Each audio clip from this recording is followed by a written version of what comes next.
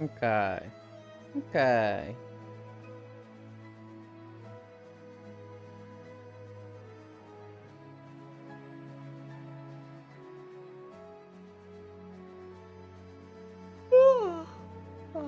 Hi, Air. Hi, Logitech.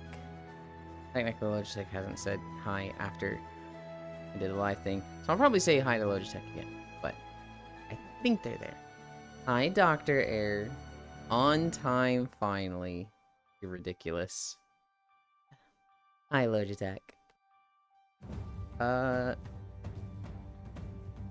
we stretch. I'm pretty sure I got everything. Ooh. I have that feeling I'm forgetting something. Hi, Unknown.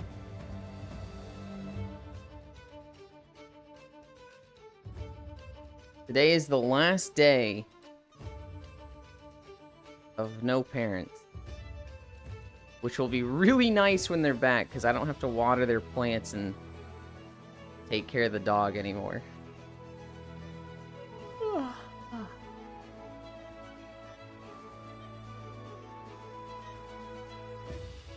Oh, this world brings back some memories? I'm way too hyped for this game. Not this game, but Wilds. I'm just fucking vibrating in excitement for it. It's not coming out for at least 4 months. At least. More likely is like 7 to 10 months. God. Hearing myself say that, I'm just like, wait, it's that far? Fuck, man. Oh, fuck. Vibrating, you say? Hi, Zuvi. When someone you follow on Twitch streams League in 2024. Listen. League isn't a bad game, okay? It's a bad game to play in a bad headspace when you're easily brought down by others. But like, you know, Zuvi, you know, with 4 friends, it's a bangin' time. And honestly, solo, you can have fun with it. I lost one. Oh my god, look at these cute nerds. Oh, we're here. I'm teetering between buying it day one or waiting for the reviews and buying it. I understand waiting for reviews, but it's Monster Hunter. Hi, Pixel. In my mind, it's like, this isn't a game you need to wait for reviews. You could pre-order this game. Because, like, it's just, we have assured quality. Oh, hi, Ukiyu. Oh, huge news, the greatest news. Girthy news, even. Uh-oh. My wife has not had a fever above 105 in more than 24 hours now. Yeah, I saw you mention that last night. That's good. So they let her out, and now she's just eepy? Good morning, Yulin Nation. I wish I was banging Yulin. Yeah, okay. Yeah, okay. Morning, Hoi Pixel. So they let her out, she's just eepy now. Can't wait to play Wukong. I was watching Aki play it a little this morning. Hi, Techno Rave. Can't believe Matthews would do this. Also, holy shit, I've known you guys for 10 months. It has been a while. Yeah, okay, Hoyer. I learned a lot about Pixel last night. And so many things just made sense and fell into place with regards to my understanding of Pixel. So basically, we all know he's a cute, fluffy little alpaca. He's also just fucking weird, right? Stares out into space sometimes, snaps back to reality with a weird comment, and also, like, you know, just a weird dude, right? I found out it's because he has his 3D printer next to his bed. I found out it's because he, like, starts 3D printing a Glock or something, and he goes, this is where the safety would be. If it had one, good night 3D printer. Honk shoe, honk shoe. And that's how Pixel lives his life. And like, I gotta say, it makes a lot of things make sense now. Hi, Kisu. We all wish we were banging Elin. It's crazy how many reviews it already has. Also, Morningland, hi Air. Elin is evil, making me want to replay WoW after almost 10 years of being sober. Hey, you can't put that on me. Don't you put that on me, Ricky Bobby. It's only lung-related diseases, I swear. He didn't see it good. Well, now I'm gonna go back. What was it, just a cute one? Oh, it's the stream streak. Just because you can't get pregnant.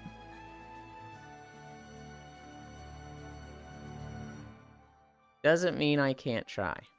Okay then. Lurkies? Yeah, you're doing League of Legends. Hi, Yuki. Stay sane. What the fuck? Stop stalking me. You fucked Pixel last night? I wish. No, I mean, he wishes. Pixel breathing in chemicals all night.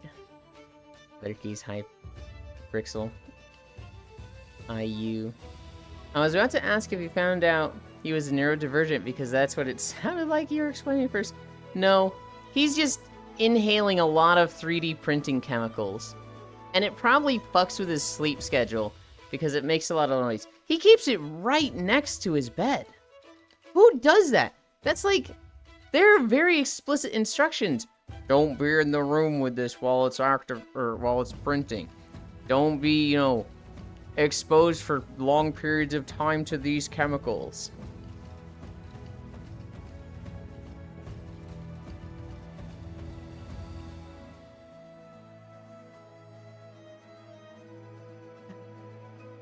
Ornland? What do you mean? What do you mean by that? I heard League. Who's the mentally wonky one here? So Yuki is a pet, is streaming right now. And they're playing League of Legends. Now, I don't want to judge, League is a fine game. It's the standard for MOBAs right now. But man, you gotta be strong to stream that game. Not too bad. I inhale rocket engine exhaust daily. It's not too horrible. If you put custom fans in your printer, it's mostly silent. Yeah, and look, we know people that play a lot of League. Look at Kisu. She's well adjusted. Do we have another example other than Kisu? Kisu's fine. Look at Kisu. She's mostly normal. League players can be fine. I love you, Kisu.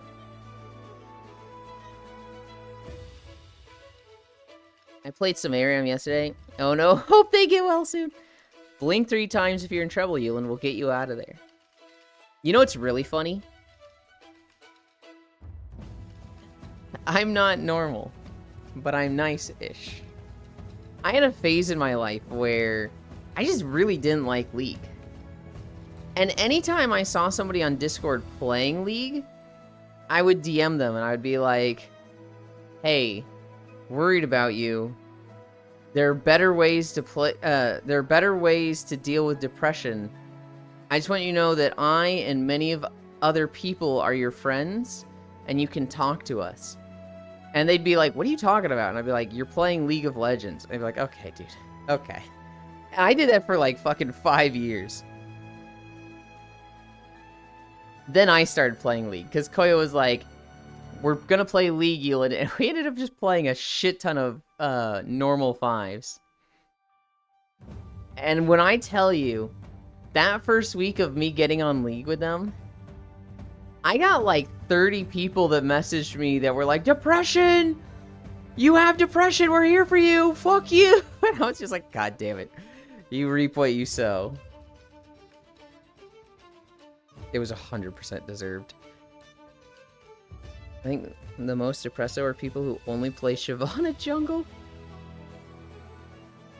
Are you saying that because I play Shyvana jungle?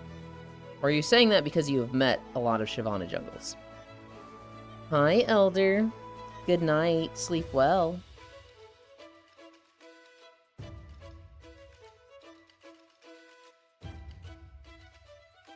Well, I will be back later, probably during cuddle time. Gotta go out and be an adult today. Have a great stream. I hope it goes fast, Yukio. Doing adult shit sucks. So I hope it's just painless, easy. You show up, it gets done, and you get home. 1 hour, in and out.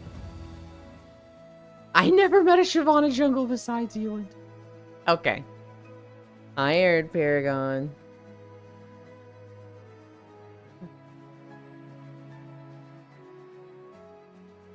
I mastered Yuumi the month she came out.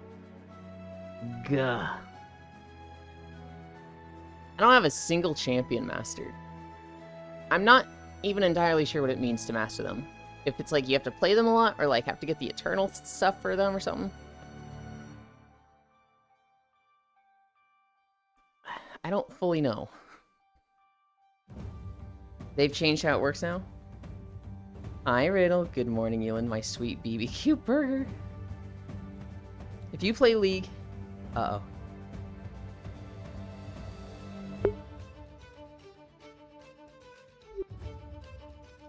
I held the SNES. If you play League, you either need therapy appointment or talk down about your racism. There's no in between. That's a little far. Good morning, Zooey. You have to get S? You used to have to get S. I do, in fact, need therapy. But I just ignore it. Kicked out you, Hi Riddle, bless you. Ah. 1, 2, 3, 4, 5. Am I in the right status? I am. Hi, Global. Cairo gone. I'm going to commit League. He's not gone. He's just working. Okay? I was even talking to him this morning. He'll probably be around.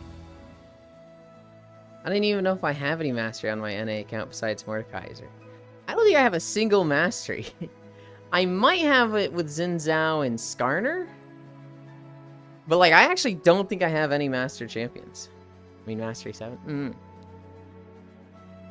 Good morning, good morning, good morning. Good morning, Global Doku. Hi, Den.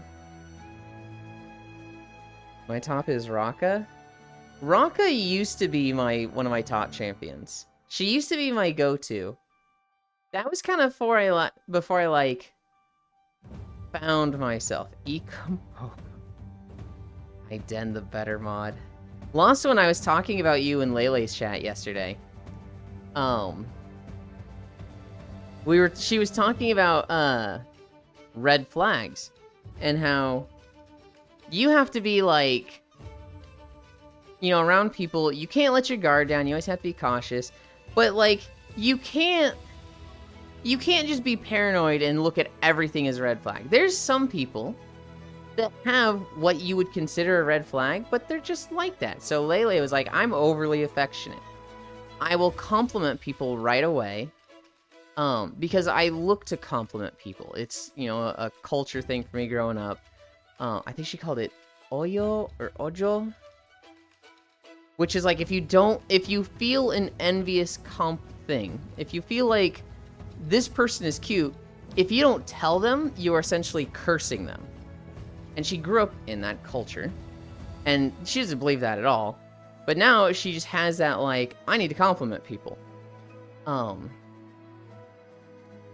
And so a lot of people kind of are wary of her because they're like, she's overly affectionate. She's immediately trying to compliment me and get me on her good side. So you know where this is going, Lost One.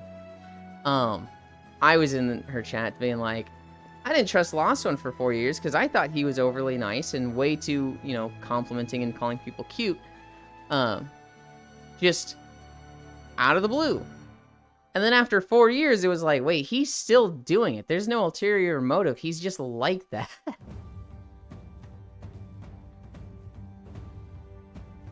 You play support and not the fun ones. See, Zooey, that's where you're wrong. You think fun is standing in a bush for 5 minutes until you can ult the enemy and get a kill. For you, the score is the kill. For me, the pressure is the fun part. I like playing Raka, where you can harass the enemy and out-heal them and out-trade them, and over 4 minutes of long fighting, you get them to the point where they're at 30% health, you're at 80% health, and they can either stay and die or lose lane, and they're frustrated. When you can see your opponent be frustrated, and they're like they recall, and then they cancel it, and they start going to lane, and then you walk up, and they immediately run back and go back by the turret and recall and cancel it, and then recall. When you see that, it's just like, oh, you are so frustrated, you don't even know what to do with yourself right now. That is fun, Zooey. That's where you know you're fucking winning and they're panicking. Your fun is just... I'm applying pressure in this bush. They know not to come here.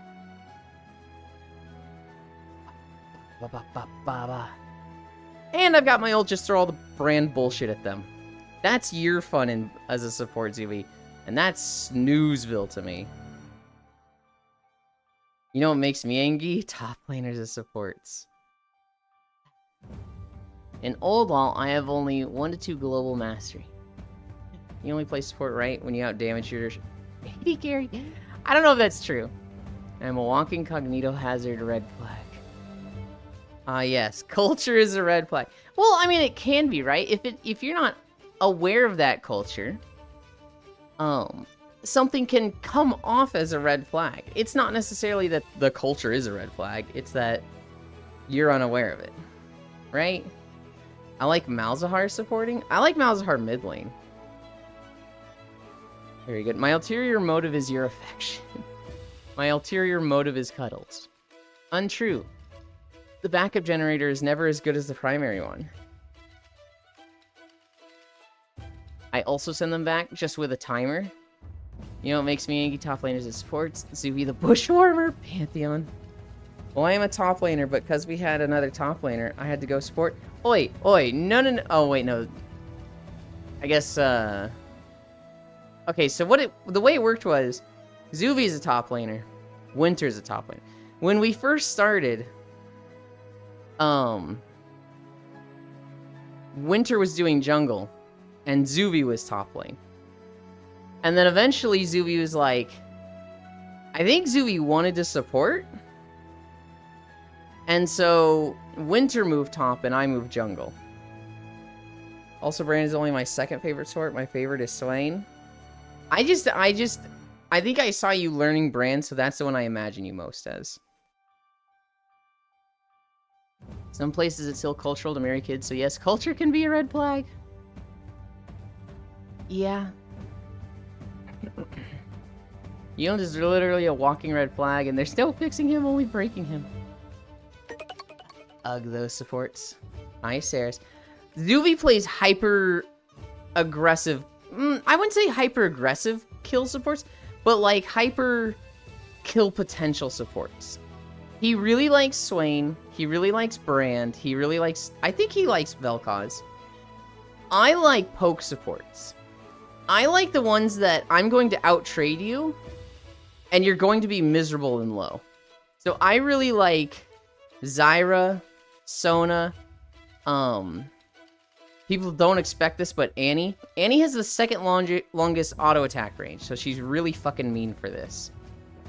Everybody thinks Annie is like, oh, you're just gonna stun and kill them. No. Annie's support is literally just, I'm throwing autos and you're not returning. Misfortune support coded Christmas music. I was fed up with the Christmas music when we had Winter as a jungler, Mr. Healer. Okay, so back then, Kisu, Winter was mute.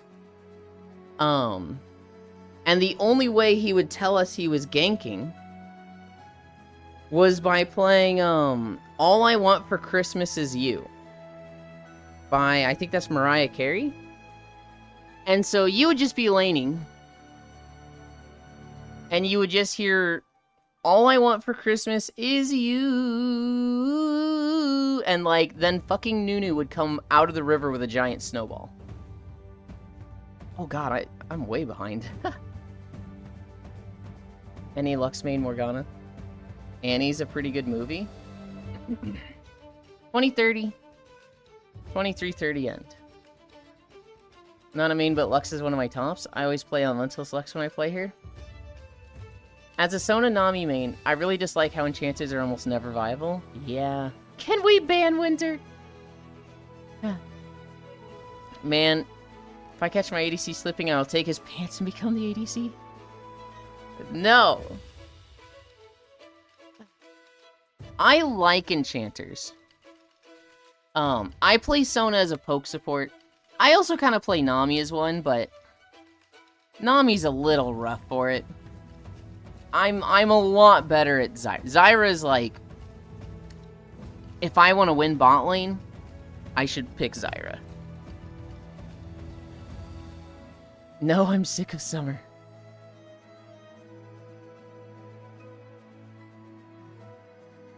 I'm also pretty good at Bard. But that's more of a late game thing. I don't usually... I don't dominate lane with Bard like I do with the others. I get a lot of meeps and I become a carry myself. It's almost over for summer. I'm sick of Joe Mama. Hi, Juice. He's a Bard.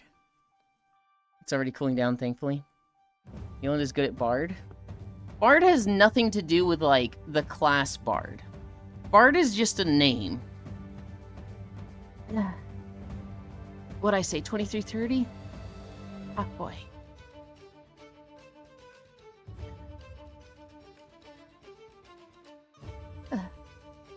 Lane is the only thing you will dominate. Yes, my ADC wants to sit under tower and farm gold for 30 minutes. I'll pick up his duty as the main melee man of the line. See, Riddle, that's exactly what I want my AD carry to do. I don't want them to miss a single last hit. And I will do all the fighting for you. I will give you a free lane and chase the enemy AD carry and support literally out of lane. Anyways, keep people in bed for Stardew tomorrow, so have a good walk. Sleep well, then. I can't wait. He does have an instrument, so Bard kind of is a Bard. I'm so over it. It's been 90 Fahrenheit, 32 Celsius since the beginning of July. Yeah. I am so sorry. Good morning, Juice. My chest heaters keep becoming humidities. Nice. 10, 9, 8, 7, 6, 5, 4, 3, 2, 1, 0. Math? Is there math there, Juice? Are these chest heaters also pillows? Yes, but not for us. Math with an E. Gasp, it's cuddle time with my wife. Hell yeah. What can I hide behind? Can I hide behind this? Not really. Okay. Whoop.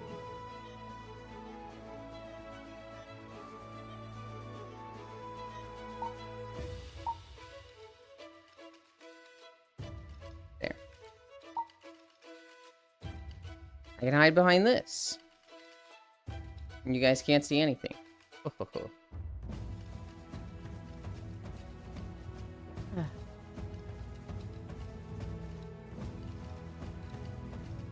You made me think about boobs. Lol. Mathies? No, Zuvi, I think they were saying meth. Like methamphetamines.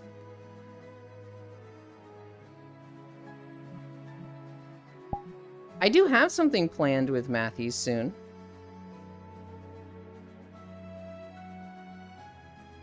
Okay.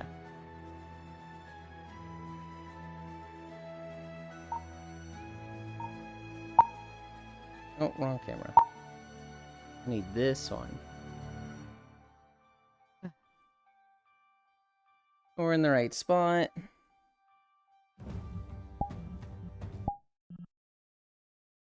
And play.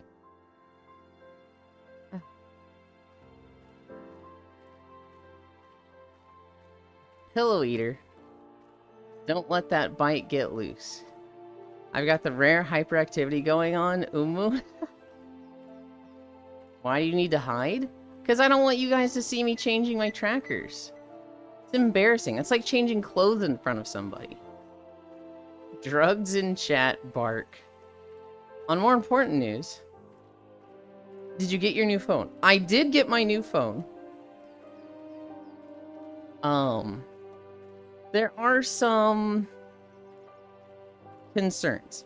So, none of my data transferred from my old phone. To transfer your data like that, you need to run an app that, transfers the data, right? I can't use that on the old phone because the screen is broken. And so, to get, like, my contacts list and anything like that, the screen needs to be fixed. Now, I'm gonna send the phone to, Shin, and he's gonna resell it. He's gonna fix the screen. And then, you know, when he fixes the screen, he'll be able to, like, transfer stuff with me. But, until then, like, I don't have a contacts list. Well, I do, but, like, all of the, like, 200 phone numbers in my phone, I just don't have those right now. Yuland wouldn't change clothes in front of us. Time to unfollow. Yes, I would. I absolutely would. I just don't want to move my trackers around in front of you guys. That's embarrassing. You know, like changing clothes in front of somebody. I don't change clothes in front of people.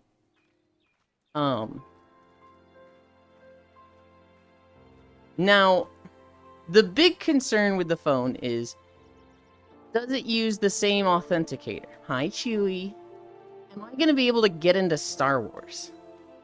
Or is it going to be like, nope, this authenticator is different, it's not synced to your account, this doesn't count?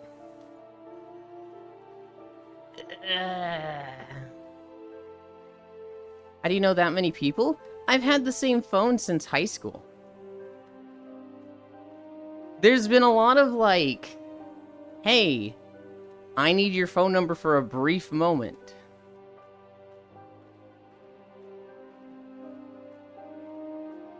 Oof, oh. But what if Yulin's thing is out? He doesn't want to flash chat. Normie with contacts. What phone number anyways? My phone number. On Twitch. I will change in front of people. Power of high school locker room. Hi, Fosso. Is it Google Authenticator? I think so, so it should be fine. I might have even have been able to do it on my computer anyways, but... What the fuck, since high school? Well, I've had the same number. Not the same phone. In high school, I had a, Oh God, what was it? I think it was the Samsung Satellite? It was one of those, like, sideways flip phones that had a keyboard. After that, I had an iPhone 4. After that, I had a Samsung 7. I used that 7 for a long time. I had an Asus ROG for a whole 5 months. And then now I have a Samsung 20. Don't change clothes in front of me. If you want 1 extra hour to change. You'd have an authenticator account, you download app on new phone, enter the code thingy and it worked? Okay. Oh. Bro, you don't need those people anymore? There's people that I would like in my phone. There was people that I would like to have kept. A lot of them, yeah, I don't fucking need them anymore, but there's a lot of them that I would like to keep. If you have options to import or back up the authentic codes, if it is. Hi, Chewie, hello. Also, you'd make a backup file for your contacts when you get access to it again. Just yoink the file out. Well, I didn't know I was going to be losing my phone. I didn't know to back this stuff up because I dropped it down the stairs going down to the basement. And the screen is broken. That's why I'm getting a new phone. Got Google Pixel 8. What is that little mark in the small of your back?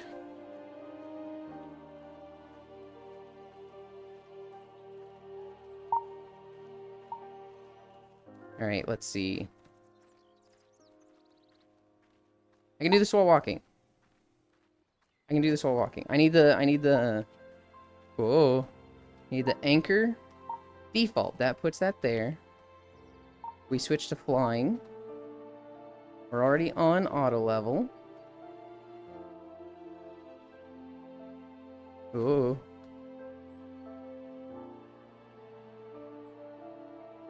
Oh, jeez. I'm trying really hard not to fall right now, guys. Okay.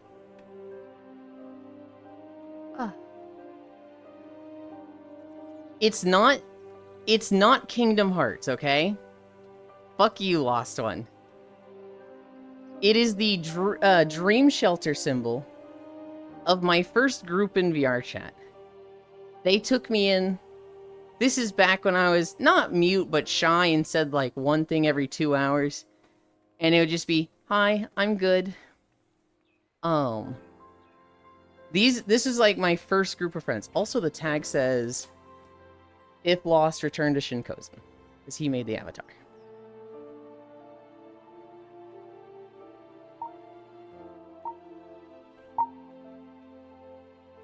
It is not Kingdom Hearts. Fuck you. Hell. Only 1 hour. With you, that shit's gonna extend to the next day. Oi! Kingdom Hearts, Kingdom Hearts symbol. Twitch ban him. Not to savor it. Oh. You people are mean. I actually did some recording yesterday. It was the first time in a long fucking time I did some recording. I have to do 2 recordings of the final zone in Dawntrail. So I'm not done with the fucking story. But I have to, like, record a section and then do a quest that changes that section. And then I can record a section, the next section, and then I can do a quest to change that section. And so it's a lot of, like, start and stop with the recording. It's actually really annoying. But I'm really happy with how it'll come out. Because, it's a zone that you can't go back to. There's essentially 2 versions of this zone where it's, like, full of life and then full of death. And people are gonna be like, man, I wish we could go see the full of life version. And, you know, one of the few ways you're gonna be able to do that is my video. Tag on you to return to me if lost. Oi.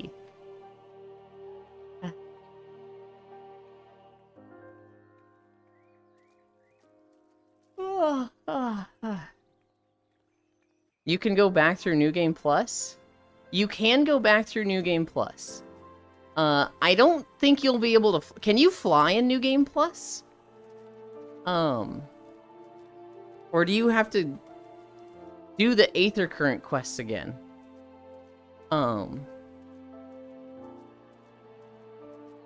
It's... I don't know, never did it. It's a very undesirable way to see this zone in its original form. Especially given that its original form is way fucking cooler than the story completed form. It makes sense. I get it. I get why. It's just like, wow, this is so cool. This is so amazing. Where the fuck did it go?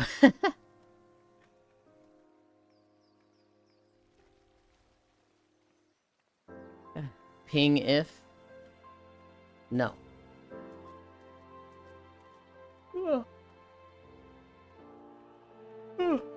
In fact, I'm removing the ability for people to ping you at all in Discord. You'll never be punged if... Ponged? Hanged?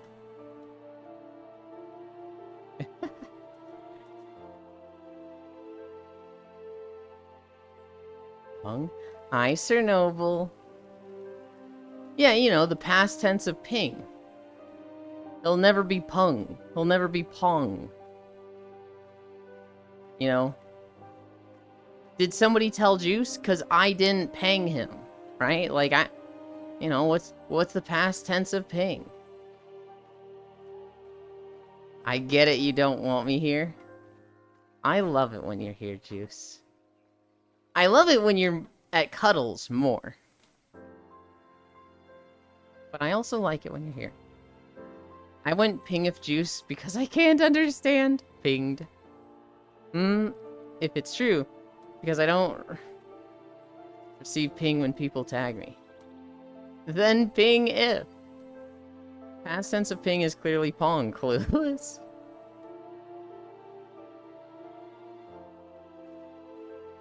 I think it might be pingasai. Wait, no, that's plural. Wait, but pings is multiple pings. Then what the hell is pingasai? This is the dumbest conversation I'm gonna have all day. You guys ready for the holidays?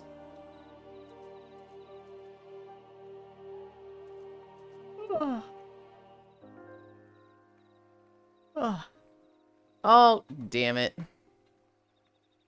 Is the camera still on flying? It is, but why?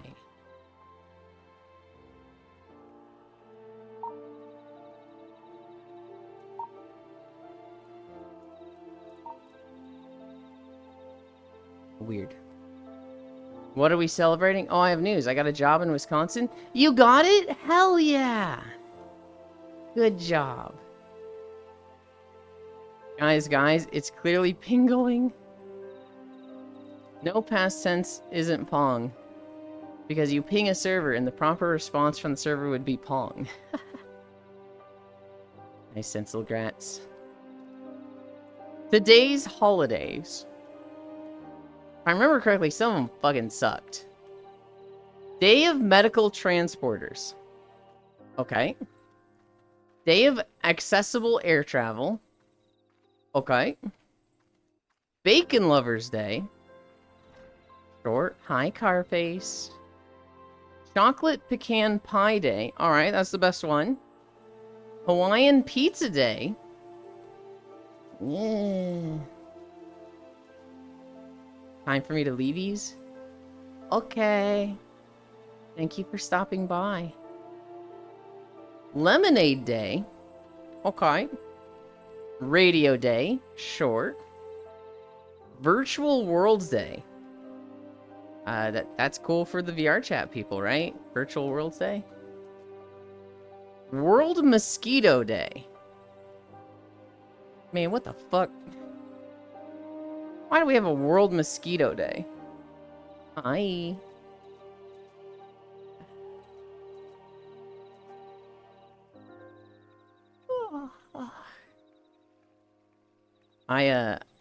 I watched like a minute of you earlier. I didn't see what you were making. But I woke up at like 4 a.m. with a headache. And I readjusted who I was lurking in, took Advil, and went and laid right the fuck back down.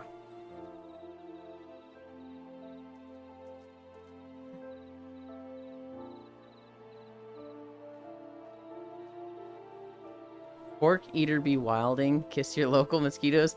No, do not kiss mosquitoes. They're carrying West Nile.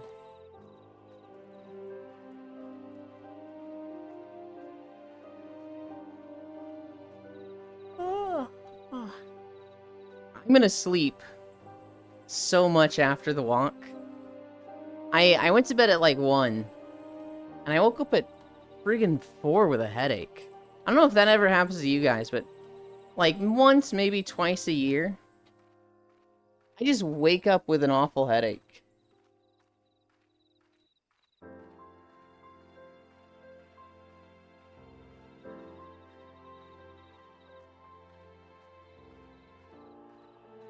What the fuck? Naps are a scam? Don't take them. It happens. I actually benefit greatly from naps. Always feel worse after. That just sounds like you're bad at napping, Sir Noble. So when I take a nap after stream, I'm technically sleeping for like 2 to 3 hours. That's not really a nap. That's just sleep. But anytime I need to reset my sleep schedule, or like stay up for something specifically and I'm dead tired, 20-minute naps actually benefit me a lot. I'm actually the type. If wings bother hiding, okay, no, they're fine for now. I'm the type that if I'm like, let's say I need to go to bed at 10 p.m. and I'm on a backwards sleep schedule. I think this one can come down a little. I'm on a backwards sleep schedule.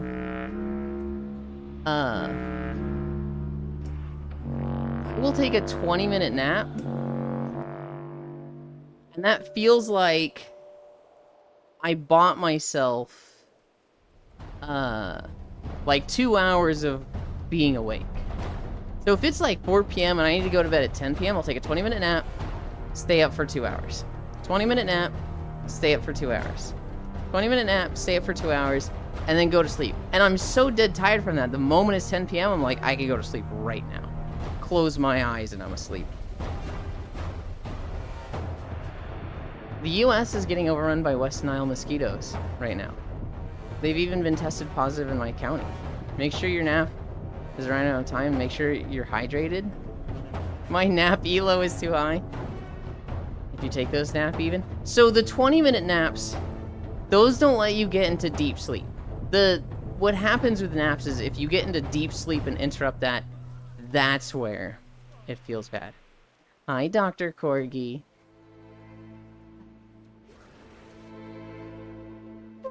Oh. Thank you for the follow, by the way.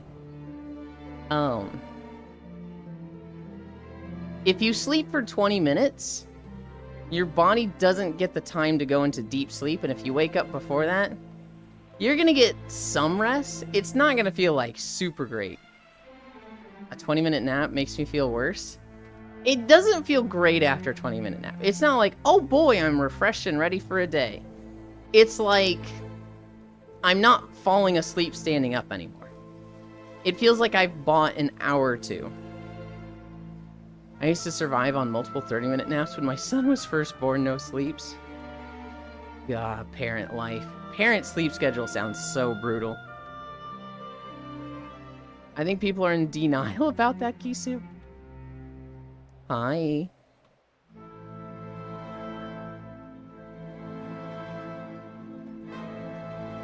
Hi.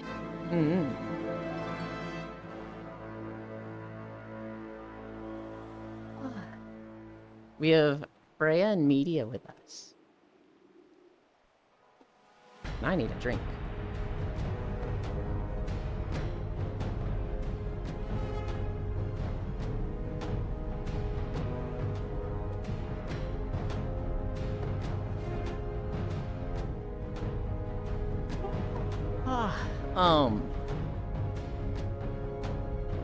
What's a story I can talk about?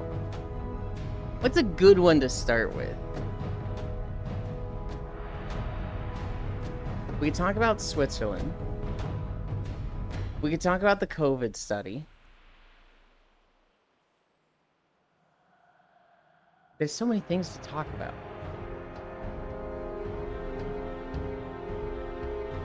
Alright, I'm gonna talk about the Disney lawsuit first. So, I'm sure most of you know about this. A couple months ago, Doctor went to a Disneyland restaurant, Disney World restaurant, I don't know which one, and was like, I have this allergy.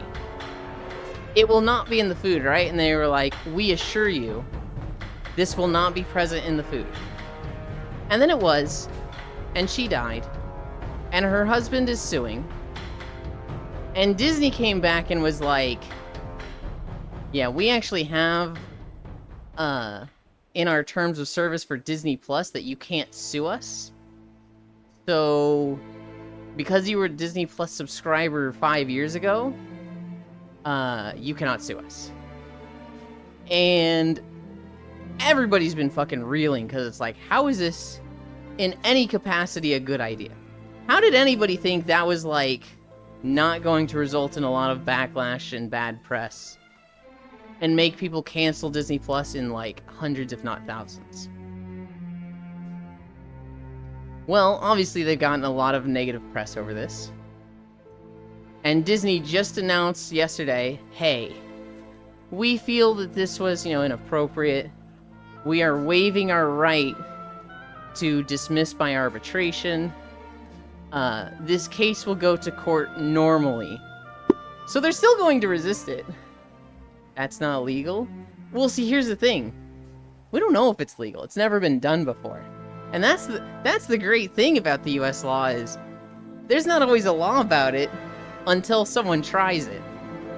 And so, because of the negative press, they have waived their right. The way they worded it, oh my god.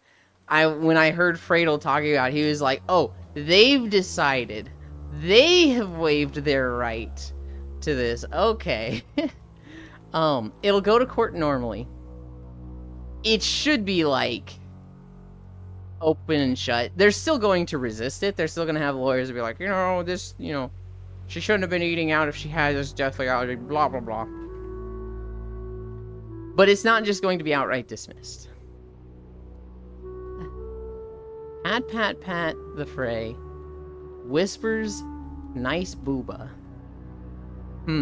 Oh boy, the Disney lawsuit. Lamau cute. Boop and kiss fray. Legal doesn't mean good. The guy just wanted $50K to pay for hospital and funeral bills.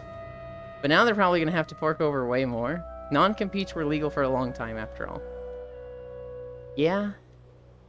The audacity of Disney wiggly ears. They literally make billions in profit. They can pay $50K. They're not going to be paying $50K anymore. I hope this guy is like, no, fuck you. I want everything I can get. Imagine Disney winning Dad, all the other kids with their pump-up kicks. What? What, Riddle? I'll be honest, Riddle. I don't always get your sense of humor.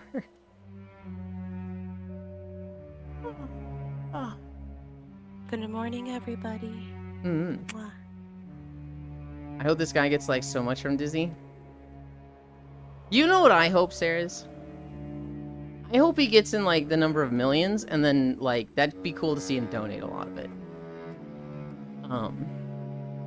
Especially if it's to, like, a good charity or just a charity Disney doesn't like. I'd say it's likely he could get at least $500,000. Very likely, yes. Good, because it's yet darkest than darkness.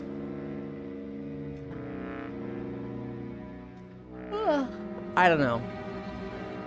Hi, Strawberry Pixels. Wait, what is the lawsuit about? I know absolutely nothing, but I'm rooting against Disney by default. So this doctor and her husband, they went to a Disney World restaurant, and she had an allergy. And when ordering, she was like, I'm allergic to this, it won't be in the food, will it? And the restaurant was like, of course. We have the utmost quality and assurance in our food. You will not have this in your meal. And that was just them talking shit and like saying that to get the person to buy food. And food had the allergen. And the doctor died. The day so hot. I'm sorry to hear that. Yeah, actually it was really hot for me too. It was like, I think when I looked this morning, or no, when I looked yesterday, it was 93 Fahrenheit, which means it's going to be crazy hot today. Hi, Nyashu. Holy moly, she has wings now. Imagine being allergic to Disney. So this doctor eats this food that has, something they're allergic to. They die later that day. And this is after Disney staff assured them that their food would not have that. $500,000 ain't shit, I hope she gets multi-millions. Yeah, I mean, this was, their wife dying. And the wife was the doctor. I don't know what the husband did. I don't know if he was, like, stay-at-home dad or had his own career. But, he is dead because of them. Disney allergy killed someone. Oh boy, holy moly, she has wings now. If they pay $50K, they won't have money for all-you-can-eat lobster. That they only eat half a tail and throw away the rest. Good gone. They're seriously trying to fight this, not just pay them off and sweep it under the rug as fast as possible. Fittingly disgusting Disney behavior. Well, here's the crazy thing, Strawberry. It wasn't that they just tried to fight it. they tried to fight it in the most disgusting way possible. When they were first notified of the lawsuit, they did a bunch of research on the doctor and her husband, and they found that the doctor used to be a Disney Plus subscriber. And so they came back and said, their lawyer said, because you and your wife, who has now passed away, used to be Disney Plus subscribers, you have signed our terms of service that say you cannot sue us or our subsidiaries for any reason. So you are waiving your right to sue us, and this will go to arbitration. There will be no lawsuit. Which is like, well, hang on, wait. You cannot kill somebody in a restaurant through negligence and say, they were a Disney Plus subscriber, so it's okay to kill them. That is not how it works. And you might have come across a ton of memes about it. Arbitration clauses feel legal in all cases. Yes. It's something that's like, it's so dystopian. It's so like, there's no way they actually tried that.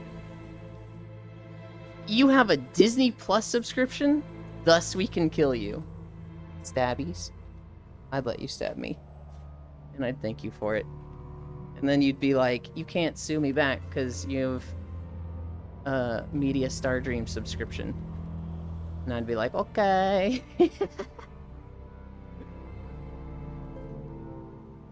The day Disney start using guerrilla tactics, humanity's finest strikes again. Is another 2020 on the way? People were worried about that with monkeypox, but monkeypox is a lot less threatening. We already have a vaccine for it, so. I heard it was just her who signed up for it. It was just the free trial. Yeah, so they didn't even pay for it. They just got the free trial like 5 years ago. And that's what Disney is trying to use, which is insane. Employers with arbitration clauses are the worst. Bro, we all know Disney Plus people are not real people. Just fucking cuz. That shit barely makes legal sense even when applying to the thing it was made for. They seriously thought they could apply a streaming service TOS to their restaurant? To their restaurant that killed somebody with negligence. Yup. I mean, here's the real thing. Like, it doesn't matter what you have written in contract. It's not like it takes precedence and authority and priority over everything else. Here's a fun little fact. If you have a job and you sign the contract to work at that job, and one of their rules is employees will not discuss their wages with other employees, that contract essentially means nothing. At least that clause does. Because that's a federally protected right. You can't just write in, hey, we're going to do this blatantly illegal thing. That becomes void. And so, like, if you have a clause in your fucking terms of service that's like, you can't sue us or any of our properties, well, they can't. That doesn't give them free reign to just do anything illegal. Now, the way it was described to me is, they just tried it. They were like 99% sure this wasn't going to work, but like, fuck it, let's try it. And this is their legal team, their lawyers, who their job is don't get sued, win lawsuits. Their job is not look good in the eyes of the public. Their job is not be good and treat others with respect. These lawyers' job is win lawsuits. And so, while they should have had a measure of like, hey, this is egregious, this is a little much, and there will be a lot of backlash if we even try it, they focus on the very slim chance that they could pull this off, and ignored the blowback for the rest of their company. So I would imagine these lawyers got fired. I would be shocked if, like, they tried this, and Disney was like, haha, you lawyers, you'll do anything you can to win. That's why we keep you around. I would imagine they'd be like, yeah, so 500,000 people canceled their Disney Plus subscription. which I don't know how much a Disney Plus subscription is, but you know, let's say $10 a month times 500,000. That's how much you cost the company. This is unacceptable. We will no longer be seeking employment with you. You have 1 hour to vacate your desk and leave the premises. Right? Like, that's what I feel like should happen to these lawyers. Because that is the type of thing where, like, yes, you were doing your job, but you did it at such detriment to the rest of the company that, like, you gotta go, man. Yep, big corpos. It's crazy it took a year for that guy to get told GG's TOS violation. Did it really take them a year? Hello, Gwiblin. Yeah, contracts can't magically overwrite the entire legal system. But that won't stop them from trying to see if they can pressure you into giving up. 100% yes. So, like, even if it's illegal, a lot of them keep fucking writing it into contracts, stuff like that. Because if you don't question it, they can essentially get away with it. The doctor should have had an allergy dog, for real. That's probably very difficult to have. Plus, she also might have been allergic to the dog, right? Their job is to win. Even if we need to make 30 kids in Dogfoot to win. Yeah, his wife died to the allergic reaction in 23. Just took this long to be discussed.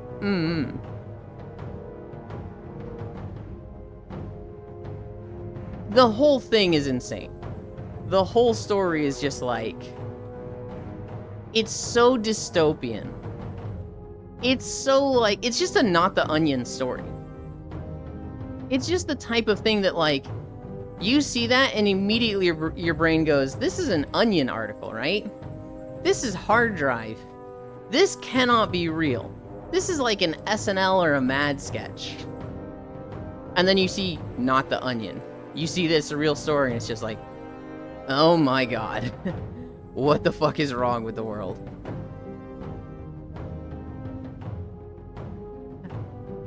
That's also true.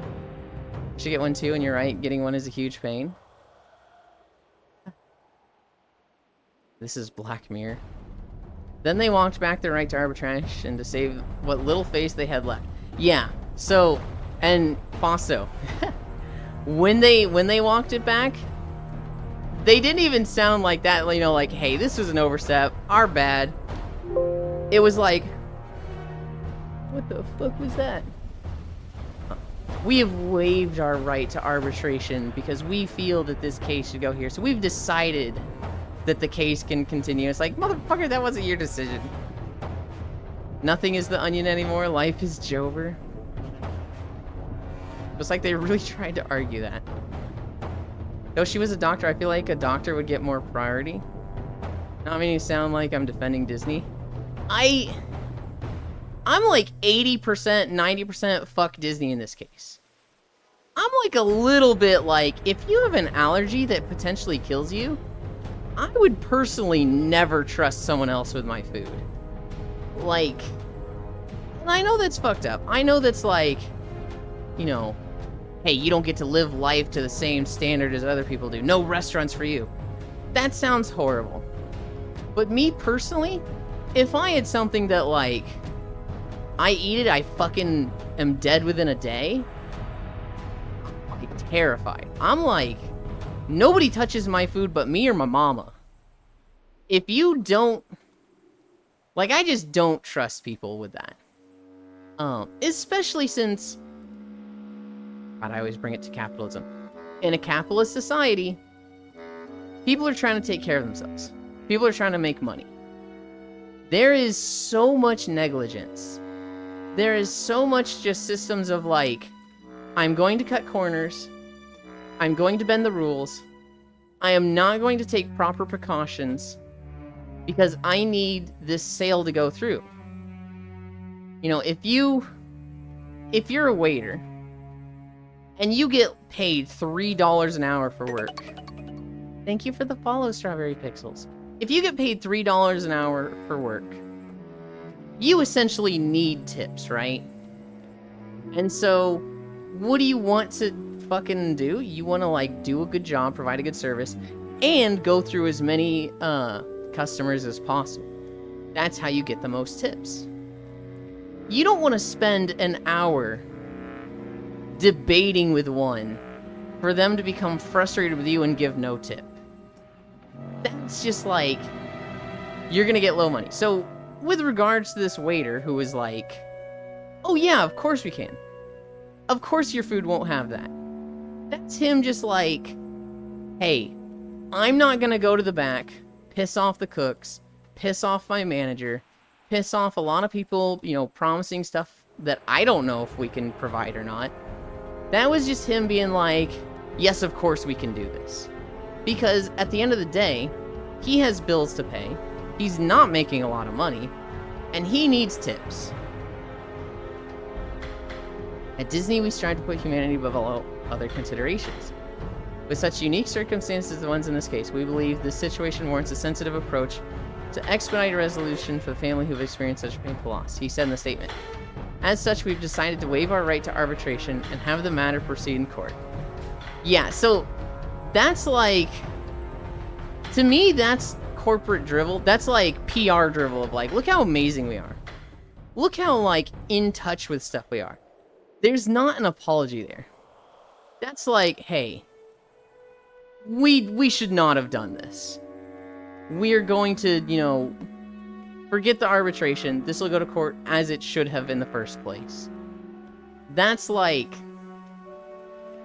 that reads as, look at how cool and great we are. We're reversing this bad decision, but not saying sorry in a way. You'll just have Stimpak always on you. They'll spend so much more money just to get out of admitting fault and paying a minuscule fraction of it to those people whose lives they destroyed. Yeah, let's drop sugar and everything. Like some day ago, I saw OIS wasting waters and won't try saving it, and bingo, it was old law. That's fair. I have 2 allergies that could be potentially life-threatening, but still risk it anyways. Cheesecake Factory tried to kill me, lol. See, that's like, hi, Fox Tato. That's scary to me, Kisu. And like, I get it, right? It's real easy to like, you know, be paranoid, let up once and nothing happens, right? You know, start eating out, start putting a little more faith and trust in people. Because like, it's not like, oh, I have this deathly allergy. If I let someone else touch my food, I die. It's, I have this deathly allergy. If somebody else fucks up my food, I could die, right? So like, somebody could fuck up your food. You could go 999 times without somebody fucking up your food and feel safe, but there's always that chance. I don't know, it's the chance that freaks me out. The minor reactions that happen later in the day. Corporate PR 101 is probably never to accept blame. Yeah, which is crazy because I feel like people would typically respect you more. I feel like with regards to the lawsuit in the moment, it's probably really bad to accept blame. If you say, yeah, this was our bad, we shouldn't have done this, you're admitting fault, and that's like never what corporate wants you to do. But with public opinion, I feel like there's gotta be some times where like financially you would be way better if you said, oops, our bad. Big company, lots of moving parts, slip through the cracks. We fucked this up, we're gonna fix it. Say, sorry that we are not sorry, but it's so good. I'm glad my only allergy is to the sun. Don't have to read any ingredient list to figure out that it's there. Also, it's super mild. I have a pollen allergy. That's it for me as far as I know. I grew up thinking I had a citric acid allergy. My mom is allergic to citric acid. And I just didn't like fruits. And so that was my excuse to get out of eating foods I didn't like. This was when I was 5 years old. Because mom was like, I'm allergic to citric acid. And I was like, wait, if I'm allergic to citric acid, that means I don't have to drink orange juice? Well, I don't like orange juice. Me too, I'm allergic to citric acid also. And like, I said that for so long when I was like 5 or 6 years old, that I just started believing it. And then when I was like 27, I was like, Wait, am I actually allergic to citric acid? I literally just gaslit myself into believing it for 2 decades.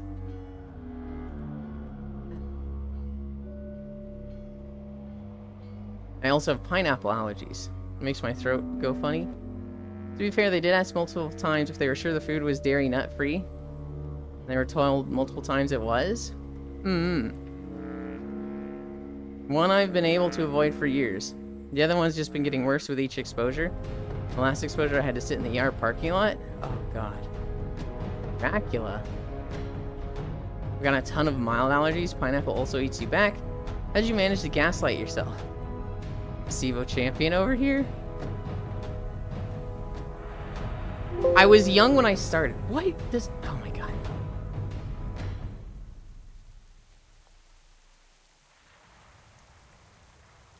Only allergy I know of is silver.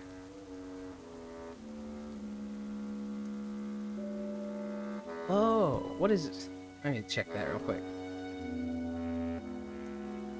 What is this message for? Cancel. Okay. Chatterino was asking me if I wanted to remove my own tab from Chatterino. And it was like, no. I don't. Oh, so we have a vampire and a werewolf in chat today. Dracula Flow. Shorty is so allergic to sun. She will dry up like cocaine powder on Hooker's desk. I love you, Riddle. I would have gone into the ER if healthcare wasn't so damn expensive in the US. Yeah. I love citric acid. Let's go, lemons. But was gonna wait until I felt like I couldn't breathe at all. Yeah, and like I've heard similar stories like that, Kisu. I've heard of women that are like, you know, their pregnancy is going wrong. And they go in and they're like, it's going like this, and the ER is like, well, we can't do an abortion. So unless you start bleeding, just hang tight and wait in the parking lot. And it's like, are you fucking kidding me? And we've had a lot of women just like you, Kisu, waiting in the parking lot. Just, God, I wish I started bleeding right now so that they could take care of me, because this fucking hurts. Yeah, that's not the so fun part. That's hilarious. Silver is the jewelry I have to wear. You have to wear silver? Pregnancy. You sure did, Saris. I'm allergic to nickel. Sterling silver and surgical steel. Oh, that's rough for surgery? Bruh. And I have to believe that doctors are here to save lives? I mean, they are. My brain, like, activated. They are. So doctors are here to save lives. They take the Hippocratic Oath. But the thing is, most hospitals now are actually legally allowed to turn you away for care. And that's starting to go across the board, and it's a very unfortunate thing. Yeah, it's not the doctors, Fiddle. I would think there's a lot of doctors that go into it just for the money. Not all of them are like, you know, wide-eyed kids that just want to help people, and it's just, you know, I want to make the world a better place. Some of them, sure. I would imagine a lot of them are a combination of those two things. Right, and most of that is for emergent care, not for urgent or if you're going to be inpatient. The issue is just the law, right?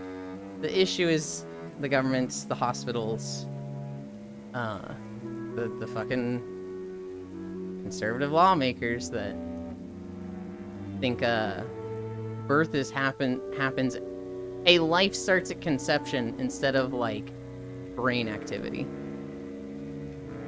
Yeah, that shit is fucked.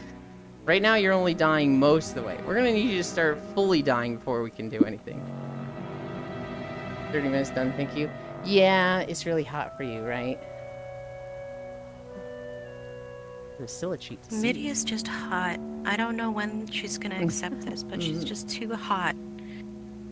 And it's not uncomfortable for us, it's actually amazing for us, but Midia is very hot. Oh my goodness.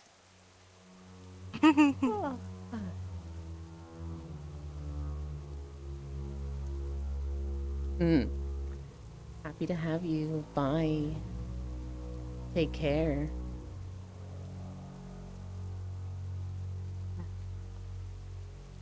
I'm allergic to copper and some kind of steel, like on belt. I'm also allergic to latex. I'm always having to remind people at hospitals, despite it being on my charts. Copper, haha. I meant to say it sooner, but I love your username. I also kind of like it. Cute fairy, bye, cute fairy. Hi, Big Deck.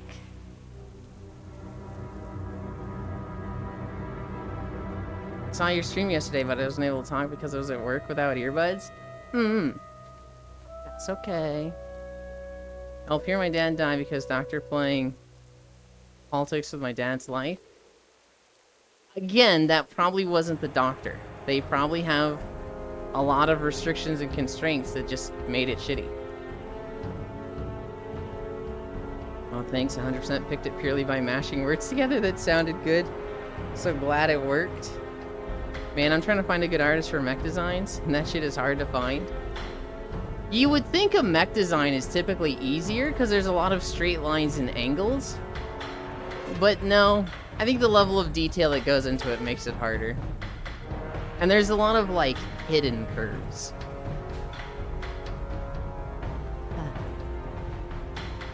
Oh, for sure. I got one. Here. Walks into emergency room. I need help. I'm dying. Well, we're gonna need you to turn every shade of the rainbow before we can help you. Mr. Stark, I don't feel so good. Oh, no.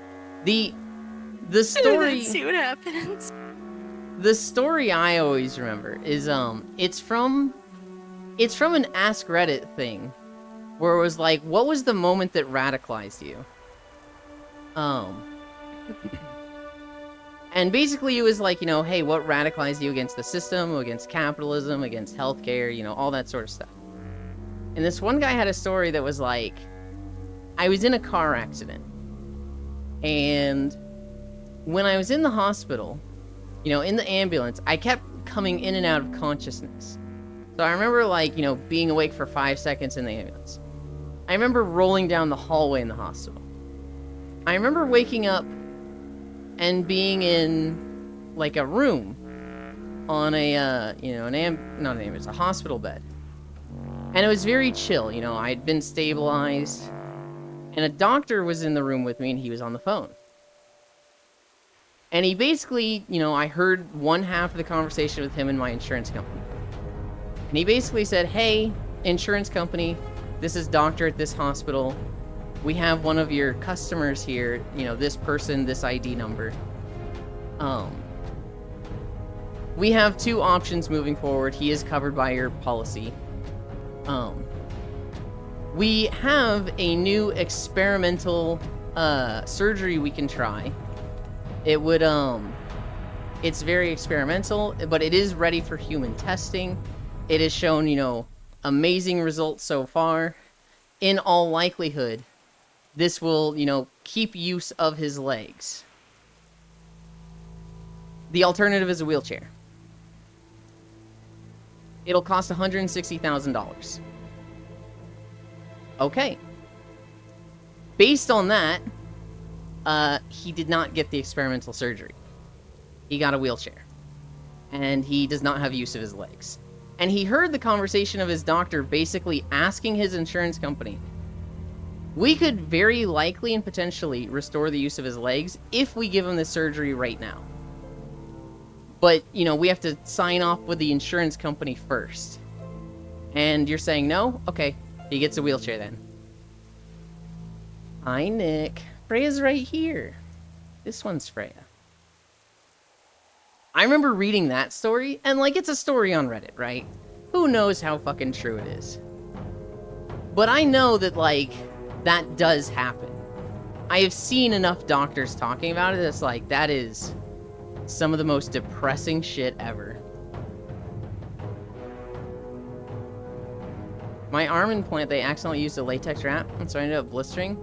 Now I have a weird scar that's bigger than the insertion scar. Oh. You have an arm implant? That's amazing. It's a slow-release hormonal birth control. Where's Freya? Man, mobility aids are so expensive. I think some docs just want the score of having people alive. Maybe. The phrase, what radicalized you, is so loaded. I'm not radical, I'm empathetic.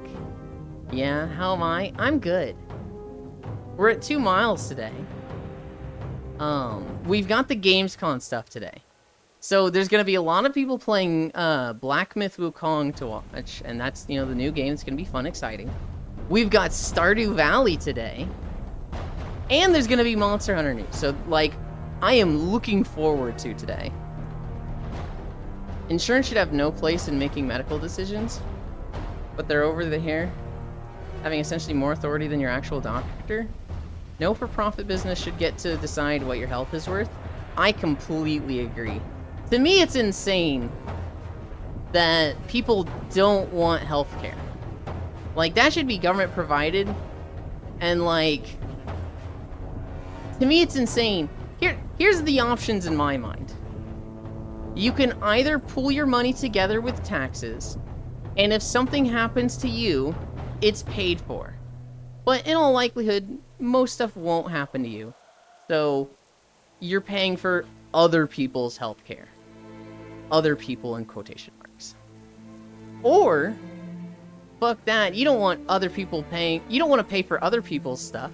So, you join a private health insurance company, pay a fee, the people that own the company skim off the top as much as possible.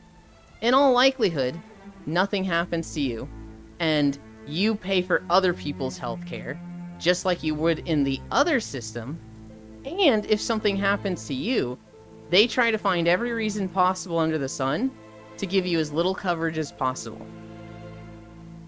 How do people think the second one is the better alternative?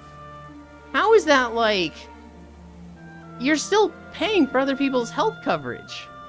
You're just also paying for people to skim off the top. What the how does that make any sense? That's the myth they want to sell you. Make you blame doctors instead of the chains holding doctors back. It's good to see you, Elon. Thank you. It's good to see you too. Since doctors keep telling me I'm too young to have joint problems, and I can't get a diagnosis, I can't get insurance to obtain any mobility aids. Ugh. Back, what did I miss? I got a call just after I typed that. Me comparing universal healthcare to privatized health insurance. Privatized health insurance just makes zero sense to me. I need a drink.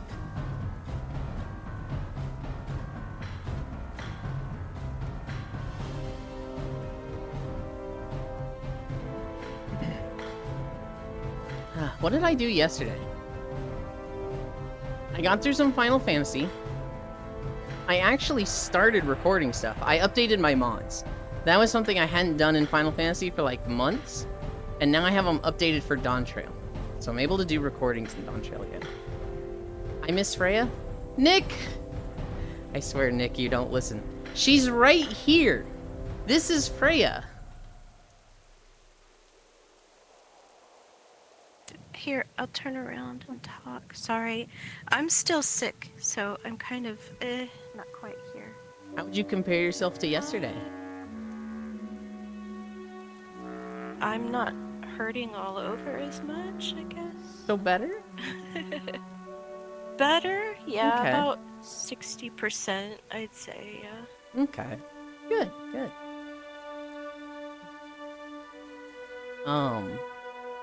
Did Final Fantasy. Recorded some stuff for Final Fantasy. I'm in the final zone and chugging through it. We played Planet Crafter. Oh, we watched Core's, video premiere for her Slay the Spire playthrough. Funny because my parents put us in insurance the day we were born. So for them to be like, nah, we don't want to pay. We're in that place down in my wheelchair. For half vegetable. Healthcare should be basic human right. There's no reason it shouldn't be paid for by the taxes we're already paying. Just sucks that governments are fantastic at pulling their own brand of bullshit with it. But even if it's not perfect, we'll just have to keep twisting their arms to keep things moving in the right direction, I guess. It is all propaganda, Strawberry. That's what it all comes down to. I see, Frey. I was just saying I miss us all. Yeah, you're a goofball. It comes down to, like, there is a good way and a wrong way to do things, but a lot of the people in power want to do things the wrong way because they benefit from that. So they spend a lot of money on propaganda, on things like Fox News, so that the wrong way is what happens. And even though they spend a ton of money making the wrong way happen, they make so much more money from it going down that way. Yeah, fuck rich people. Yulin, who is that cutie standing next to you? That's Freya! Yeah? Hey, if you want to be really mad, learn about Convention on the Rights of the Child. Oh, I am aware. I'm not super in-depth on it, but, like, I don't know if that would piss me off any more than a lot of the other things, right? I get real mad thinking about healthcare. I get real mad thinking about, minimum wage, unions, police. I cannot tell you guys how many stories I see that I'm like, I want to talk about this on stream. But if I do, if I keep bringing stories like this up, I'm just going to be a negative person that only talks about, like, bad things, and you guys aren't going to want to be here because it's just going to be a negative place. There's a lot of stories that just rile me up that I'm like, we gotta not talk about this. Where's the small cutie? Who is the small cutie? Are you thinking of Icy Fire? Icy Fire might still be asleep. Why not bring back medical shamans?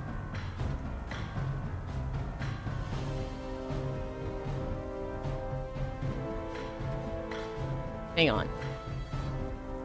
We're walking across a bridge. Are we, like... Are we not at the second half of this video? Oh, okay, this isn't the main bridge. I was like, hang on. The bridge happens at halfway through the video. What's going on?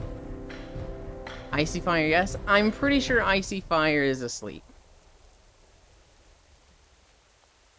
Hi, Nick. We need a happy story. Do I have any happy stories?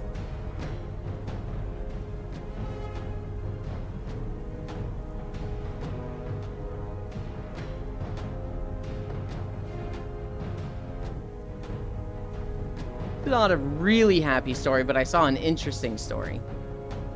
There's a company that is making bubble houses. They've been doing this for like 8 years now, since 2016. But basically, they have a really heavy-duty tarp that they blow up like a balloon. And it's house size. It's massive. Once they blow it up, they lay steel rebar over it, and then they spray it with concrete. So they've got, technically it's, you know, the bubble, spray a little layer of concrete, lay rebar over it, and then spray over it again. So the rebar reinforces the concrete. Then they uninflate the bubble, and you get these, like, circular bubble-shaped structures, which they can turn into houses. Or just, you know, whatever they want to, but they're building houses with them. It's not super common in the US because of housing laws, but they are an international company that's building houses all over the place. They claim that they save a lot of resources and costs by building it this way. It does make it really fucking weird. It does make it so that, like, you know, furniture doesn't particularly fit in them super well, because all of your walls are curved, right? They can carve out the doors and windows in them. I'm not entirely sure how electricity works with them. I would imagine they kind of run it on the inside at the base of the bubble and kind of just coat that over with like a baseboard or something. But it looks interesting. Apparently Robert Downey Jr. has a house like this. A wheelchair that has the features I need to be independent costs almost as much as my car. The used car. But it do run good. Now, don't fuck them. Well, yes, if you can, but we need to teach them they can also help with stuff. There's so much fucked up shit. I'm glad at least I live in one of the better parts of the US. Trying to focus on what I can. Like how I was able to get on HRT in only a month with nothing but informed consent from Planned Parenthood. That shit is amazing. More places need to follow suit. Also make sure they pay for it. Don't let them smash for free or even cheap. Are you talking about the military inflatable bunkers? Not the military ones. These are like... What's going on with my leg? These are, domestic use. These are like residential houses you can build. Reset my tracker.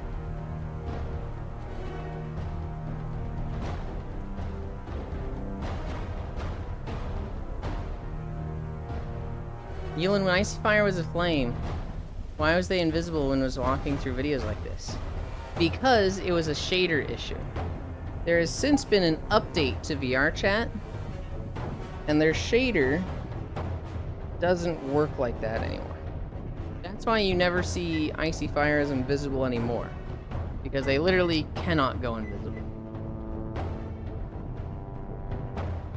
It was a feature of their avatar that is no longer compatible with the current version of VRChat.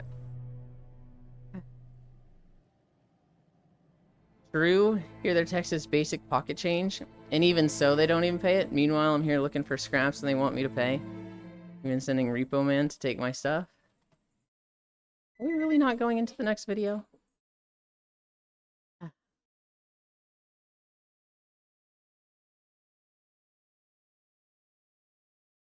Fuck you. God damn it. We got fucking Suramar. Oh god. Well, today's a long day.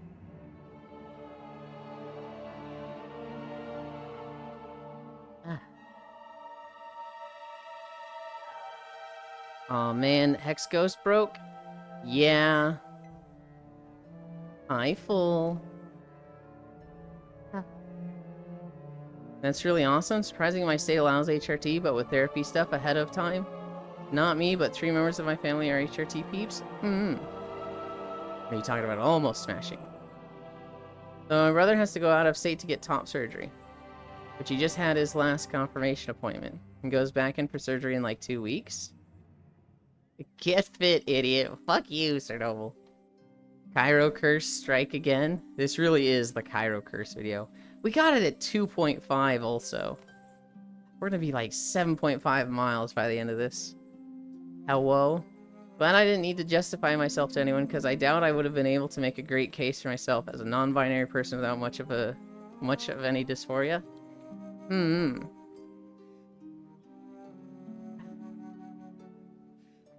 I had really strong dysphoria growing up. Growing up, I just wanted to be a girl. And I came from a, like, belief that, like, gender roles were immutable. Guys had to be like this, girls had to be like that. And I found it much more natural to do the things that I considered feminine or girly back then.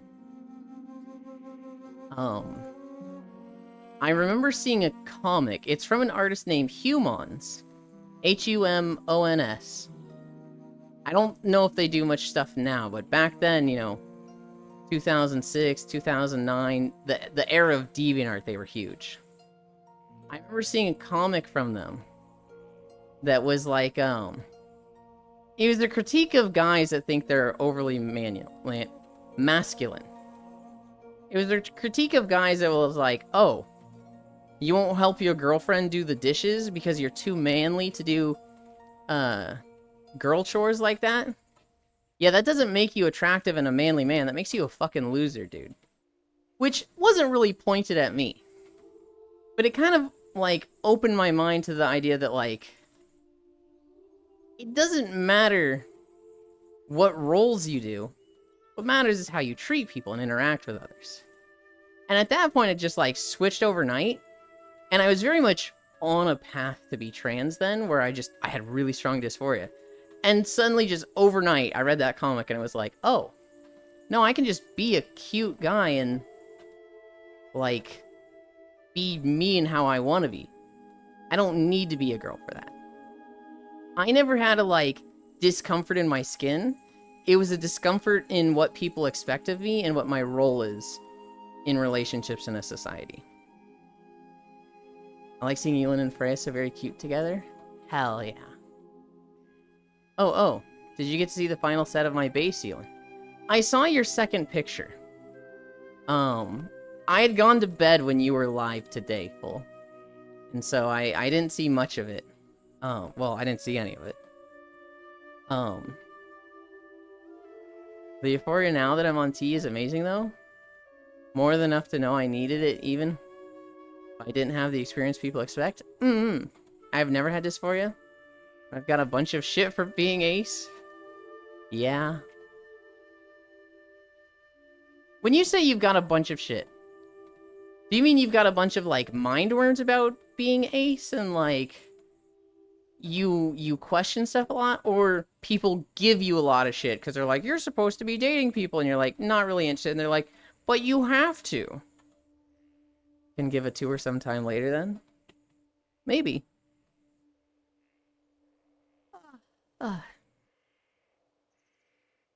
My treadmill is squeaking today. I bet you guys can hear it when I'm talking. Nah, people giving me shit about it? Okay. Yeah, that's kind of what I expected.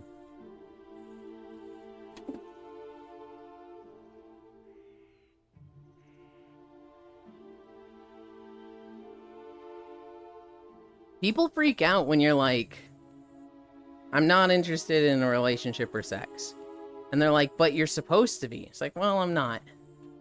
And it's like, no, you have to. That's the ultimate goal for every single human being. There's no exceptions. You have to want to get married to somebody. It's like, no.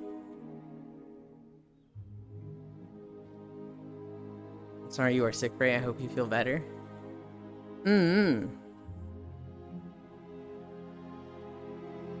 Oh, thank you.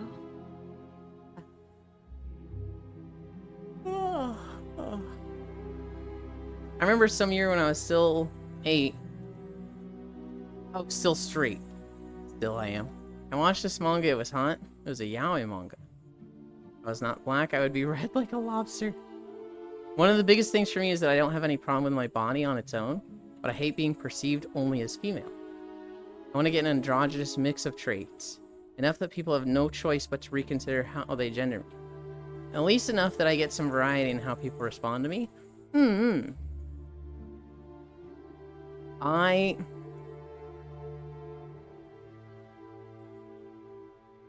I just want to be spoiled like a princess. It's very... I don't know if it's selfish. I just, like... I grew up in a very...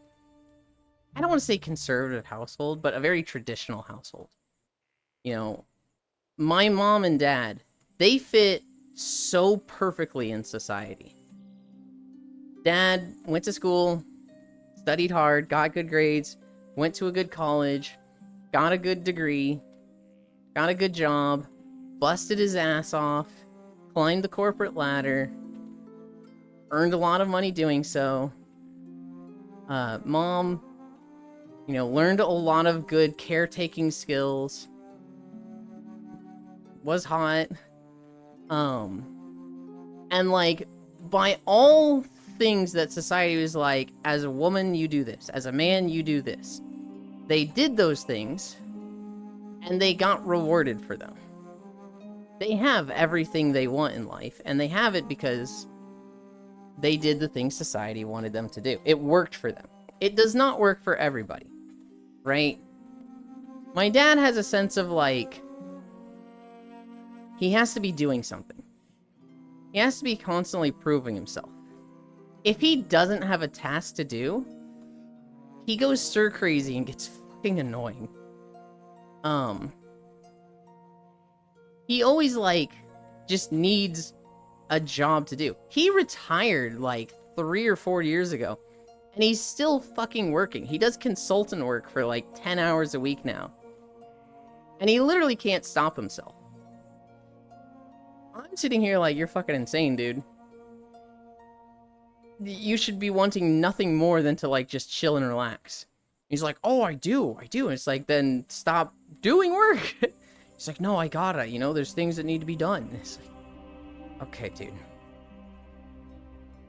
I am very much the opposite of it. Not very much the opposite, but with regards to, like, working, I'm very much the opposite. I don't want things that are attained with money. I want things that are obtained with time. So time is the most important thing to me. And, like, working, it's not like I earn money to get the things I want. Money is just what I need to, like, buy my basic human rights, pay my rent, buy my food. Very little of the money I spend actually goes to my hobbies. And so I look at work as just frustrating. It's like, most of it is like, this isn't something I should have to do. Why the fuck do I have to earn my right to live? This is fucking horse shit. And we're very different in that regard. I respect him greatly. He's worked very hard and he deserves all the things he has.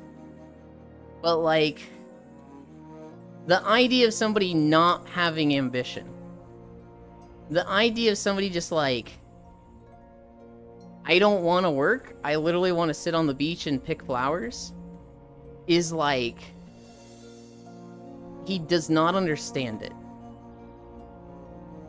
I was sawing Pink Panther foam. I need to obtain you with money and time. Oh my goodness. Talking about Paps. How's he doing? Ask him if he saw anything creepy or strange when he's back. Right now, he is in California. He's done with his hike. He's been done with it for like 4 days. And he's been in California visiting family. My mom flew out on... Shit, when was it? I think Saturday morning I took her there. I think she flew out Saturday. And they've been going around California visiting family. They are coming back today. I told them I'm not picking them up. If they call me, well, I don't know if they're even going to be able to reach me. Like my dad and mom, they just refuse to sit still despite being stressed out of their minds and tired all the time. It's insane. What's Pink Panther foam? It's like insulation foam, but doesn't give you cancer. Hang on. Does insulation foam give you cancer? Because I thought it was just bad for you because it had fiberglass in it. Yeah, I'm big on the work to live. Begrudgingly and only as much as I have to, rather than live to work. Yeah. Yeah, cool, Dad. My dream utopia is all basic human rights are provided. Healthcare, food, lodging, clothing, education. Everything should be provided like that. If you wanted to just not work, you should still be able to live. You'd be in a small apartment just laying down on the ground staring up at the ceiling. And that would make luxuries expensive as shit, right? To basically compensate for all these things. If you want a TV, you're gonna have to go work for that. If you want a car, you're gonna have to go work for that. If you want to go to restaurants, go to have, you know, designer clothes, basically anything that's not considered a human right and you need this to live, I would consider that a luxury and you're gonna have to work for that. I don't want people that, like, don't work to live in the absolute lap of luxury, right? If you are just relying on what's provided, in my mind, it's gonna be like you're in a gray tracksuit. You're eating, not gruel, but like protein granola bars. You're gonna be in like in a small apartment, and if you want to go anywhere, you're taking a bus. That's what I think like should be provided to people. Now, one of the benefits of this system is that work culture would be way more favored for workers than employers. Because right now, we've got this whole bullshit system where your healthcare is tied to your employment.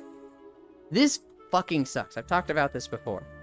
But basically, There's people that, like, they depend on their health insurance to live. If you need insulin for your diabetes, you're just dead without that. And it can cost $800 a month. It shouldn't. It only costs like $25 to make that much a month. But health insurance companies and pharmaceutical companies are going to charge $800 a month because they can. You need it after all. It's not like you're not going to buy it. And so a lot of people have been in the position of, if I lose this job, I lose my health insurance, and I won't be making money to then spend the $800 a month I need for my insulin. That is a death sentence. And if your employer knows that, if your employer knows you need insulin, you need this job to have health care, they can take advantage of that. Hey, Greg, gonna need you to come in Saturday. But boss, I've worked every Saturday for the past 3 months. Well, we just need go-getters on the team, and if you're gonna say no, we're just gonna have to remind that next time we're looking at whose contracts we're renewing. Oh, okay, boss. I'll come in on Saturday. That's a very real situation for a lot of people. And that shit fucking sucks. Cool, Dad. Have you seen the movie Falling Down? I have not. I don't even think I've heard of it. Even when you do everything right by social standards, society just might up and deem economically unviable. It's fiberglass free. You're thinking of asbestos. I love asbestos. Yeah, so everything worked out great for my parents, right? They did everything right by society standards, and they got everything they wanted. They're also straight, white, and in my dad's case, a male. Of course everything worked out for them. The odds were in their favor. There's a lot of people who, not to say, it goes great for every straight white male out there. But there's a lot of people that just, the system's rigged against them and they didn't have a chance from the start, right? I have a friend who's handicapped. He's fucked. Like, he will always live in a situation of, like, struggle. For anybody who doesn't know, if you are on disabilities, you get a check every month to pay for your living expenses. It's not a lot. It's like $800. It could be as low as $500. That doesn't cover much in most places. Here's the real fucked up part. They can't save money. If it's ever discovered that you have more than $2,000 in your bank account, you lose your disabilities. If you are on disabilities and getting $800 a month, and you also start streaming and doing well as a streamer, if you ever have more than $2,000 in your bank account, they can cut you off. And now you lose that $800 a month. What the fuck? What the fuck is that? That shit sucks. That is like a lose-lose situation of you're just stuck there. You could be a minority and just, places don't want to hire you. You have to work your ass off and you're less likely to get raises and promotions. You could be a woman and all the problems that fucking comes with, don't go outside at night. You have to put your money in a trust at that point. Basically, and there's so many situations where, you get fucked for the smallest and most insignificant reason. You can do everything right, and still, it doesn't work for you.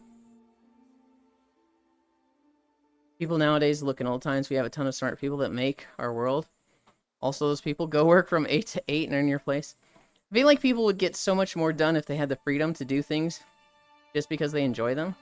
Like, lots of things that our jobs would still do just because they enjoyed if they could afford to.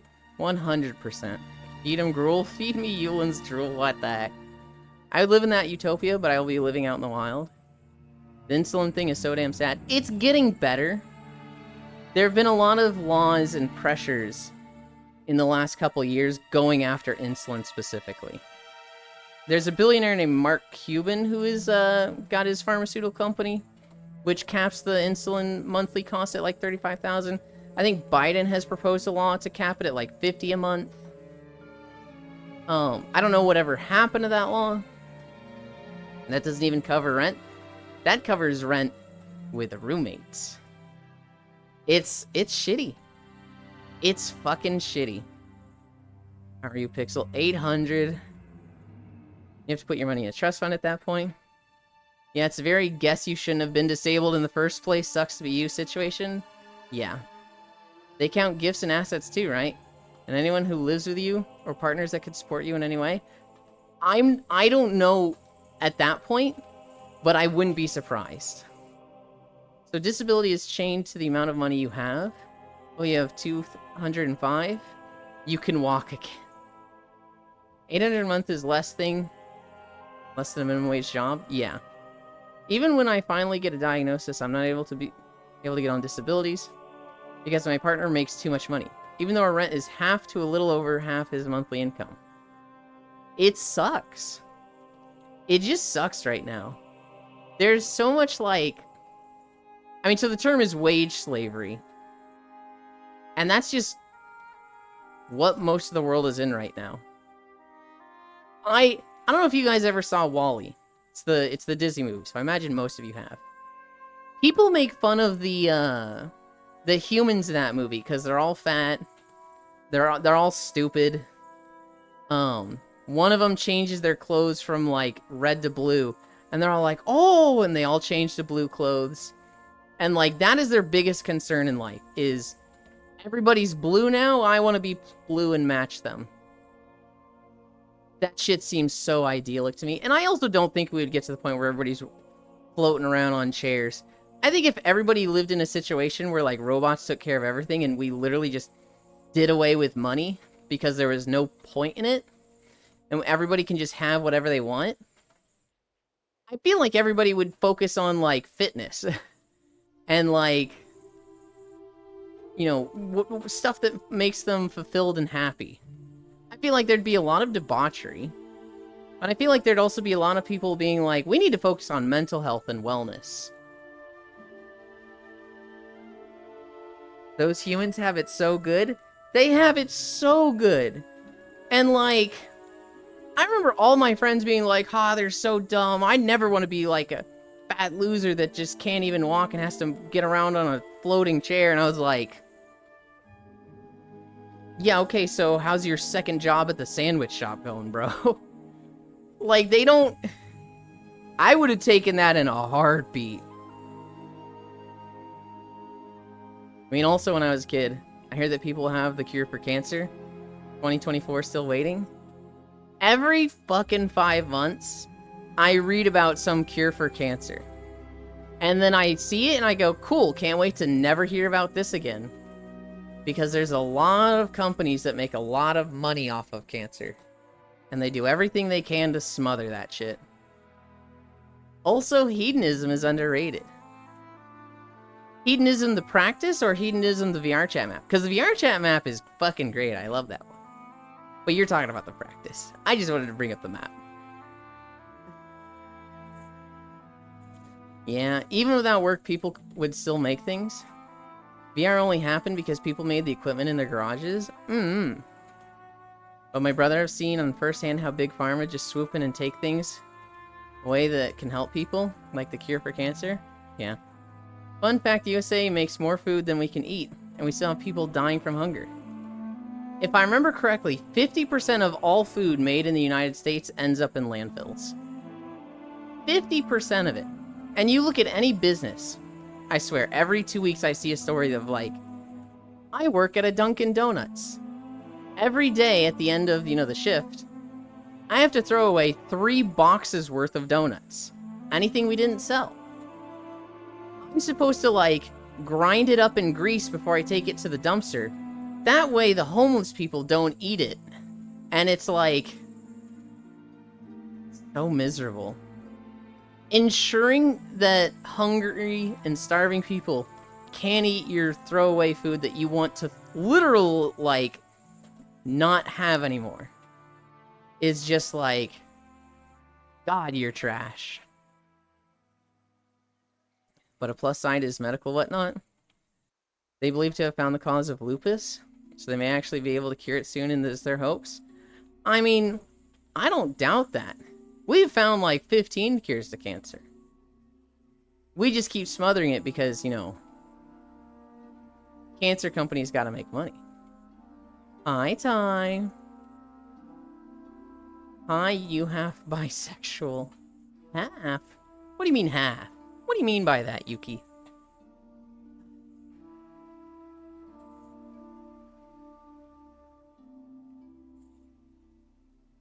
You gay?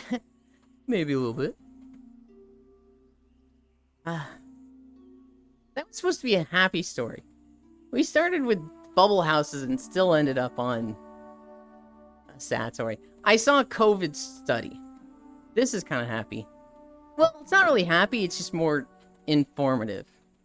There was a COVID study recently where they took a very small amount of patients. They took 16 test subjects. And they, these 16 have never had COVID, and they willingly inoculated them with COVID samples. It was a very weak strain, but it was like, you were going to get COVID from this. Well, they found out that people fit into 3 groups. The first group is the sustained infection. Basically, these people just, they get COVID, they have it for a while, and they struggle to get rid of it. There's the transient infection, which these people get it, and they get rid of it pretty quickly. And then there was a third group, and this was like 6 of the 16 studies, or 6 of the 16 applicants. These people just, like, they never got it. No matter how much they tried to give them COVID, these people would not get COVID.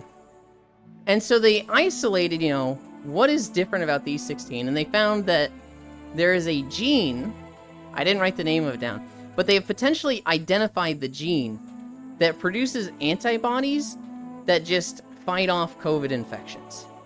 And they found one group just has very little of these. One group has, like, a decent amount, and the third group just makes a shit ton of them. And so that third group, because of this gene, just, they have just a waiting army of antibodies to fight off COVID infections. And that's why it seems like a big portion of the populace just never got COVID. I need to send you guys the video of Climate Town. It's about waters and water shortage. Oops, the horrors refuse to be kept at bay. Also, they're finally really using females in studies and working towards treatments that work on them specifically rather than applying male treatments to them and just being like, doesn't work as well, oh well, good. That's crazy. And when I saw that, I was like, how can we make Yulin do this environmental wisdom in a video like that? Oh my goodness. I went to a water conservation garden recently, trained by City's water company. It's also free to go in so anyone can learn. Doesn't seem to be well known enough, sadly because it was a dead on Saturday. Is it like a, is it like a sponge village?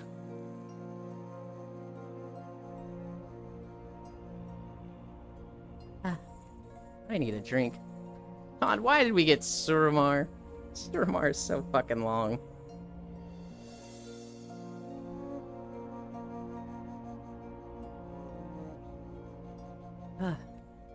That's super cool to hear, though. Hope it'll lead to effective treatment for people disabled by long COVID. Yeah. I know I am.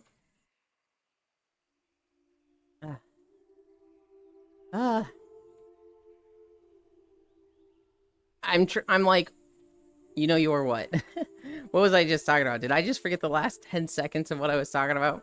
I thought I was talking about sponge cities. I have no idea what you're referring to, Ty. Keys to it, cool. Yeah, long COVID, I don't hear about it as much anymore. You said long? Okay. I don't hear about long COVID as much anymore, but like, some of the cases we read about are fucking gnarly. I remember reading about one woman who just, her taste buds were permanently changed. Everything just tastes like sewage to her now. And like, how the fuck do you live like that? Forgetting the last 10 seconds? Yeah, that's pretty normal for neurospicy people. Oi. I got COVID once. I got it really early. I got it before any of the lockdowns because I was going to a cubicle in Texas where people were just breathing open air. Just a lot of people packed into a tight space, right? And so I remember for like 2 weeks... Hi, Kodiak.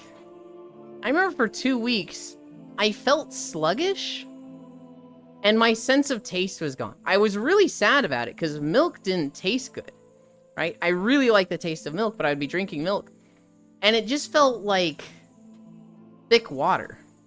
Like, I didn't get the taste at all, which was depressing, and then I didn't like the consistency of it without the taste. And so I didn't drink milk for like a week. Eventually, after 2 weeks, my sense of taste came back. And I remember being like, God, this sucks. This, like, if I don't like milk anymore, what the fuck am I gonna do? Ugh, not the thick water. I've never had, like, actual thick water. But, like, milk without the taste, I can see why, if people don't like the taste of milk, they do not like the texture and consistency of milk. And so, like... For 2 weeks, I was just like, I hated my sense of taste. I wasn't eating that much because nothing tasted good. Everything was down to texture. And then it came back and it was like, oh boy. And then like 2 to 3 weeks later, you know, I remember seeing the like, hey, this really big thing called COVID is going around. If you're showing symptoms, you need to stay home. You need to not go out in public. Here are the symptoms, you know, this. Loss of sense of taste. And I was like, oh, wait, loss of sense of taste? That was me a month ago. Did I have COVID? What the fuck? And so, I'm pretty sure just everyone in my office got COVID.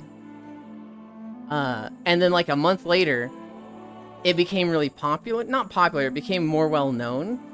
And then the lockdown started.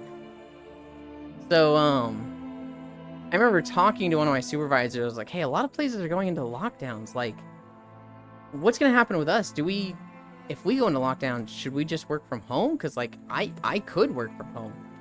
My supervisors are like, don't talk about this with the other ones because we're trying to, you know, discuss it privately first. But yes, we are talking about everybody doing work from home if a lockdown happens. And then the next day, the state of Texas was like, hey, go the fuck home. We are going into mandatory lockdown. Don't go to work. This is a, you know, a national emergency. And it was like, oh, okay. And so they just told everybody, take your laptops home, take any monitors you need home. And I did work from home for like 8 months after that. After 8 months, they were like, all right, we're getting you back in the office. We got to get you back in here. We went back for 1 week, and then round 2 started, and there was another lockdown, and they sent us all home again. And I was like, I hated going back. Initially, they told us you're going to have to work in the office 2 days a week, so it's either going to be Monday, Wednesday, or Tuesday and Thursday, depending on which team you get. And I think I was the Tuesday, Thursday team. And I went in Tuesday, and I went in Thursday. It sucked ass. And then after that Thursday, I think it was like on the next Monday, they were like, COVID's back. Forget the return to office. Stay home. Go back to that. And it was like, yes. I never got COVID. My poor people gene's too strong. You can have my milk 100% bland. Oi. No, it's the garden that's like any normal garden that people may go in. But it's all water-wise plants and turf. There was one part explaining all the water pipe parts, the big ones, and then one part that had a mock house with a garden showing how you could set your yard up to be way more gorgeous and sell some grass, but be better on water. Okay. I've had COVID 4 times. Oh god, I've never had it. Home, Princess Elin. Only got COVID once on the plane back from Italy. Thankfully, since I was vaccinated, I got a super mild case. The only reason I even thought to do a test is because I'd been traveling, and the body aches felt similar to how I felt after I got vaccinated. Those only lasted like one day, and then I was just a bit sniffly for a bit.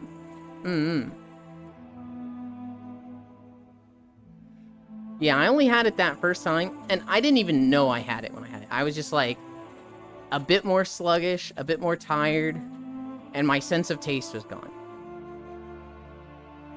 I wasn't even one of those party people. You just sound like... I don't mean for this to come off as rude. You just sound like... You were being made in whatever origin of creation there is. Your body was being put together. And the cosmic being putting your body together, Kisu, just dropped you on the ground and went, oops! And had to pick you back up, and they went, do I throw this one away? And the person next to them just went, a little dirt never hit nobody. And they put you back on the assembly line. And now your body's just on hard mode compared to everybody else's. Rude? It's not rude. Kisu knows she has health issues. It'd be rude if I was just like, you're just overplaying it, Kisu. You probably have it the same as everybody else. You're just being dramatic. That would be fucking rude.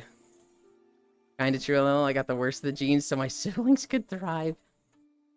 Funny thing was, I was tested positive for COVID and barely got sick at all. But everyone else in my house got super sick at the same time but tested negative for COVID. Even after going to the doctor for the full test. Oh, wow. That's what we joke of anyways? That we all three of us did get the autism? Oh, no.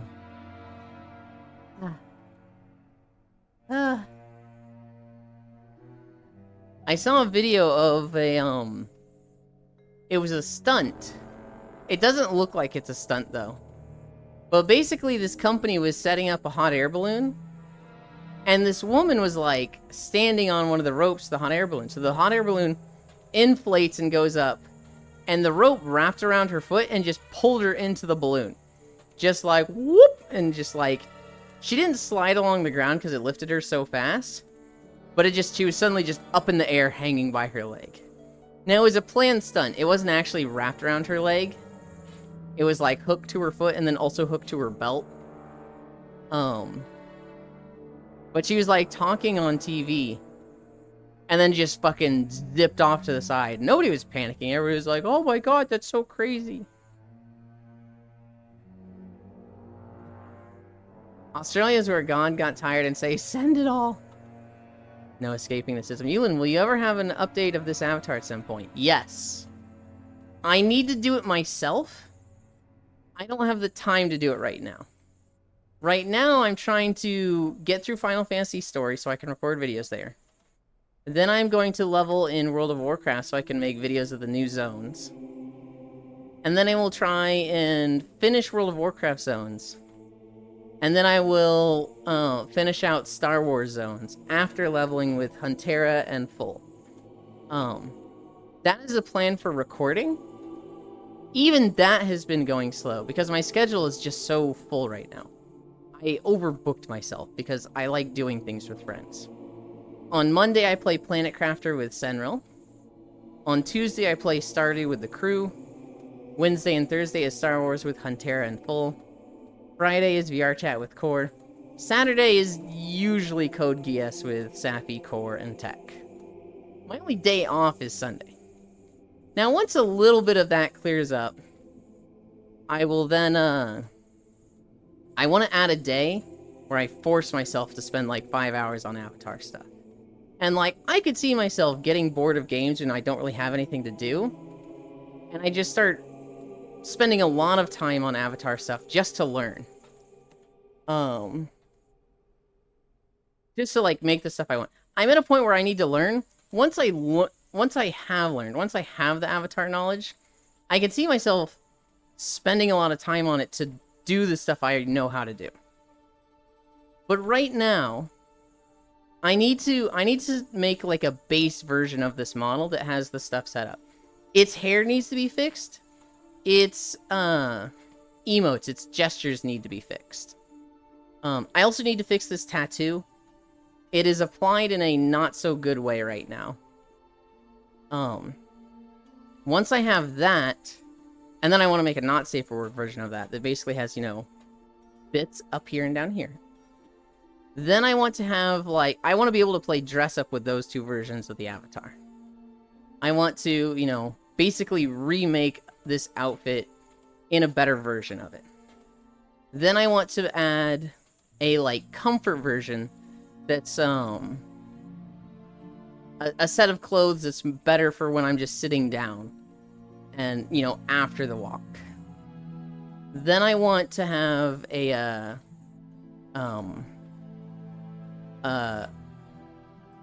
beach outfit for when we do beach days. Then I want to have, like, a sleeping outfit, like pajamas. And then at that point, I'm like, okay, I've kind of got everything I need for immediate use for stream. At that point, I just want to make outfits I like. But those are the 4 outfits I plan on doing. Came from my mom. Her having 100% rate is crazy. Angel, God, the spider is 3 times its normal size. God, did I stutter. I was around so many people with COVID and I was like, I might die. And then I never got it. Well, I'm happy. Oh, did I just press 4? I just pressed 4. I just pressed 4. I'm happy you never got it, Lost One. Huh. The FTC is doing a ban on fake reviews. So the FTC, I don't know if this applies to both sides, but they're definitely going after companies that are, like, paying for reviews. So, like, let's say you have a restaurant. You pay a site to, like, give you 10 reviews a month that are 5 stars. And the FTC is going to be going after companies that do this. And companies that utilize services like this. They don't want fake views or fake reviews to be a thing. Now, I don't know how this applies to, like, somebody that just, one individual guy that hates a restaurant, right? Like, I read a story a week ago about this guy who got bullied in high school. And he found out that his bully inherited just a pizza shop. So his bully was just given this pizza shop, and, you know, that was a decent place. So this guy just made it his life's mission to fuck this pizza shop. And every week he creates 2 accounts and writes like a 1 or 2 star review on this pizza shop. And so their online rating went from like 4.5 stars to 2.2 over a year of this guy basically just hating this pizza shop. And none of the reviews have been taken down. None of the reviews have been like, none of the accounts have been like, hey, this is a fake review. He manages them in a way that's like, it doesn't look like a bot. Wow, how vindictive. Why? The kid bullied him in high school. The kid bullied him a lot in high school, and he's just like, I will forever hate this person. Oh, that's fair. I do remember looking at, like, the bullying that happened to him, and it was like, that's a little justified. That's a little like, this dude's shit, and he'll probably always be shit. I do think, like, at a certain point, you gotta let it go, dude. You gotta, like, even if there's no justice in this guy being a bully, getting away with it and going and having a good life, at some point, you're just bringing yourself down to get at him. Maximum pettiness. So did he go out of business? He did not go out of business. But it's definitely affecting his business, right? When you have a business like a restaurant and you have 4.5 or 5 stars, you're proud of that. And when it goes down to 2.2, you probably are fucking pulling your hair out over that. But I don't think that's going to drive you out of business. I'm sure they have their loyal customers that are like, I don't care what the reviews say. I like the pizza here.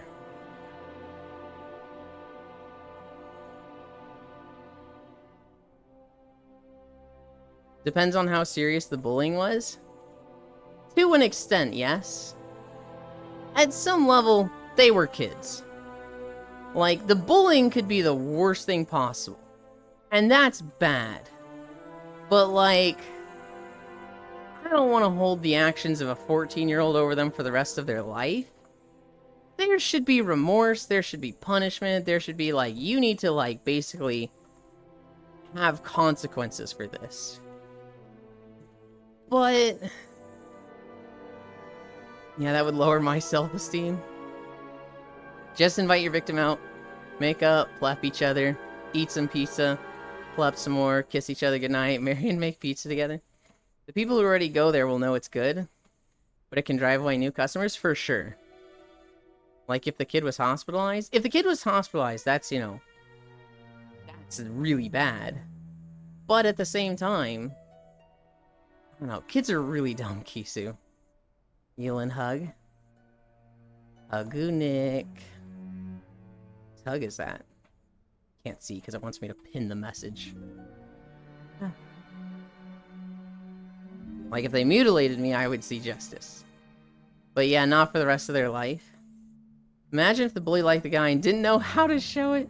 Just the whole Helga situation. Just like fucking treating him like Arnold and pushing him into the walls and ruining his life and then just going around the corner. Stupid Helga! Stupid! Stupid! Just until they go out of business. Imagine they go out of business and on the last day of them being open, hi Valmea, you show up and like, you just go, hey, it's good to see you again. And they're like, do I know you? And you're like, yeah, we were in high school together. You used to bully me all the time. And then he's like, oh, wow, that, you know, sorry about that. That was a long time ago. I hope that, like, didn't affect you going into after high school. And then you say, like, it did, but it won't anymore. I think I've gotten back at you. And then you just walk away. That'd be fucked. Meow meow boys, I'm here to purr on your bed. Hell yeah. A lot of the time with kids, there's a lot to be said for the adults in the situation, allowing it to happen. Very much so. I'm much more in favor of directing the long-term consequences toward every adult who is in a position to stop the bullying and chose not to. I don't disagree with that. I have a much bigger focus on, like, fixing the situation. Because, like, even the adults, right? A lot of them aren't in control, right? So, and this is an extreme example, right? Let's say you have a bully. They treat you like shit. They constantly harass you. They're just the worst bully, and it just seems like they're miserable and taking it all out on you. Well, what do you do when you find out that that bully doesn't have a father, mom works 2 to 3 jobs, gets home at 11 p.m. exhausted and goes straight to bed? She basically has no time to raise this kid. Well, you can't just be like, mom's at fault, should have been a better, you know, parent, right? In my mind, I'm like, the problem is capitalism at that point. That's not okay. The only bullying I got was because I'm a redhead? Adult is a myth. We are just kids that was molded by trauma. Force the kid into therapy. I actually have I'd call her a close friend. My friend Leafeons, she's a redhead, and she got really severe bullying for that growing up. She went to college, and she was bullied to the point that she was afraid to leave her house. Thankfully, she has found a career that, like, works for her from home. But, like, Leafeon's got a lot of shit for being a redhead growing up. And, like, you say that, Valmea, and I'm just like, I immediately think of her, and now I want to message her, like, hey, I hope your day's going great, I love you. Yeah, it all comes back to larger systems. Makes figuring out accountability really difficult, but guess that's where the nuance comes in? 100%. South Park did not do redheads any justice for kids. It really didn't. That episode was funny. But man, that was... yeah. That circles back to healthcare, should be a human right. Yeah. I'm a soulless succubus. Call me a ginger. I'll still ride your soul out. Hell yeah. I love Ginger. They have freckles. Oh my god, too hot. I've never, I've never seen anything in freckles. I've never thought they were ugly, but I've never been like, oh my god, they're so cute. And then Will came around and was like, yo, we got the freckles. And I was like, is that a thing people like? And he was like, check them out, we got freckles. And I was like, oh, I hadn't thought of this. I heard some people that said the specific episode ruined their childhood. I don't doubt it. And like, the South Park creators, I don't think they're wrong on everything. I think they have some good points. But when the kid made the video that was like, fuck you, South Park, Gingers do have souls. You're not God, you don't know. Woo. When that kid made that video, they could not help themselves but double down. And it's like, you really shouldn't be like matching a fight with this kid. This is a high school student, dude. Don't fucking, come on, man. I think, while it was really fucking funny, I think they were wrong for doing that. Some people say, like, it's ugly. I was bullied a lot, too. I didn't know back then that I was autistic, so I always just thought I was weird and something was wrong with me and they were assholes. I think they are nice. It depends on the freckles. Really confused by anyone who calls freckles a blemish. Like, they're so incredibly neutral. Do you remember Lorde? I do. I don't know about something with her in regards to this conversation. Thanks, hun. Joe Biden, come on, man. I don't really like them when it's like sprinkler cinnamon on their face body. Where it clumps just a little bit. But it's like a sprinkle highlight. I don't know. To me, they're like... They're not bad, they're not good. They're a distinctive trait. But I'm never like... I will never in my life type in freckles in like Rule 34 or something.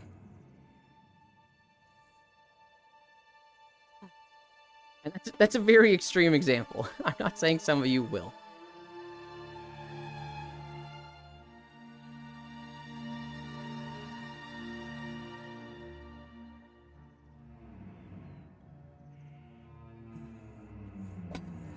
Freckles are 10 of 10. And on redheads? Gasm? Hell yeah.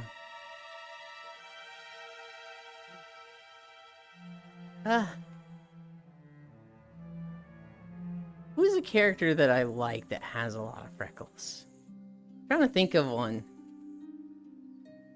I know, there's probably characters that I really like that I'm just like, I don't even see the freckles. I think redheads are cute. Man, my internet keep dying at the same time. No!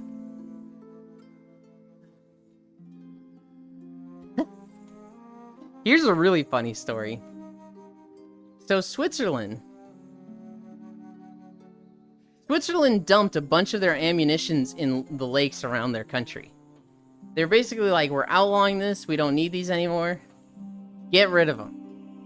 And they dumped a ton of ammunitions in their lakes. Shocker, that was a bad idea. And now the ammunition is like leaking harmful chemicals into the waters of these lakes. Switzerland is now going, hey everybody, we did this thing. Oopsie poopsie. Teehee, our bad. We're offering $57,000 for somebody to come up with a good idea for removing the ammunition. And so come up with a business plan on, like, how you would remove these, the cost of removing these.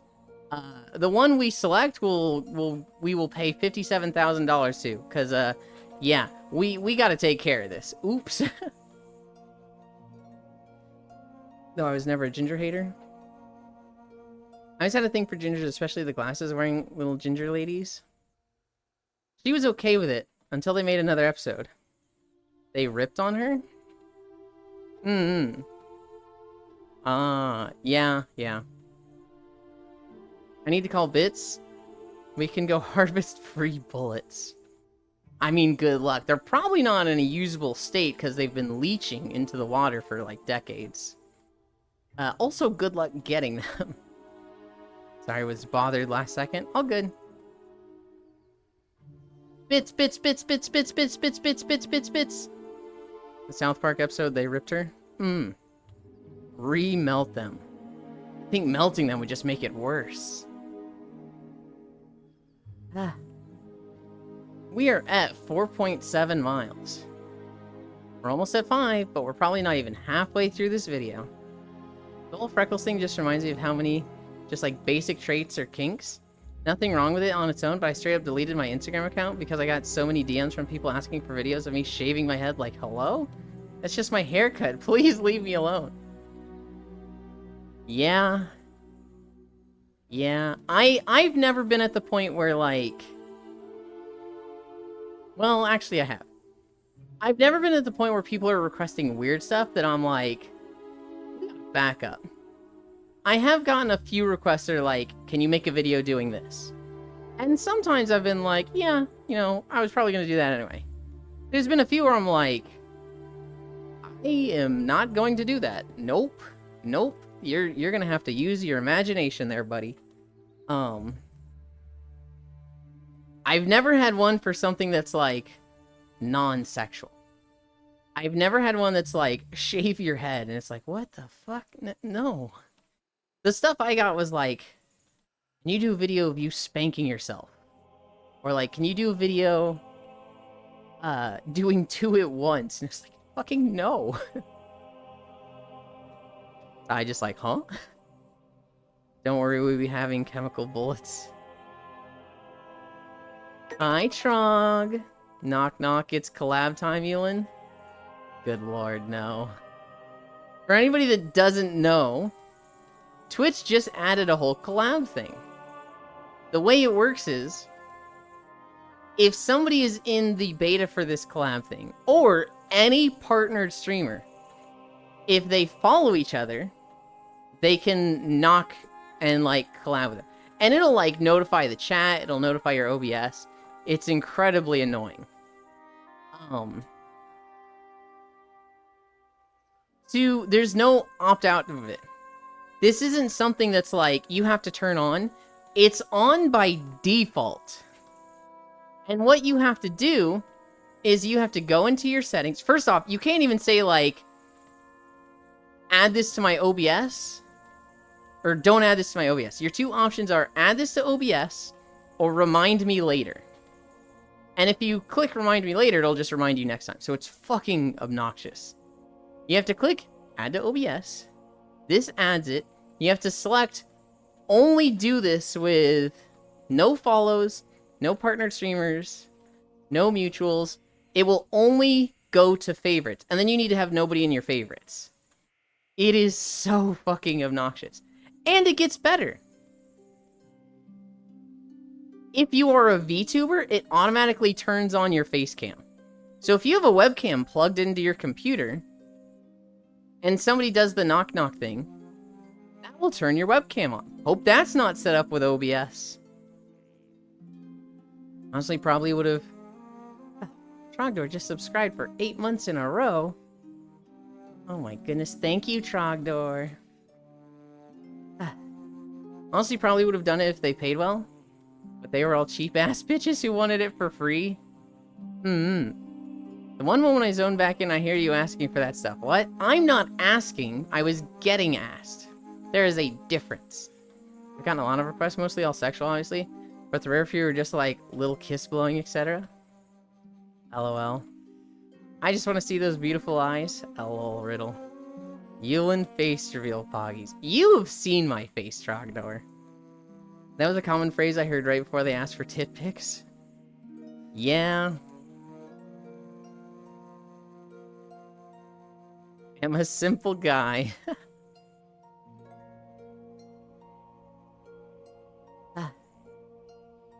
Riddle asked me for something. And I was like, I don't know if I want to do this. I don't know if, like... I don't know, I gotta think about this. And then my phone broke, and I was like, well, now I don't have to think about this. I'll get back to you later. Ew, what the fuck?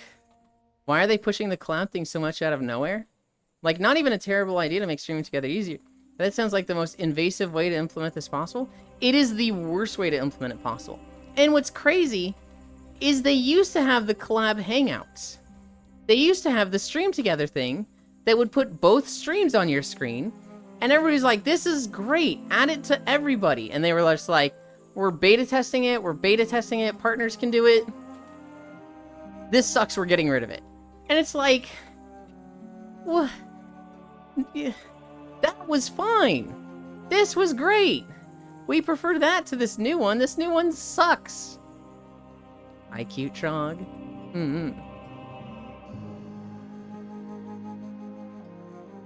Guys, it's Stardew Valley today.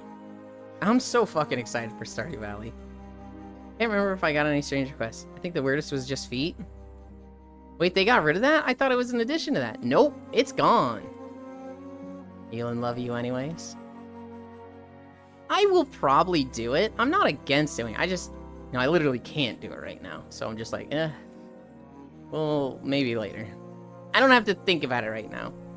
It's one of those things that's like, am I missing something? I feel like I'm missing something because I just don't understand this. I'll tell you right now, Riddle. I have A1 category destined for greatness, Blue Eyes. That's right. Okay. I need to explain that because none of you are going to understand this. A little while ago, I found a guy that just believes in this pyramid of categories of eye colors. And so, like, at the top is A1 category Blue Eyes. These are, like, light blue eyes. And if you have these, you're destined for greatness. This is like President of the United States. The guy who cures cancer. It's a super fucking racist pyramid, by the way. A2 categories are like, these are the people who are like leaders of men. Let me see if I can find it. Leaders of men, these will be like mayors, governors. Weird stuff like that. Pretty sure I sent it to Core. It goes down all the way to like A10, right? And the 10th category is like, these are the people who work minimum wage jobs, no ambition. They should have less rights than the people above them.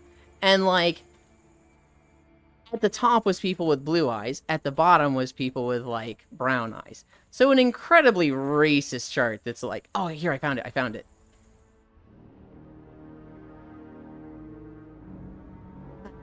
Okay. Genuine A10 Aryan eye categories. I can't read it. The second row is like philosophers. The third row is like influential artists, writers. Fourth row is officers, officials, diplomats. Fifth row is middle management, soldiers, craftsmen. The row under that is manual laborers, peasants, street merchants. And the bottom row is like untouchables. Sanitation workers, street sweepers. And it's like, holy shit. It's such an incredibly racist and like, ugh. It's like Third Reich kind of levels of racism. Neo-Nazi stuff. Fuck Trog. My knee are weak and falling. So curious where Gray falls on this fuck-ass pyramid. I can check. Where'd it go?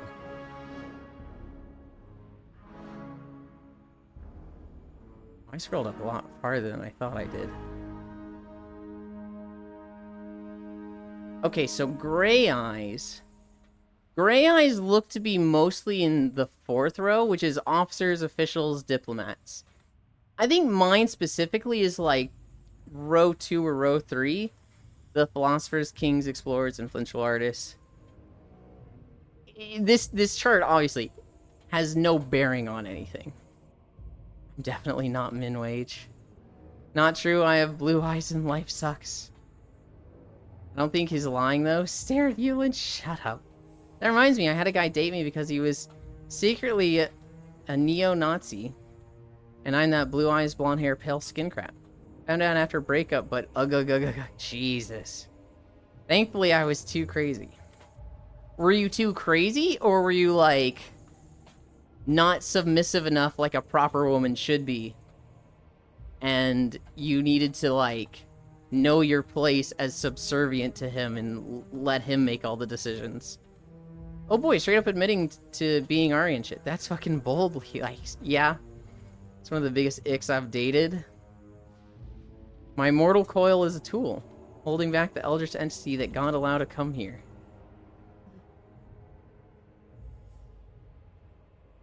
It's... What was really funny?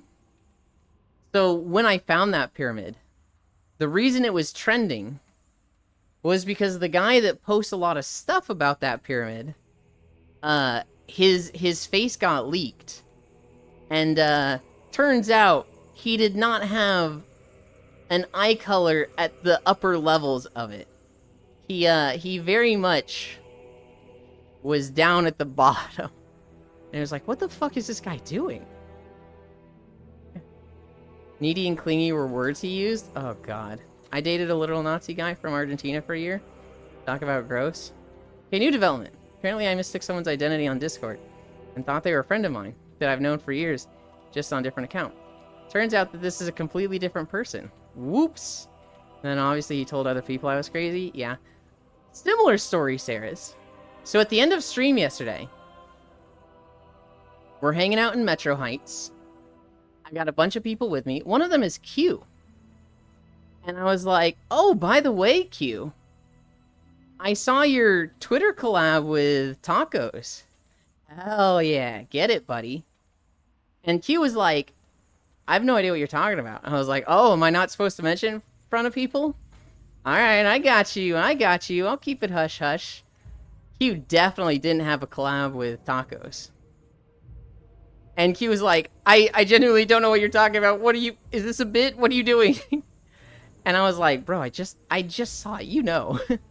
I went and found it and showed it to him. It was not Q that we know. It was not the Q that regularly shows up on stream.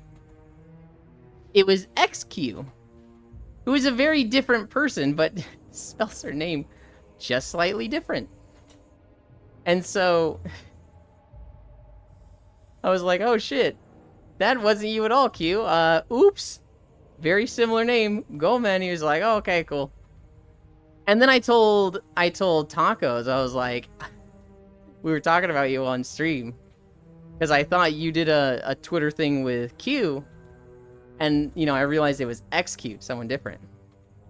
And Tacos was like, oh no, you told this in front of people? I was like, should I not have? And he was like, no, it's fine, just a little embarrassing. How many people? And I'm like, about this many? And he was just like, oh God.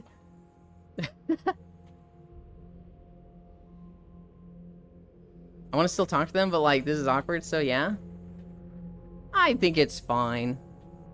Just go talk to the original friend and be like, hey, I saw this person and thought it was your account, but it made me think of you. Love you. And then to the new person, be like, oh my God, I thought you were this old friend, but you're a new friend. Now I have 2 friends, yay. Easy. Taco? A friend of mine.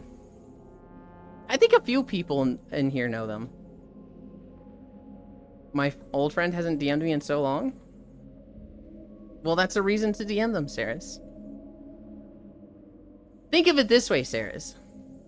You haven't DM'd them in so long. They haven't DM'd you in so long. Both of you might... Oh, you haven't? Oh, okay, never mind. Poor Tacos. He was very embarrassed. I don't know why he's embarrassed. They haven't responded? Yeah. I mean, if they haven't responded, you know.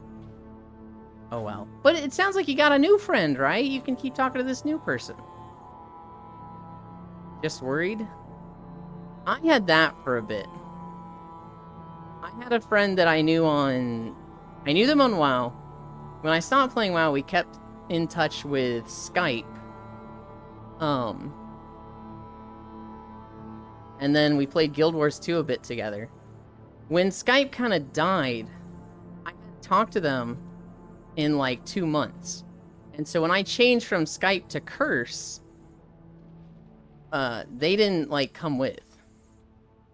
Skype to Discord? I don't remember what I stopped using Skype for.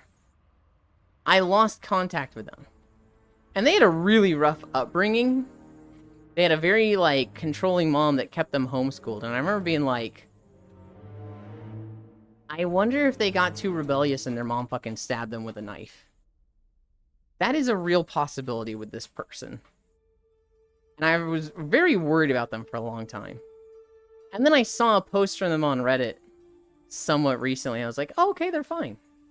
And I knew, like, 100% it was them.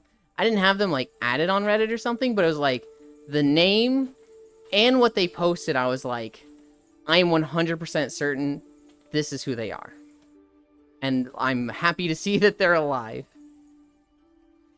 She was a freak, though. She was the one that taught me about skin grafting as a kink. Think about what I just said. Skin grafting as a kink. Ugh. That girl was fucked up. I hope she's doing well. Euland is stalking. I literally did the opposite of stalking. Skin grafting as a kink? Question mark? Yes.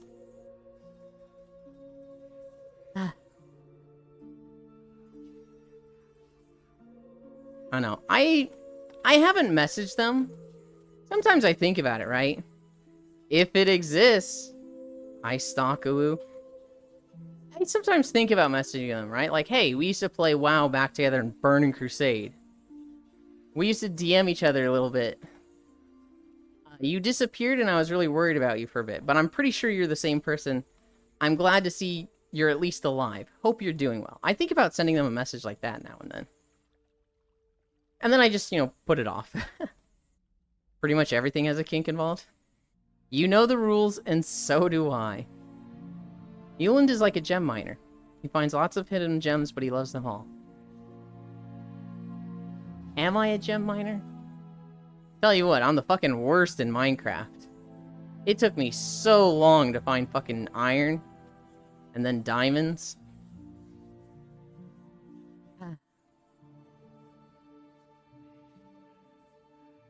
Alright. We're in Shalaran. We're gonna go to the city. We're making progress. I think there's like 40 minutes left. It's a skill issue? It is! It's 100% a skill issue. I'm not good at Minecraft. Why are you crying and holding a gun? You're not gonna shoot me, Global. Walks up to Global so that the gun is pressed against my chest. You don't have it in you, Global. Stop wasting both our time and put the gun away.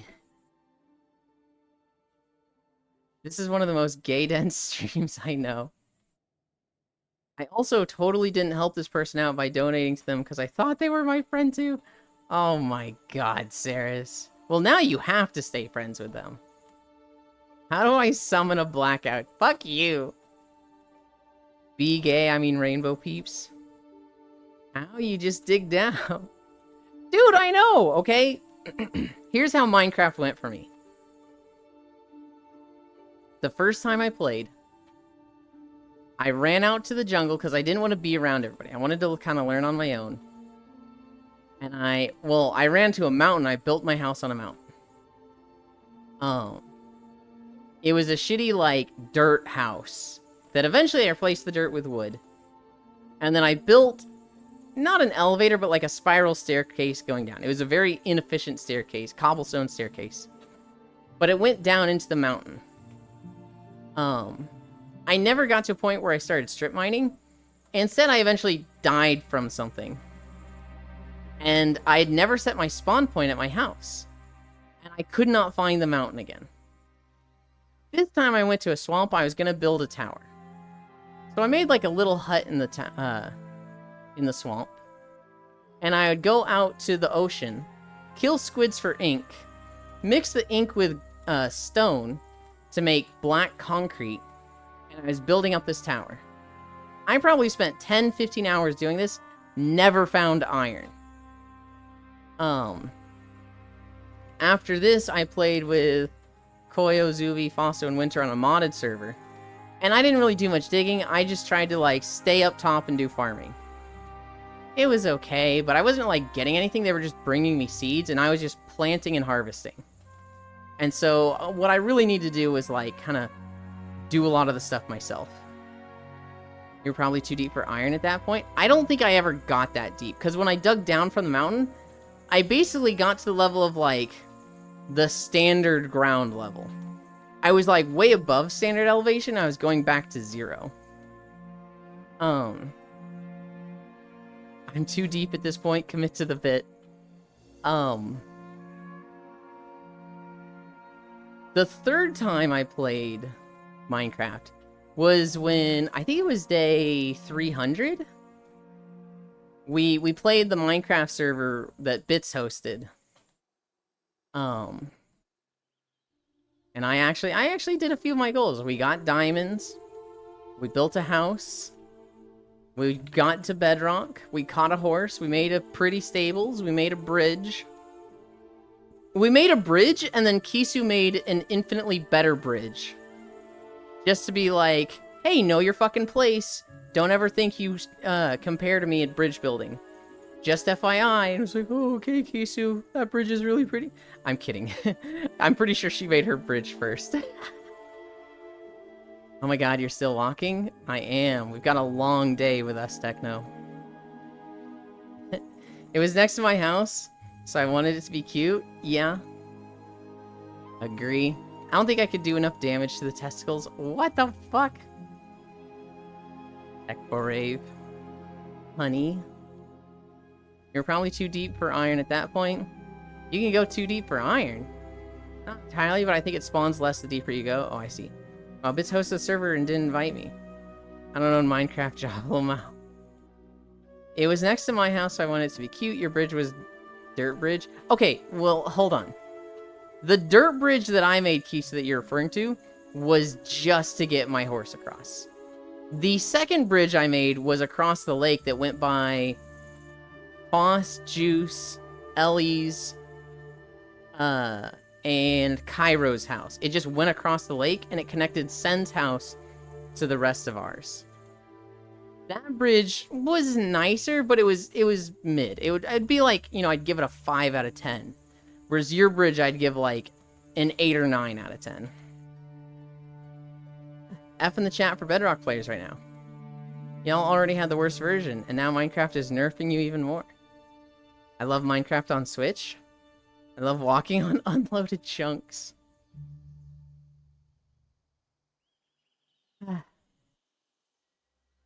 We've got 3 sections. We're gonna go to the big tower in the background there. That's the Nighthold. Then we are going to go to the Lunaster Estate across the top section to the vineyard. And then finally we will start at the Waning Crescent and walk to the raid. Oh my god, how long is this video? 2 hours. You want to see the timestamp? It is 2 hours long. 1 hour and 54 minutes. We are at 1:16. This is a long video. It's also my most popular video. This one has like 3,000 views or something.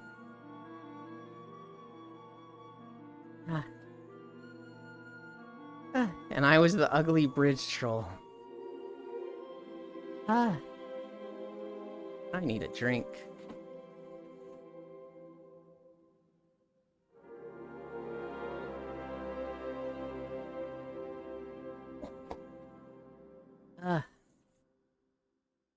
You're gonna be Sorland when you're done? When I'm done, I'm probably gonna wash off in the shower, and then I'm gonna take a nap with anybody who wants to join. And it'll be a well-earned, deep sleep nap that I very much look forward to. And then I will probably start snoring and wake myself up, and everyone will go, tee-hee, he's snoring, and I'm like, oh man. Ugh. Love how it was like just a few weeks ago I heard about them failing so badly at adding hardcore mode that people would just inescapably die at random, and now they're completely destroying modding and servers. Very cool. Are they really? Oh, God. Snorlin, that's cute. I don't know how much I snore. I do know there's been like 2 or 3 times that I wake myself up snoring. And I'm like, what the? Was that me? And then I'll hear someone like Freya be like, he's snoring. And somebody else will be like, that was Euland? And they'll be like, yeah. And I'll be like, no, it wasn't me. Ugh. I never say that, though. Someone has. And I know you've been there. Yeah, I remember it happened in, I have. the Dreamboat map was the last time I remember it happening. Just Bedrock, though? Java's still safe for now? Oh, okay, okay.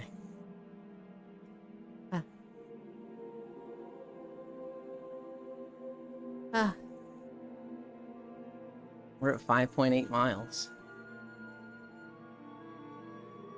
And we just had a friendo join us.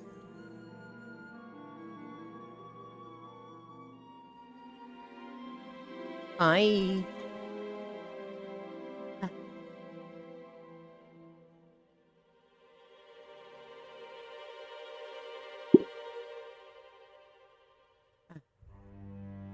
Glad all the chores you have to do or the errands didn't take too long. I should get a treadmill. This looks fun. So you can get like any form of exercise you want, right? I forgot to sleep today. Good night time. We have a few people that they have like exercise bikes and will join us. There's a lot of people that have like walking treadmills, the like standing at your desk treadmill. Have to go get everything for school for my kiddo. That was an intrusive thought, sorry. I'd let you pillow me, Kitsu. And I'd thank you for it. Oh, I also forgot to sleep today. We also, Strawberry, we have like 2 or 3 friends that just walk in place. They will just like stand next to me and just lift their feet up and down. And I feel like that's gotta be harder than actually walking on a treadmill because that's not a natural motion.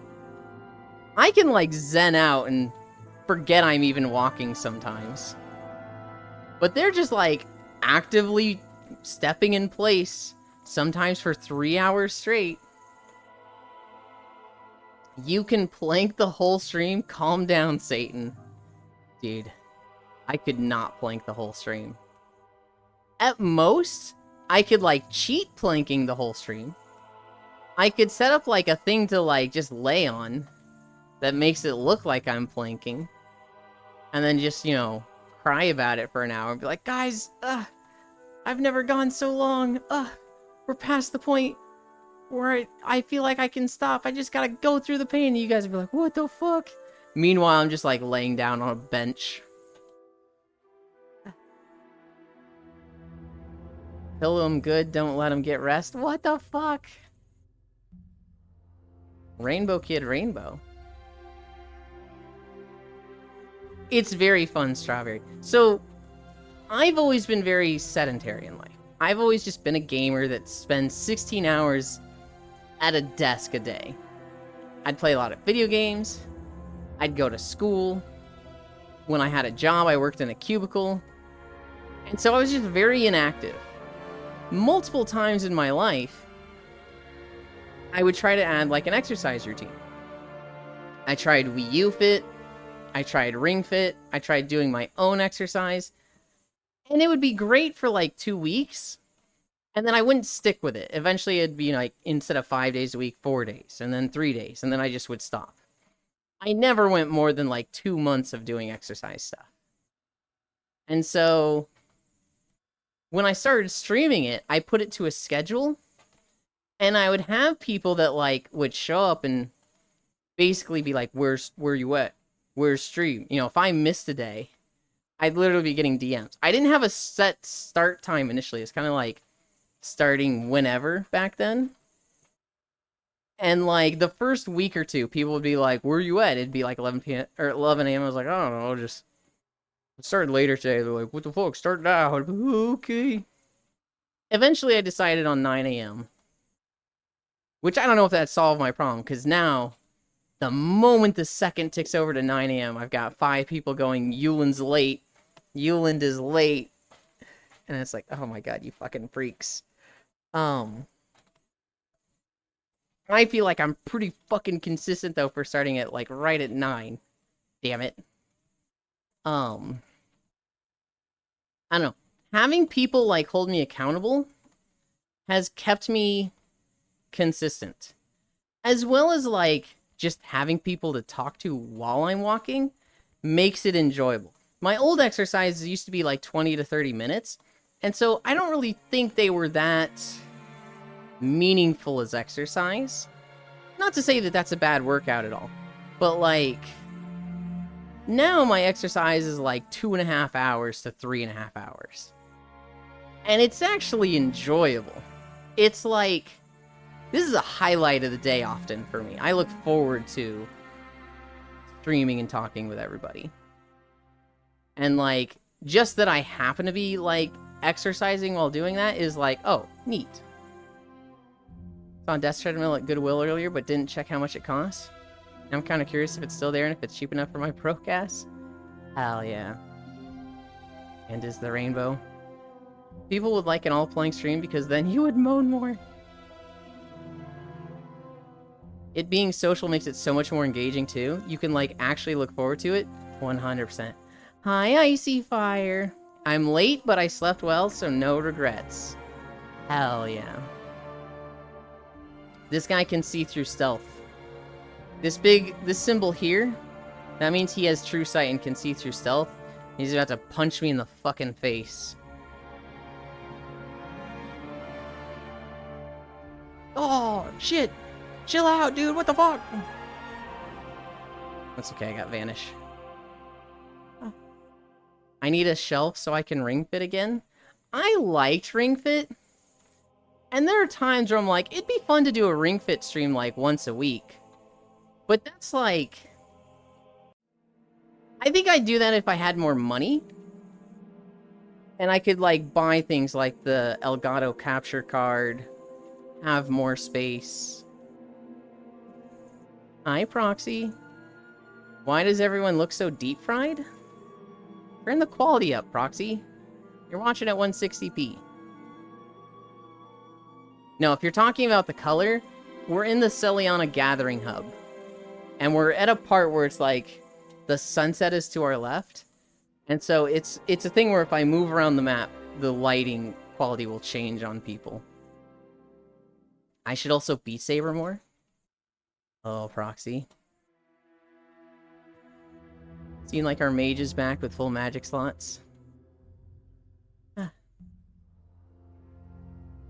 I'm watching it at 160p because job. That's how I watch. That's how I would watch when I was on phone. Gotta conserve that data. What's on the agenda today, Proxy? Probably 13 hours of Final Fantasy. Oh, I slapped my butts with the electric wire. Don't do that. Ah.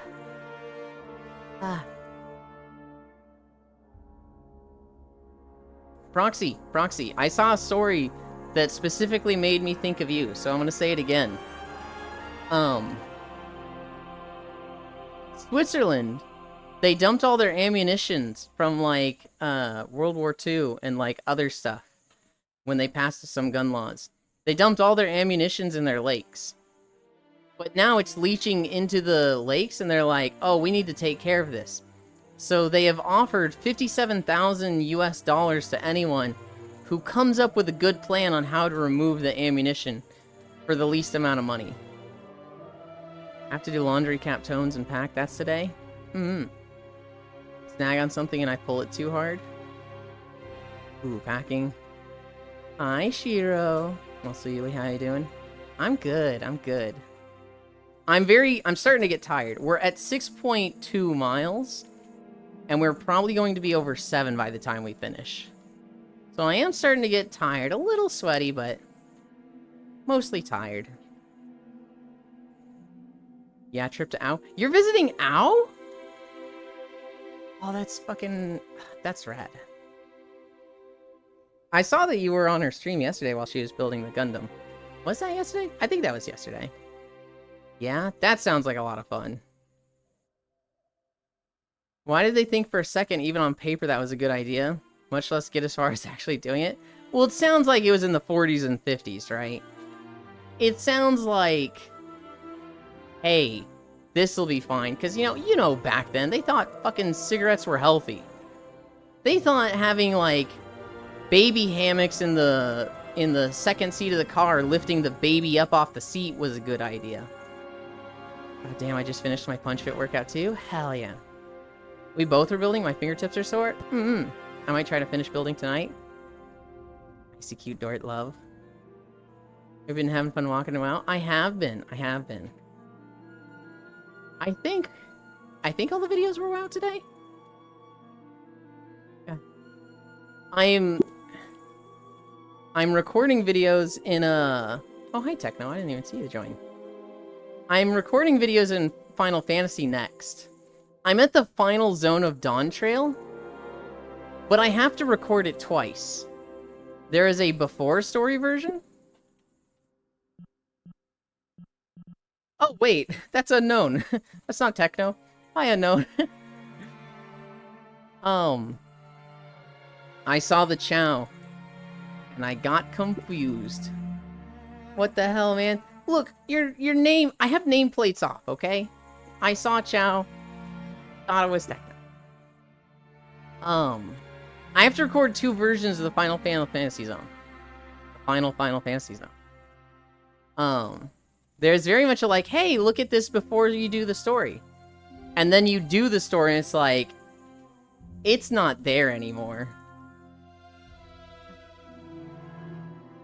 Why would you trust anyone after that lie about the cigarettes? That's not me, Lamau. Since when was Techno a Chow? Techno's been a Chow for, like, as long as they joined, I think. Well, okay, he joined as a Chow, and now he likes the black and red robot. But I see him as both. Heard baby hammock and thought banana hammock, and I got really confused by your follow-up.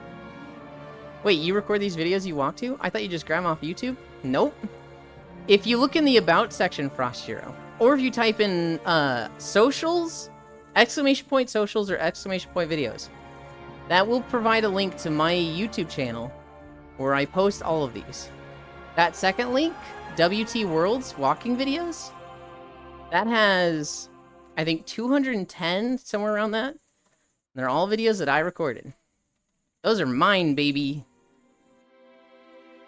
At this point, I got accustomed to being the creepy red bot. Yeah, I've been a Chow for a while. Oh shit, goddamn. Uh-huh. Yeah, no, full. It's not a banana hammock, it's a baby hammock. In like the 40s, maybe the 20s or 30s, somebody had a good idea that's like, hey, you want to keep your baby safe? Well, we're gonna have a baby hammock that you can, like, attach to your window in the back seat.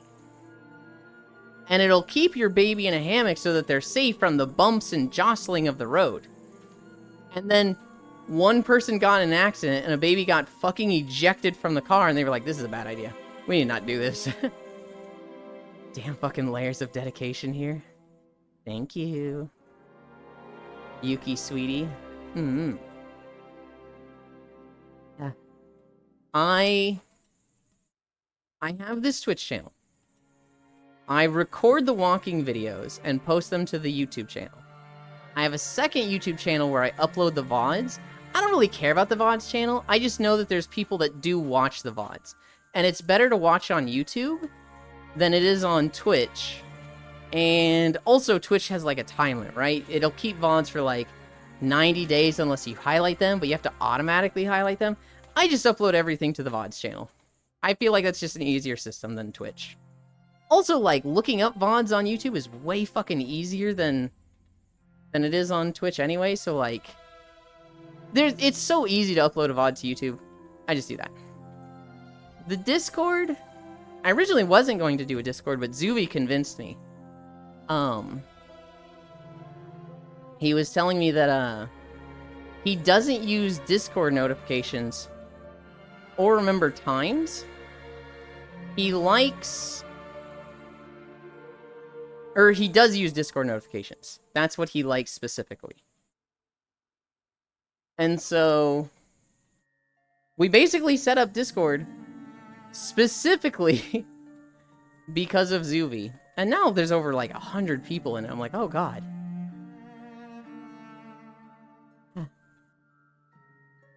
Well, I'm not sweet, I'm fatty and salty. Debatable. Wow, he jacked baby. So there's a third Chow. Gotcha. There is. Yee. Beauty in the eye of the beholder. I still think you're sweet. The Vons would probably be nice walk to side. Nice walk to side by side. I have a 9th level spell to burn. Twitch is built for watching live content. Everything else is an afterthought, and it shows. It really does.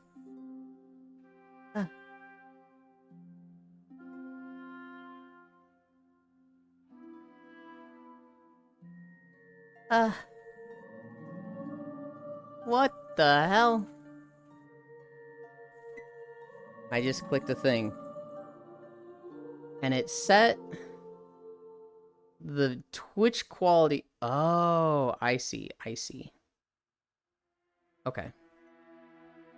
I checked my Twitch channels that I was lurking in. Because somebody just went live and I'm addicted to channel points, so I need to get my channel points there. And it set the quality of the stream to 720. And I was like, what the fuck? I don't want to watch in 720. I need this in 160p to save resources. It went to 720 because they didn't get encoding for whatever reason. Which is like, huh? Why do they not have encoding?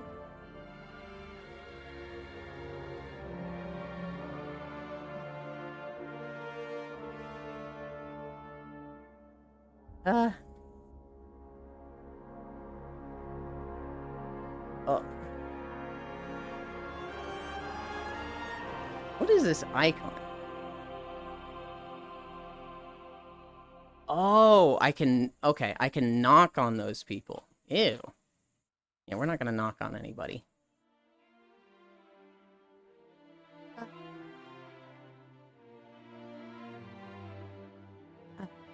You didn't hear me play Guilty Gear today? I'd say salty is not debatable. We still playing later? Dat me? How do you walk around in these games without shit attacking you and stuff? It depends on the game. In World of Warcraft, I record on a rogue, so I'm stealthed. Rogues can turn invisible, and if something can see through stealth, it'll have that blue eye above their head, and like, so this thing's fucking attacking me right now. I then can vanish to go back into stealth, and I'll drop combat. So right now, nothing is attacking me, but I don't have stealth for 2 minutes. So I'm gonna run into something else right now that's going to see through my stealth and attack me, and I don't have a way to, like, deal with it for a minute. However, I'm level 70, all these things are, like, level 40. So, like, I have, like, 500,000 health, and they're hitting me for 47. Can I say hi to Yuki today? Just gonna go and make a celebratory pizza? World's most random question. Is that White Abbey a custom one or bought from somewhere? I forget where Freya got this. I want to say she found it in VR chat. Hi Yuki the Sweet. Hi Riddle. Because I don't have inscription. Yeah, it's public avatar. I think you can be cloned. I would imagine so. You're usually a neutral Chow, right? Yeah, hi again, Yuki. Yeah, in World of Warcraft, I stealth as a rogue. In Final Fantasy, it's way easier to record. I can play a botanist, which is just unattackable by things up to 4 levels above me. So in Final Fantasy, I just switch to botany and just walk through the world. In Star Wars The Old Republic, I play an operative or a smuggler, and I have stealth, and if something sees me, I can vanish.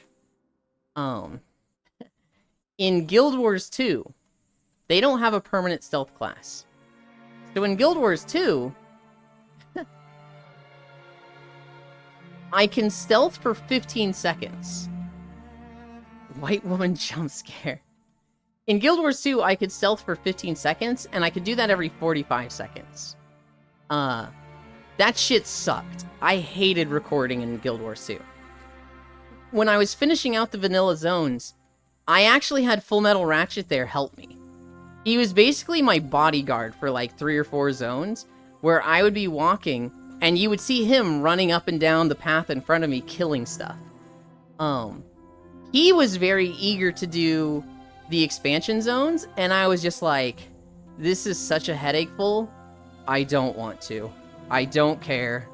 I'm not gonna do the other Guild Wars zones for a long time. I hated recording in Guild Wars 2. Hi, Roxas. I wasn't done looking in those eyes yet.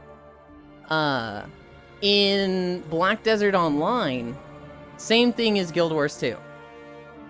Most of the stuff just wasn't on the path, so it was easier to like record than Guild Wars 2, because like most of the paths just didn't have enemies on them. Every now and then there was something, and I would get attacked and either live because I was high enough level, or I would get 2-shot and die, and it would do a fade transition. But Black Desert Online had a lot of, I'm just walking out in the open and this thing is now kicking my teeth in. Easily the easiest thing to record in is Final Fantasy. Then it's Star Wars and WoW. Then it's Black Desert Online. And then Guild Wars 2. Those are the 5 games I've recorded in. The next game I want to record in, I want to do Minecraft videos next. And that'll be in creative, so I'll be able to control that situation heavily. I can also just mod anything I want.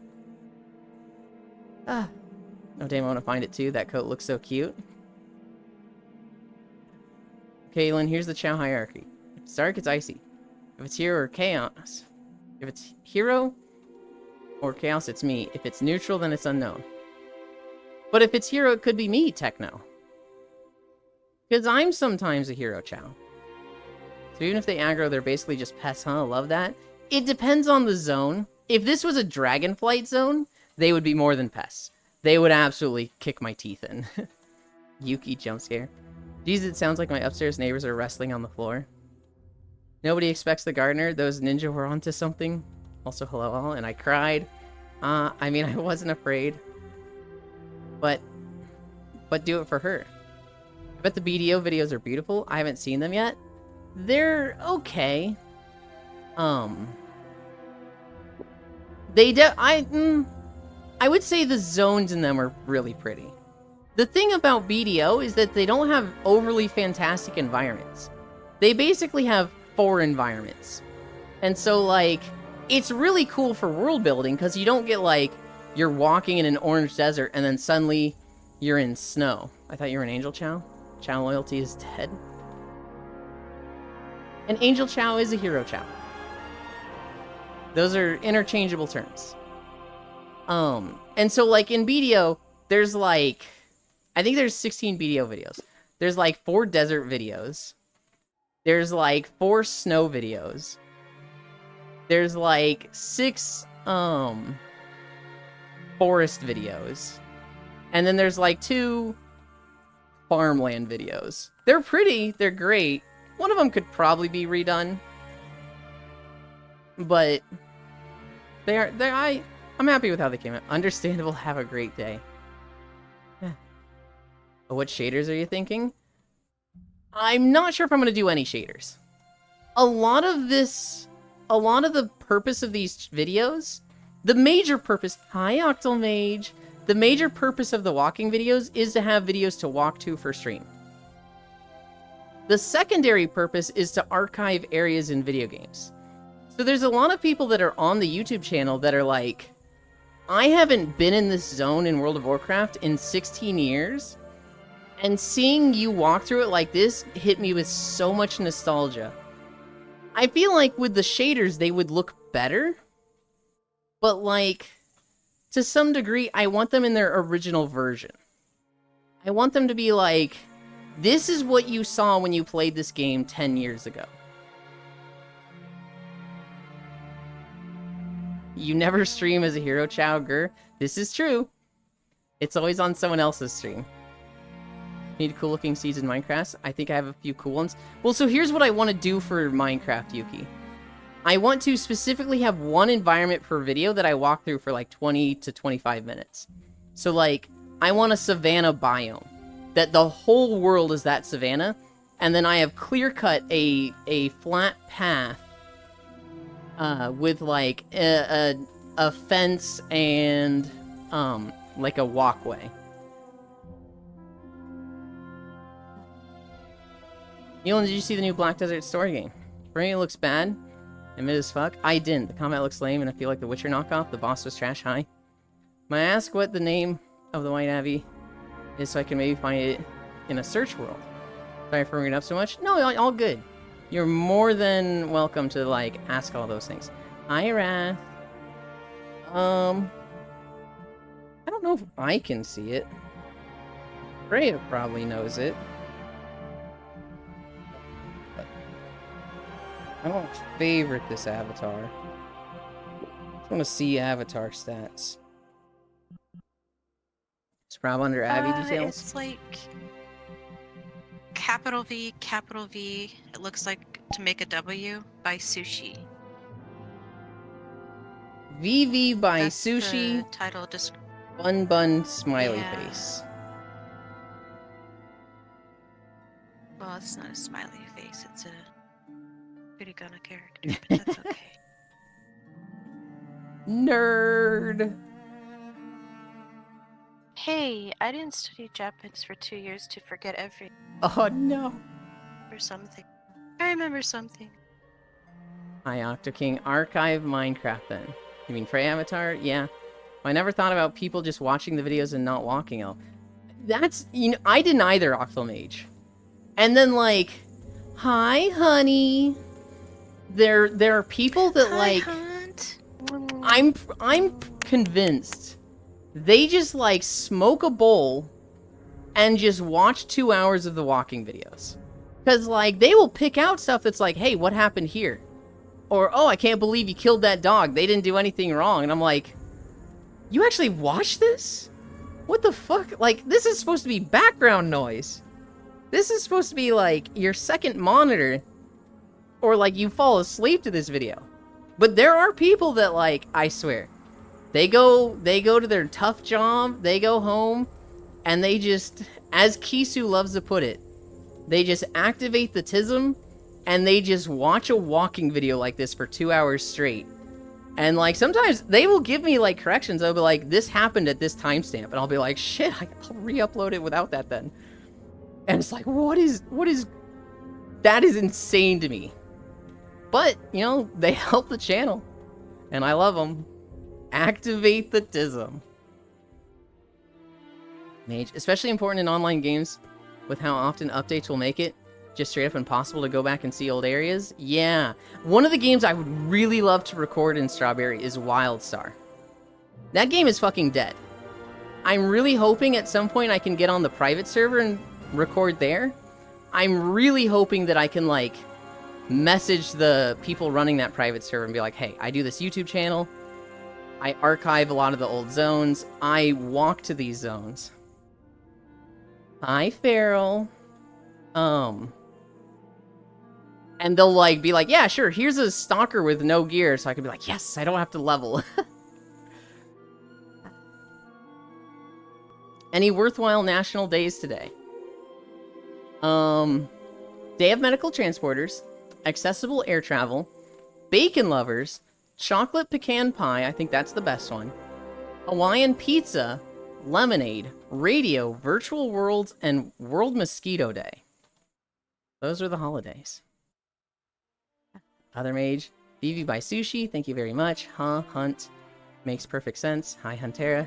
They fucking dial in on that shit. If you still need anything for Minecraft, feel free to ask me. Okay. Dude was chilling with his noodle bowl.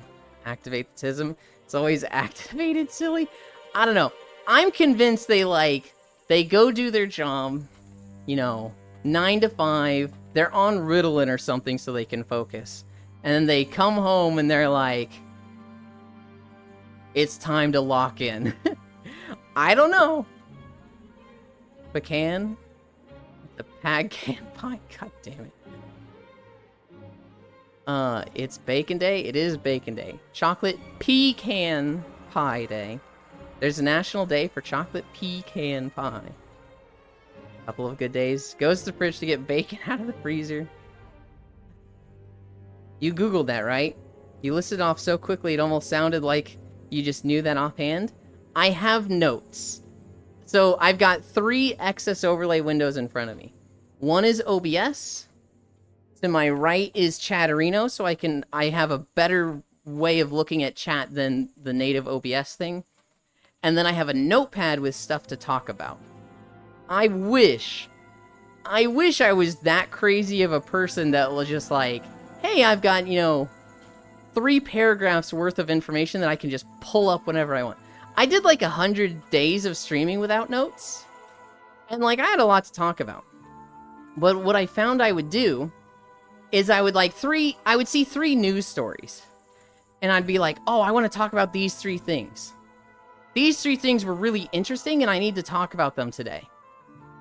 And I would talk about one of them for 3 hours. And then I'd be like, what was the other 2? I don't remember, teehee. And so now I write all them down. I always get the holidays of the day at the top. And then I usually have a block of just stuff to talk about. And then any video game stuff I'll put at the bottom. I've kind of phased out video game stuff because I used to watch 5 video game trailers a day and I talk about them. And I kind of realized nobody gave a shit about them. Because think about it like this. Okay, guys, I saw this really cool trailer for this game called Truckful. Basically, you drive a truck on a road. It's super cute. The graphics are really cute. And you're the delivery person for this small town. And so the first part of the game is you're putting a puzzle together of fitting stuff in the back of your truck bed so that it doesn't fall out. And as you level up through the game, you can buy bigger truck and railings on the truck to make stuff more stable. You can also buy a trailer. And then the second part of the game is you have to actually drive to the places and deliver the stuff.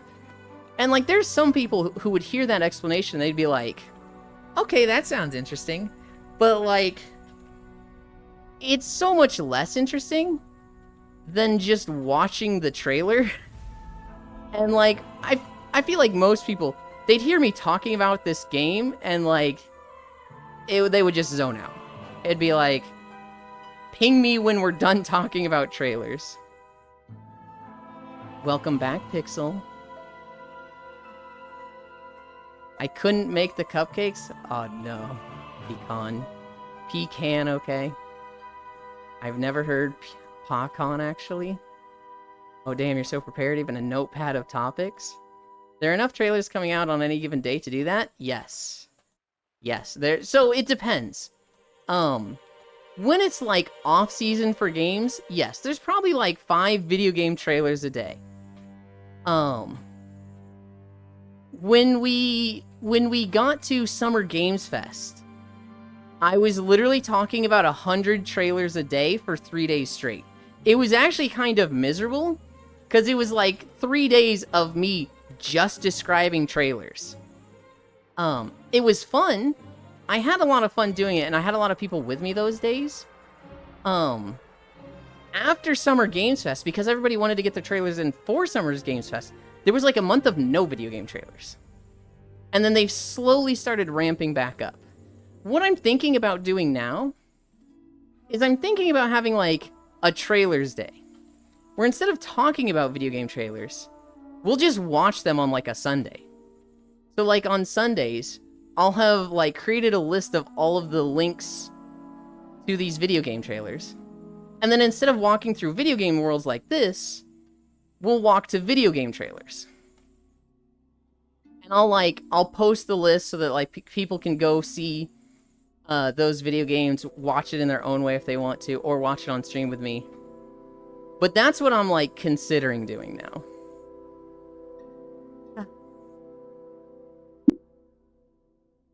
Why not do it on either Tuesday or Thursday? More people are here on weekends. I don't know, we could do Tuesday or Thursday. Watch together on stream and discuss. That's what I'm thinking, yeah, Farrell. It was kind of boring. I like game stuff. but I'm ass up, face down, working in the farm. Wish I can't talk that time. Ping me when you're ready to be on my lips and lap. Boy, I see. I want that game. Oh no, it's cute. Truckful does look like a really cute game, but like describing it, I feel like I'm not doing it justice. I'm literally so lazy to create a note that I'll just remember it all. Why did you describe them instead of just watching them on stream? That sounds like a way better way to do that. I'm totally watch that. So the reason I haven't done that is because right now I have a playlist of 204 walking videos. And I basically click the first one, and then I hit shuffle, and then I hit the next one. So every video in the playlist is randomized. Anytime I have a new video, I'll start with that one. You call it Taylor Tuesday, Thursday? I just like it when the first letters are matching. The reason I haven't set it up on stream yet is because I don't want to make a new playlist for it every time. Hi, Archangel. Black Myth Wukong discuss. Setting records. They have passed Elden Ring for highest concurrent players on Steam. They're not the top game yet. This was at like 3 a.m. in the morning, so they've probably passed a few other games. I was watching Aki play it this morning. It looks good. It looks weird. It looks good. Who is the black-haired cutie? That is Yuki Unworthy. Yeah, no, it's just something that like I need to be more diligent on, Strawberry. I need to like be more diligent of I see a video game trailer, I put it in the list, and then on that day, I create the list. I have a site that I can like put all the videos together, so I'm not creating a new playlist for it. 7.3. We're done with walking.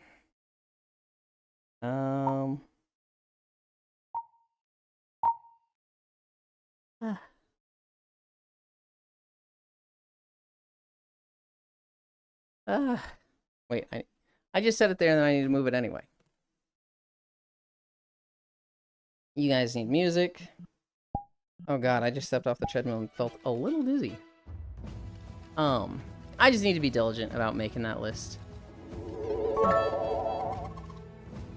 You're such a goofball, Octal Mage. Thank you. That puts us at 2 incline, now that we're done walking.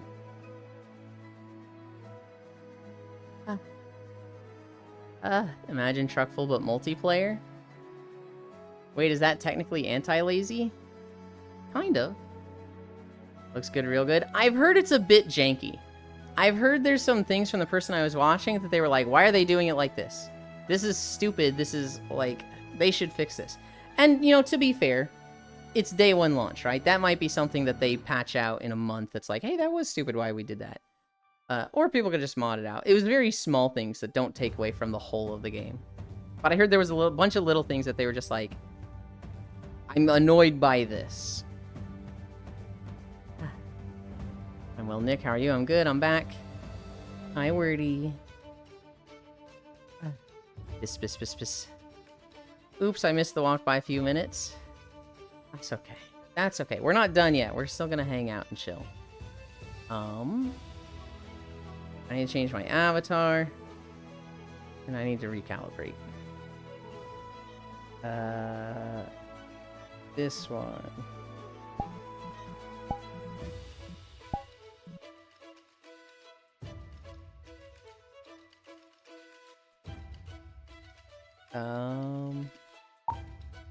Anchor World.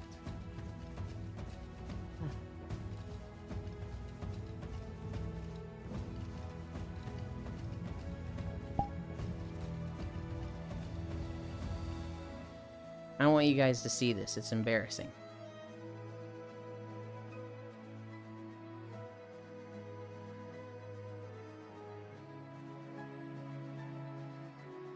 Whoa. Almost lost my balance switching my trackers there.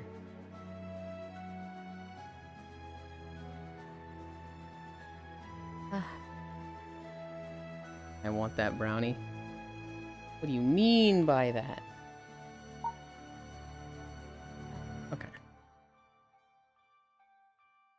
It appears you don't have cats in your chat. Game Trailer Sunday, where we disrespect the Lord by looking at hentai game trailers. Not on this channel. Goofray. Are you done walking for today, Ewan? I am. We're going to update our title and the channels that we're lurking in. Although I might not need to. Oh wait, I actually do need to. Find streamers you can collaborate with here. Oh god, I fucking hate this update.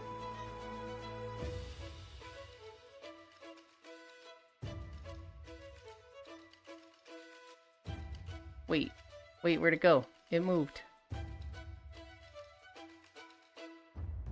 There we go. That's what I wanted.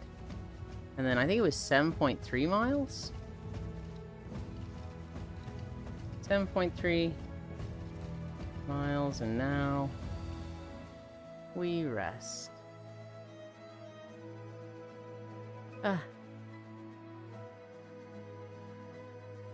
Technically, I'm a cat. For the next 3 days, I'm alone. Ready for Thursday evening? I didn't get early access. I don't on one hand, I want it so that I can do a bunch of herbalism and mining to get a lot of early gold. But on the other hand, I'm just like, I'm not gonna spend the extra money. I'm gonna wait a week. I still need to finish Final Fantasy stuff, Feral. I still need to, like... I have 8 videos to make for Final Fantasy, and I really want to get done with that before I jump into War Within. I was tempted to knock on you. Do that new collab feature as a joke? I haven't set it off yet. I saw Den set it up so that I can, like, knock with her, and I'm like, oh, God.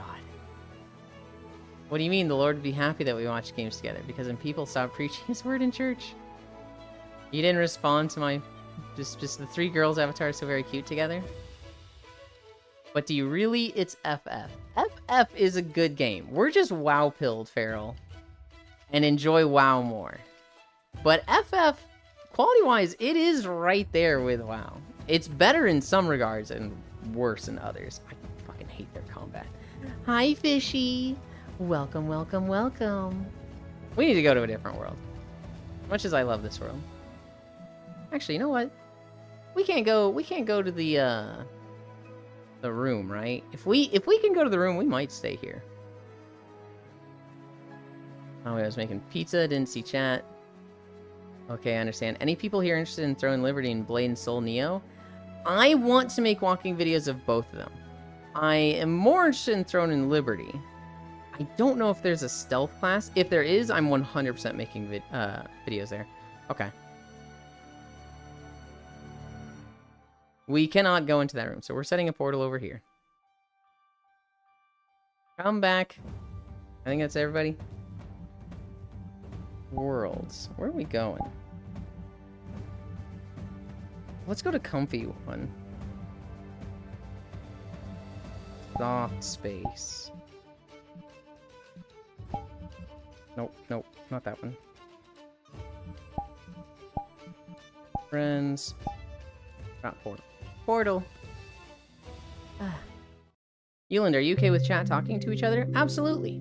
Yeah. I know some streamers are not okay with it. I have seen a few people be like, guys, this is my stream. It needs to be about me. Don't have a conversation with each other that makes me feel excluded. You need to be talking about me. I get it. I'm kind of making fun of them right now, but I do understand the logic in that. But me personally, no. I'm totally fine. Guy wished for me last night saying he was coming back to retail and leaving Classic. Wanting to get some dungeons going? Hell yeah. I had a pretty nice guild for Shadowlands and Dragonflight. It's a bunch of, I think I've talked to you about it, a bunch of washed up mythic raiders that are all really good and competent, but don't want to put in the effort anymore. Um,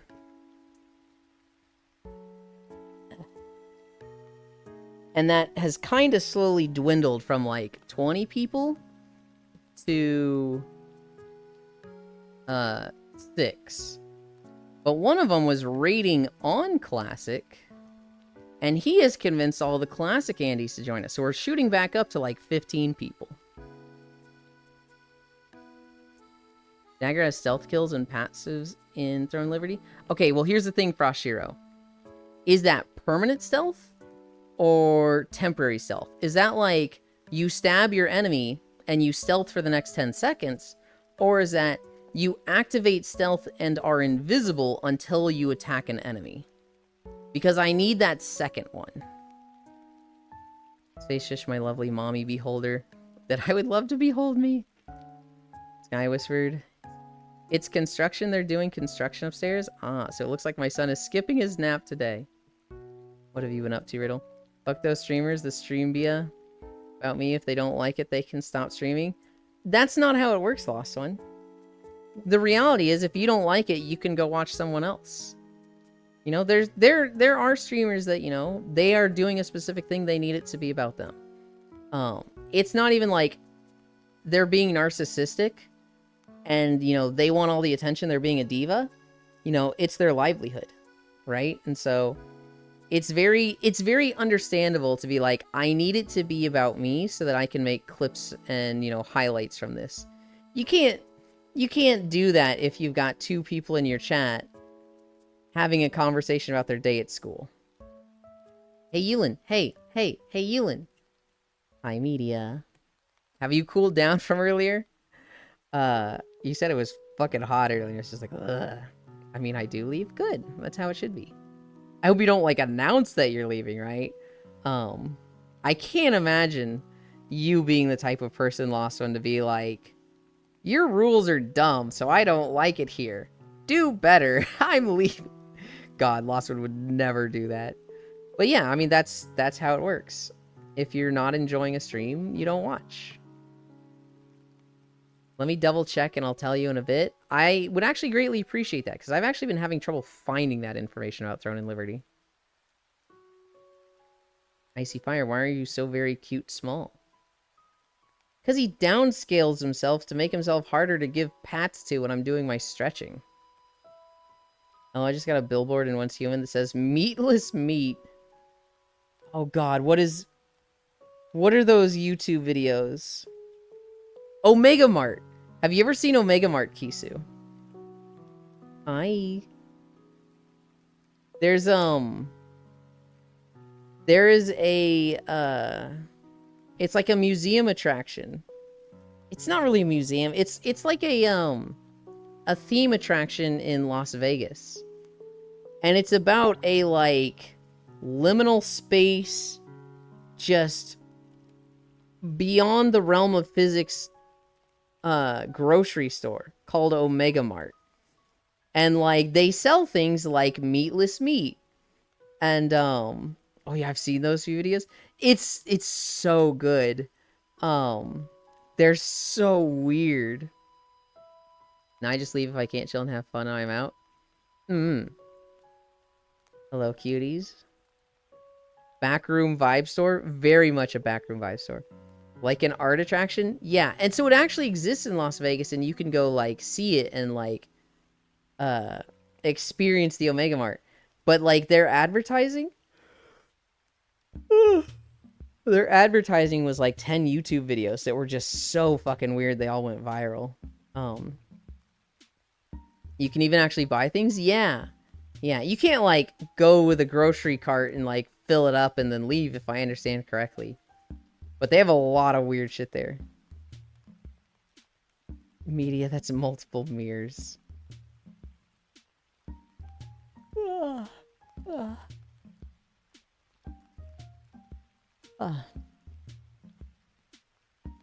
didn't cover all my stories. Not to get political, Trump did an oopsie recently. He did a bunch of AI art ads using Taylor Swift. I guess the Trump team thought like, hey, people really like Swift. Hi Jazz CR, thank you for the follow. People really like Swift, and so this will convince them to vote for Trump. And yeah, that immediately backfired. And like, if Taylor Swift herself goes after it, that's not gonna work. Is their avatar a Nico?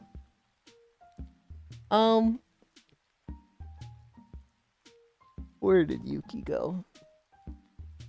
Yuki's probably above. I'm right here.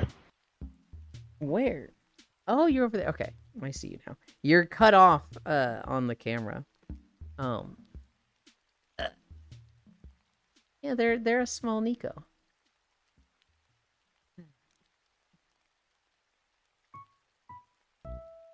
Imagine an IKEA Omega Mart store. Step on me another day, not today. I mean, since the bullet clipped his ear, he lost the rest of his sanity. I mean, I don't like to get political. I hate Trump and I hate Biden. I'm not the biggest fan of Kamala. He does seem to absolutely be in like absolute panic mode right now. This fifth dimensional blue high. Yeah. Dyrus did a vlog.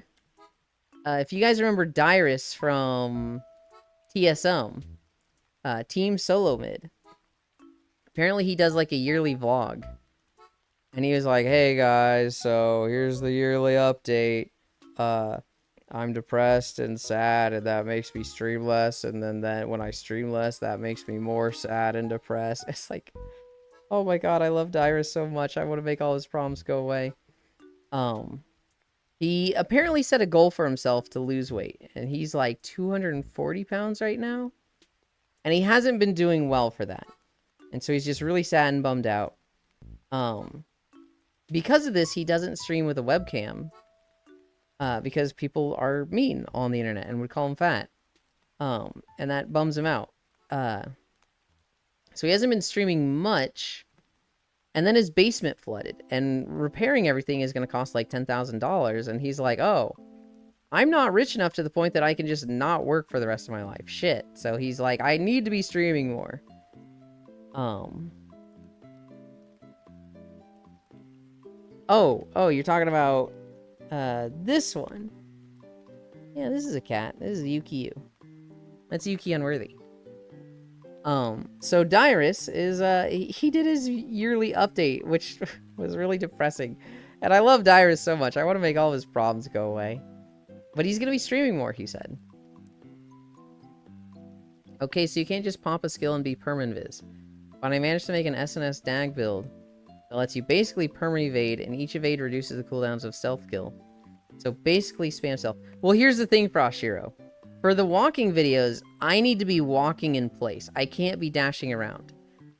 Are those SNS dagger skills like making me roll? Like, are they moving me at all? Or is it like I'm just doing them in place? Even doing them in place. I mean, passive evades? Even just doing them in place, it's going to trigger sounds. If I'm in first person, it has like the arms waving in front of me. It's potentially going to ruin it. I'm still planning to play it to see, but if there's no permanent stealth, it moves it down the list of priority. Because I would just rather do games where it's easier. Lamau, have you heard about the JD Vance Jizz Cups? I have. And it's like, what the fuck are they doing? The what? So, hi, Baldier. A few Republicans. Not all of them. Just the most unhinged ones. People are calling Republicans and conservatives weird. And so to counter this, they're like, well, at least we can have kids, unlike Kamala Harris, who doesn't have kids. So we're going to bring cups that are labeled as JD Vance's Jizz to Republican rallies because, haha, he has kids and she doesn't. It's genuine insanity. It's genuine like, what are they, what? What? I mean, passive evades and the stealth is just like vanish and wow. Okay. Where's the cutie pile and why isn't it on top of the cuteland? There's plenty of people here. Isn't that even weirder? Yes. Yes, it's very weird. What did I just join? American politics. Bear was just throwing out ideas. It's something to consider, Frost Hero. It's something that I'm interested in. You know, if eventually I'm gonna run out of videos or games that are easy to record in, and I'm gonna need to make videos from games that are difficult to record in. And so, you know, it'll happen eventually. Political bukakes. I hate politics. I also hate politics. I feel like it's bad to ignore. I feel like, you know, if you ignore it, people are going to take advantage of you. So you need to at least pay attention a little bit. Pizza time? Hell yeah. Like Monhun. And they're saying it has jizz in it. And there's something that looks like it in it. I imagine it's different per person, right? I imagine some of them just have empty stuff. I'm sure some of them, they actually had the guy fucking jizz in a container. Not JD Vance himself, but like, you know, when you see a man and his wife there with him, I'm sure the guy just fucking nutted in there. Star Wars Acolyte. That really bad Star Wars show. That got canceled. That had been greenlit for season 2. It has been doing so poorly on reviews that, Warner Brothers said, nope, actually, never mind. Fuck it, you're done. No season 2. I would have expected this to be celebrated. I would have expected everybody to be like, good riddance. That show was awful. But a few people I've actually seen a lot of posts that are like, man, remember when shows had a bad start and we let them cook so that there was character growth and development? What happened to those days? That's what I say about Breath of the Wild. Yeah, but you're just dumb and wrong with Breath of the Wild, Proxy. Vote, vote, vote. I still love that in the past, JD Vance called Trump Hitler, and now he's just his running mate. Also, I didn't mean that there weren't cuties around. You're all super cutie. I just hear the cuteland prefers a big pile of cuties on top of him. I like them around me. This is nice. When I end stream and take a nap, I imagine some of them are going to be cuddling me, and hell yeah. The other black cutie looks like a Nanachi. I don't think they're a Nanachi specifically, but they're definitely Nanachi adjacent. They should have keep making Mandalorian, but let actors run their slaver? Slaver? Proxy making Farisu takes. I mean, yeah. I really thought it was funny watching Arar last night, Lost One, where he was like, Burger King? And like, every time, I just couldn't stop thinking about Farisu. He's like, Burger King, worst place, F tier, absolute bottom of the barrel. And I was like, oh no. I put White Castle at the bottom. What is Proxy's Breath of the Wild take? Because mine are spicy. Burger King here is absolute trash. In most places, I expect Burger King to be, like, really bad. Apparently, where Farisu lived in Texas, she had a goated Burger King and loves them. Damn, I want to eat Burger King now. The stream was so good yesterday. Proxy's Breath of the Wild take is that the game is bad. He doesn't like open world. And he needs the game to, like, specifically tell him, go do this. Now that you've done this, do this. Now that you've got this item, go do this. And because Breath of the Wild doesn't have that, Proxy doesn't like it. Proxy is the type that is told, hey, go to Kakariko Village. And even though he sees some really cool shit on the side of the road, he doesn't investigate that. He looks at that and goes, it's not Kakariko Village. And he keeps running. So Proxy goes to Kakariko Village, goes to Hateno, goes to Kakariko Village, goes to Divine Beast Ruta, goes to the 3 other Divine Beasts, and then goes and kills Ganondorf, and is just like, this game sucks. Hi, Jan. Breath of the Wild 1 and 2 are the worst Zelda out of all installments? Just objectively wrong. Their fries are good here, but burgers are better elsewhere? I kind of agree with Proxy.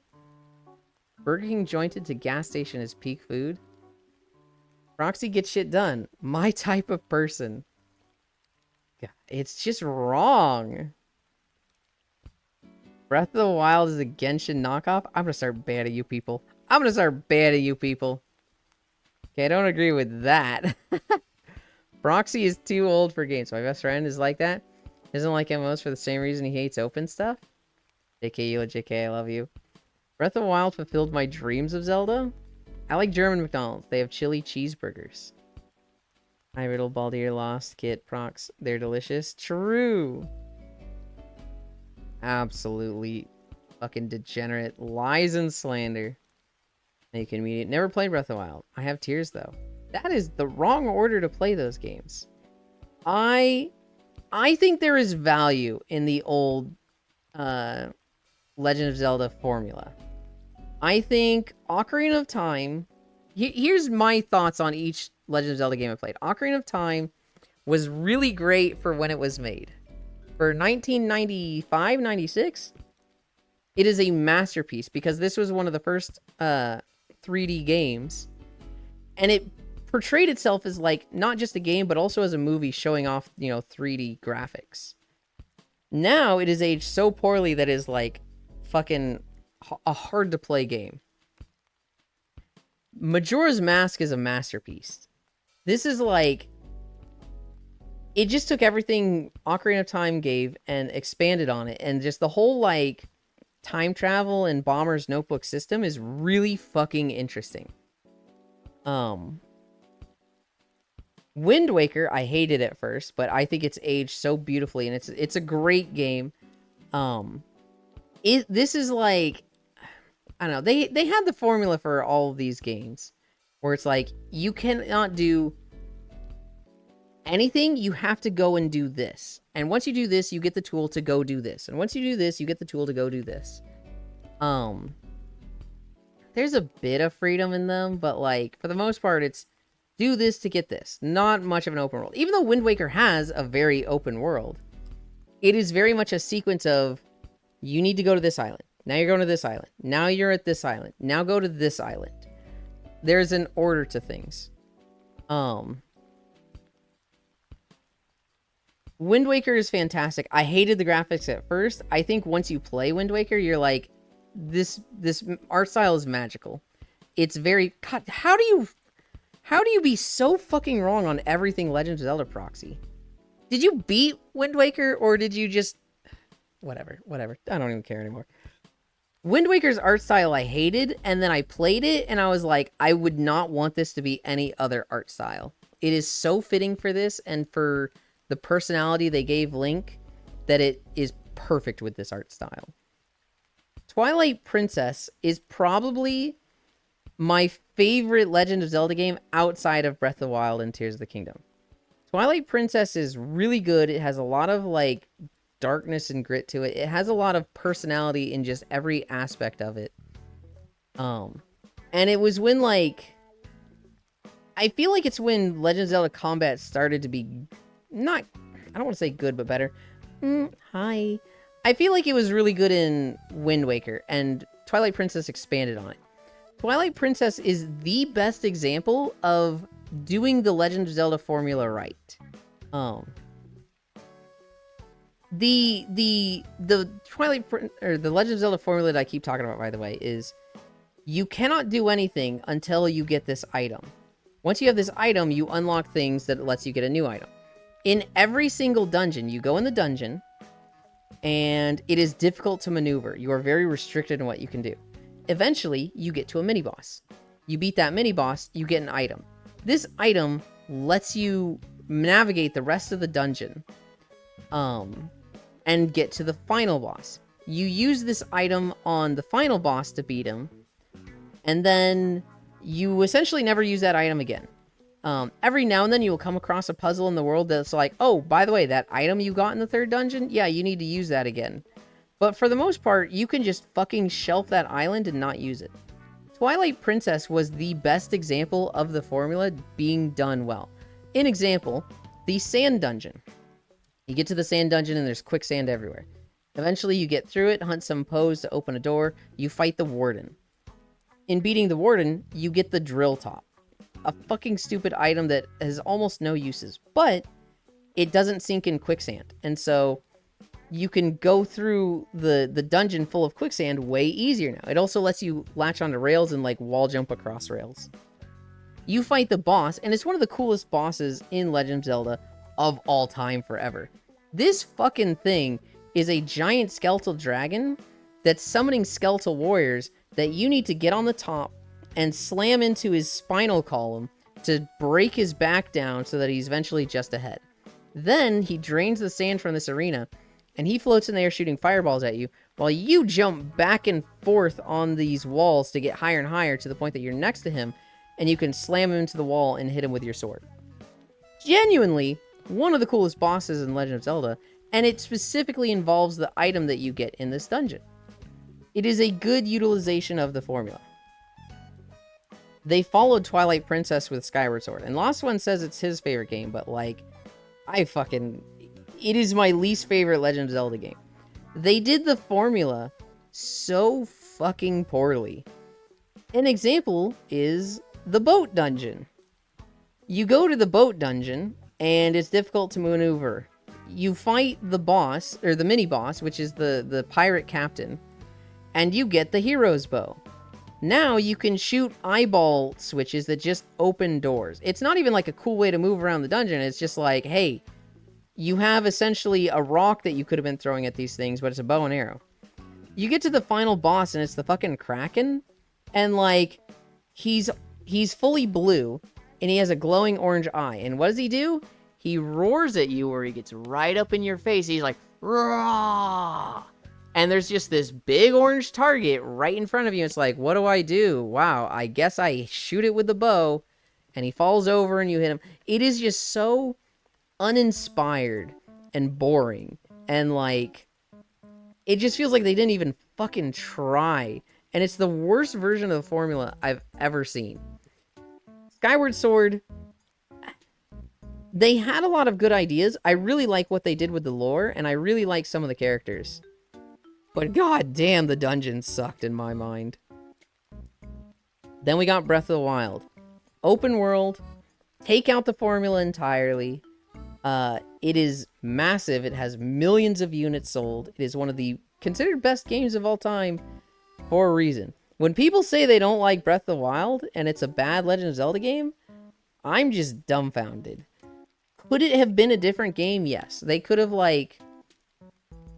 kept Legend of Zelda to the formula, and they could have been like, instead of Link in an open world, it could have been like a brand new IP, and it would have been a really strong hit. But I think it's very fitting with Legend of Zelda. And Breath of the Wild and Tears of the Kingdom are easily my favorite Legend of Zelda games. I think Tears of the Kingdom is better, but I think by using the same map and same physics engine, it loses value because it doesn't have that, like, first-time exploration mysticism that Breath of the Wild had. Breath of the Wild, you come around a corner into a canyon and you see a dragon and your eyes just pop. You just stand there going, holy shit, as you see this thing fly by. And there is just moment after moment after moment of that in Breath of the Wild. And you get that too in Tears of the Kingdom a bit. But like, it was just constant in Breath of the Wild. Yuland is a big fan of weapon durability. That is my biggest complaint with Breath of the Wild. And Baldir, here's my solution. I think they should have had weapon durability. But I think they should have had a 5th Great Fairy that lets you lock a weapon. So that you just, like, it no longer has durability, and it has incredibly high requirements. This fairy could have been in a very difficult place to get. It could have been, like, under Hebra Mountain, so it's, like, a very dangerous high-level area that is really hard to get to. Or it could have been in Death Mountain, right? Or up in the sky, somewhere that's, like, really difficult to get to. But not only is finding the fairy hard, but to lock a weapon is, like, really, really difficult. The cost would be, like, 1,000 rupees, 3 diamonds, a dragon claw of the corresponding color based on the weapon, and an entire heart of yours. You know how you can give hearts and trade them for stamina at the statue? I would let you trade hearts for these weapons. And like, if you really wanted to, you could come back to this fairy and be like, hey, I need my hearts back. And they're like, okay, your weapon is going to be breakable now, and I'm not going to refund any of the materials. You know, you're going to have to, if you want to lock it again, you're going to need to pay me rupees and get more diamonds. And you're like, yep, that's fair. And you get your heart back. But I would have, like, literally give you an insanely high cost of literal hearts, diamonds, and dragon pieces to lock weapons. Force the player to play with durability for a little bit, make it annoying, and then, like, make it so that you can start locking your favorite weapons. Because I'll tell you right now, I would lock, like, 5 to 7 weapons. I would lock a drill spear for mining. I would also lock... well, that would also solve my bat problem. Or my Stalfos problem. I would lock a lightning weapon, a fire weapon, and an ice weapon. I would lock a shield. I would probably lock a sledgehammer for time stasis stuff. I would lock 2 or 3 bows. One that would be long shot, one that would be multi-shot. I'd want to be, like, kitted out with, you know, these are my fucking weapons that I rely on. I need to catch up on chat. I've been fucking yapping.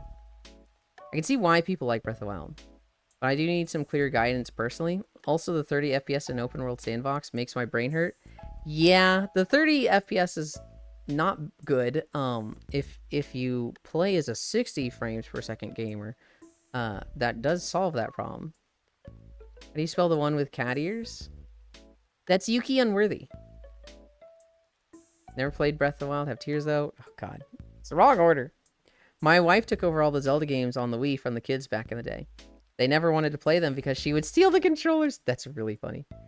I can't stand the art style of Wind Waker. Open world is bad for my ADHD and getting things done, but I enjoy letting my mind wander and just do whatever excites me in the moment.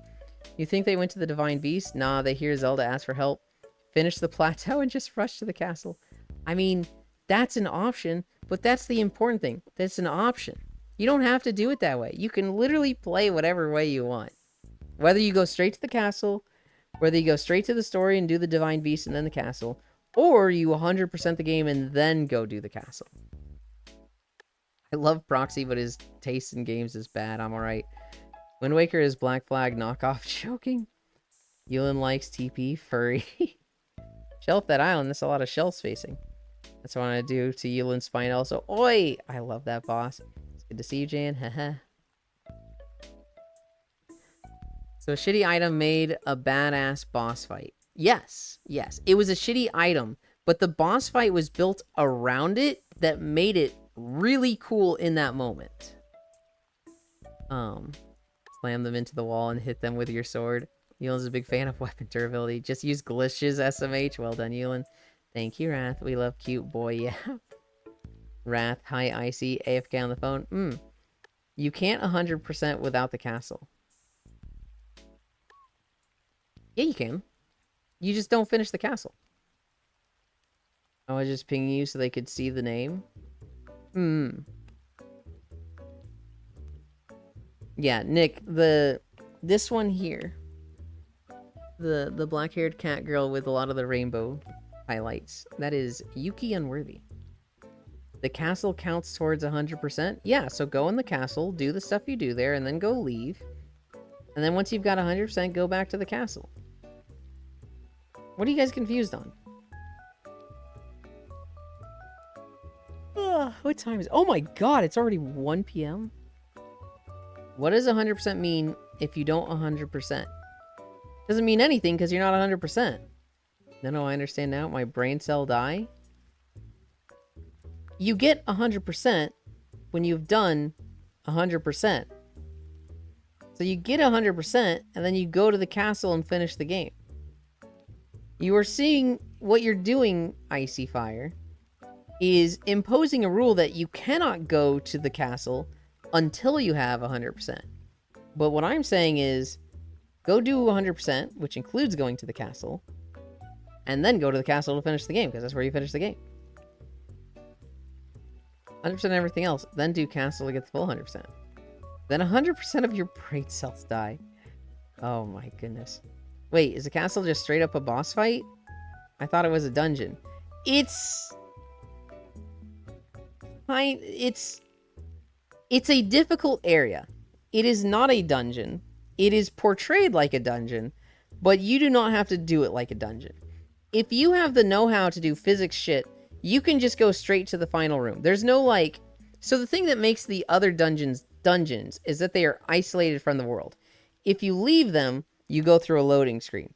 And you cannot just like land on the Divine Beast and start crawling around it and do like the Divine Beast dungeon. You will go through a loading screen and then be inside of it. Once you're on a Divine Beast, you have to find 5 consoles, and that unlocks the boss room, which then you can go fight the boss in. Hyrule Castle is not like this. Hyrule Castle just has the throne room at the top, and you just show up there and the boss fight starts. And so to get there does involve ascending through the castle, which is a fucking trial and a half. It is a pain in the ass to get through the castle because there's a shit ton of enemies. There's a shit ton of hazards. Hi, monkey, monkey, monk. It is difficult to get through the castle. However, there are people and methods that have the know-how to get there easily and just skip the entire castle. One thing you can do is fly from like Hebra Mountain and like just have a shit ton of stamina fruit. You can just get all the way to the castle from like certain gliding points and skip half the castle. Another thing you can do is you can cut down a tree. As it's falling, time freeze it. Then fucking hit it a bunch. Set a bomb next to it. Detonate the bomb so it's blowing up in the right direction. And then just climb up onto the tree. And then your tree, because you've time stasis fucking JoJo'd it as a Dio, hitting it a million times while it's frozen time, launches up to the throne room in the castle, and you just hop off like you just took a fucking elevator and just like, cool, skipped all the castle. Another option is wind bombing, where you set down a bomb, jump, pick out a second bomb, drop the second bomb, blow it up, and just ragdoll yourself through the air. Breath of the Wild physics stuff sounds so insane, but somehow it works.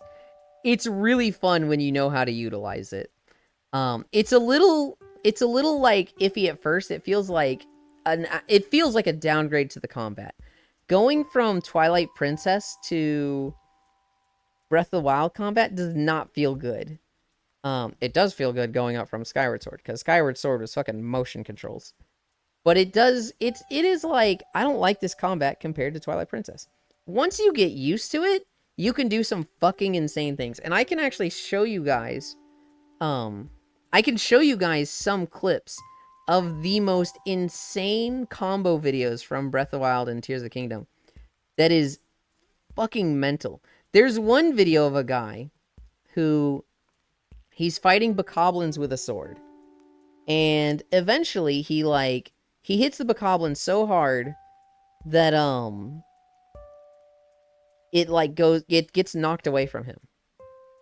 He then takes his sword, merges it with a time bomb, and throws the sword, and it hits the bokoblin.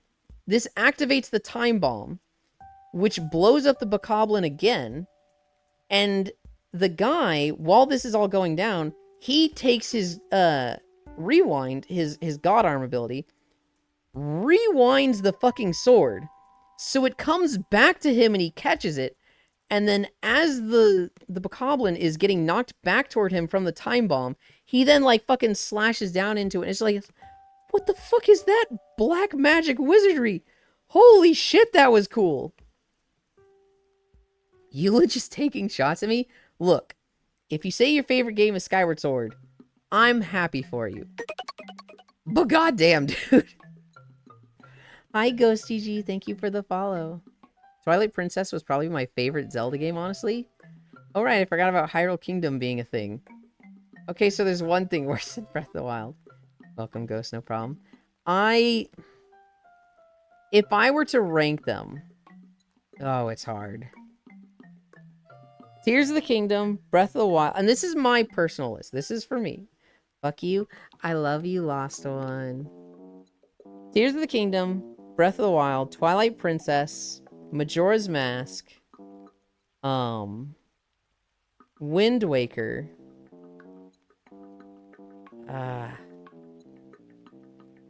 Skyward Sword, Ocarina of Time. That is my ranking for the games that I have played. I have played Spirit Tracks and Phantom Hourglass, but I have not gotten far in them at all, so I'm excluding them. Actually tied Wind Waker, Twilight Princess for me. Never even played Link to the Past. Your list is invalid. Okay. Hi, Shocky. Yulin told me he'd enjoy being tied up. Oops, wrong chat. Shocky. I'd enjoy being tied up. Mwah. You enjoy Breath of the Wild and Tears more than all others? I guess I'm not the open world kind of guy. I very much do.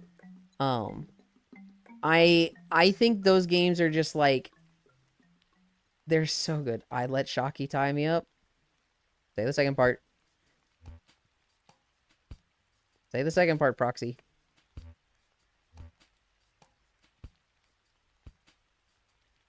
Oh. And I thank them for it. And thank them for it. There you go. There you go. Good job. Understandable if it's by Shocky. I'm trying to DPS. I know, I'm needy. Which but it was DPS? Oh my goodness. He's on with Dawn Show coming out, he's very much an FF frog. He's probably on it 15 hours a day. Shocky Media. Chat down bad, oh my. With how many lights? I have to cap. There's just Breath of the Wild and Tears of the Kingdom. They just have such a sense of like, you walk around a corner and you see some new thing that's just, holy shit, this is so magical. I just gotta stop and like take this in because it's incredible. You just have so many moments of that in those two games. The open world is fucking incredible. And like, they're just so good. And like the shit you can do in both of them, especially Tears of the Kingdom though, with the fucking building. You've seen videos of people build literal drone mech systems that they like have floating above a camp, raining orbital bombardments on just a poor camp of bokoblins, and it's like, yeah, how do you not think this game is amazing? Shotgirl's just cute. Open world gets kind of overwhelming, no? At least for me, I get decision paralysis on where the F I should go. I mean, so if you have that, I don't mean to be rude, but that's a you thing as opposed to the game thing, and that's fine, right? That's fine. It just means you like a game that's on rails, and for you, you prefer the non-open world games. That's totally legit and valid. I think for most people, they would prefer the open world of Breath of the Wild and Tears of the Kingdom. For a lot of people, it's preference. It's taste, and there's no like, I can say Breath of the Wild and Tears of the Kingdom are objectively the best, but the fact is they're not. Taste is never objective, it's always subjective. Whether that's music, food, video games, you can say, well, this one sold more, so it's objectively better. But it's always subjective. Before I leave, as many as needed. Shotgirl's just cute. The world is forgettable? You think Breath of the Wild's world is forgettable? Okay. I guess it's kind of a paradox that I love MMOs when I think like that. I don't mind open world. I don't enjoy hunting little shit monsters. Or tiny little dungeons. Sorry, dungeons. Then just don't do them. You can just not do them. If you want to get the Master Sword, you'd have to do a bit of them, but yeah, I didn't. And that's fine, but like, I feel like it's weird, Proxy. I feel like it's weird to be like, I don't like this, so it's a bad game, when everyone else is going like, holy shit, this dungeon was so cool. I like this shrine the most. This one's my favorite. I didn't do them for the Master Sword and Tears. So wait, hold on. That raises a question, Proxy. You didn't like Breath of the Wild, but you went and got Tears of the Kingdom anyway. Huh? You know what's cool to do? Do every shrine wrongly. So what I actually enjoy, Yuki, is doing them rightly. I enjoy trying to see what the developer was thinking, what they were planning, what they were trying to lead me to do, and I like seeing all their contextual clues, and I like doing the shrine the easy intended way. If I feel like I brute forced a shrine, I'm kind of frustrated. I'm like, that wasn't how I was supposed to do it, and I don't like that. Even when the base gameplay gets mid, the emergent gameplay with the different physics abilities really keeps it interesting. At least there's people who learn how to use them. I'm never dedicated to enough, but I love seeing what other people do with it. My absolute favorite streams is first-time players playing Breath of the Wild. Like, there is no stream that I love more, and if I find somebody playing Breath of the Wild for the first time, I will drop everything to watch them. Because I find it so interesting how many different solutions there are to every puzzle, and like seeing how each person handles those solutions. So I'll give you an example. One of the first problems you have in Breath of the Wild is you do the 4 shrines, you get the glider, and the ghost of the king goes, go to Kakariko Village, it's that way. So the first thing every player does, they are leading you to this, is they get on the glider and they go that way. Unless people have a reason to like, oh, there's a desert over there, I want to go see that. Or that's Death Mountain, let's go there first. 90% of the player base, they went straight to Kakariko Village. Well, something the game has taught you is these big Sheikah towers, that's how you unlock the map. And so you want those. You are walking to Kakariko Village, there is a river to your left. Across the river is a Sheikah tower. And you can see it, it's right there, it's right across the river. How do you get to the Sheikah Tower? This is one of the early game problems that has a billion different solutions. What some people do is they remember that they have cryogenesis. And so they create fucking a path of ice that they jump and, you know, they get to the third one, undo the first one, make a fourth, undo the second, make a fifth. And it's a very slow and tedious process. But it's very methodical and it's very direct. What some people do is they go in the water, remember stamina, and they go, shit, I need to find some way to cross. And so they start running upstream or downstream looking for a bridge or rocks to get across. And if you go upstream enough, you will find rocks that you can swim between and regain your stamina and get all the way across the river. Some people, you know, they've looked up stuff about the game and they know what wind bombing is, and they can use that to get across. Some idiots, shout out to my girl Emery Soar, just goes right in and starts fucking swimming, gets halfway across and drowns. Some people, they start swimming. When they're about to run out of stamina, they start chugging Stamella shrooms. And they use a bunch of these, like, mats they really shouldn't be wasting just getting across a river. There's so many different ways to solve it that it's so interesting. I've seen one person that was like, cross a river? I can't do that yet. And just leave. And it's just like, it is such a fucking case study. It is such a, like, introspective on how each person thinks differently. Because you're going to see them, at least at some point, come up with their own solution that you've never fucking seen before. If Full Metal Ratchet is still here, God, I love this guy. I love this guy so much because this guy is fucking insane in how he solves problems. He did not realize for 20 hours into the game that he has 2 different bombs. He thought he had a circle bomb and a square bomb, and they were the same bomb. He could just control how they came out. He got to one of the shrines. It's in Hylia Lake, where what they want you to do is there is a block, it's on a rail. At the top of the rail is breakable rocks. And so what you need to do is put the circle bomb under the rock on the rail and a square bomb on top of the block. You detonate the circle bomb. This shoots the block up the rail, and then when it's at the top, you detonate the square bomb, and that breaks the rocks. Then you can put a bomb under the rail, or under the block on the rail, stand on it yourself, launch it up, and get over there yourself. Simple puzzle. If you know you have 2 different bombs, that's it. That's all there is to it. Easy, easy solution. Full didn't know he had 2 bombs. So Full's sitting there racking his brain, just going, man, how the fuck do I solve this thing? Man, they just have not given me the tools for this. This is, oh God. Okay. Here's what we're gonna do. We're going to put a bomb under, and we're going to detonate it. And then we're going to launch up, and then I'm going to pull out a second bomb and kamikaze the breakable rocks. And he tried that, and there wasn't enough time, and it didn't work.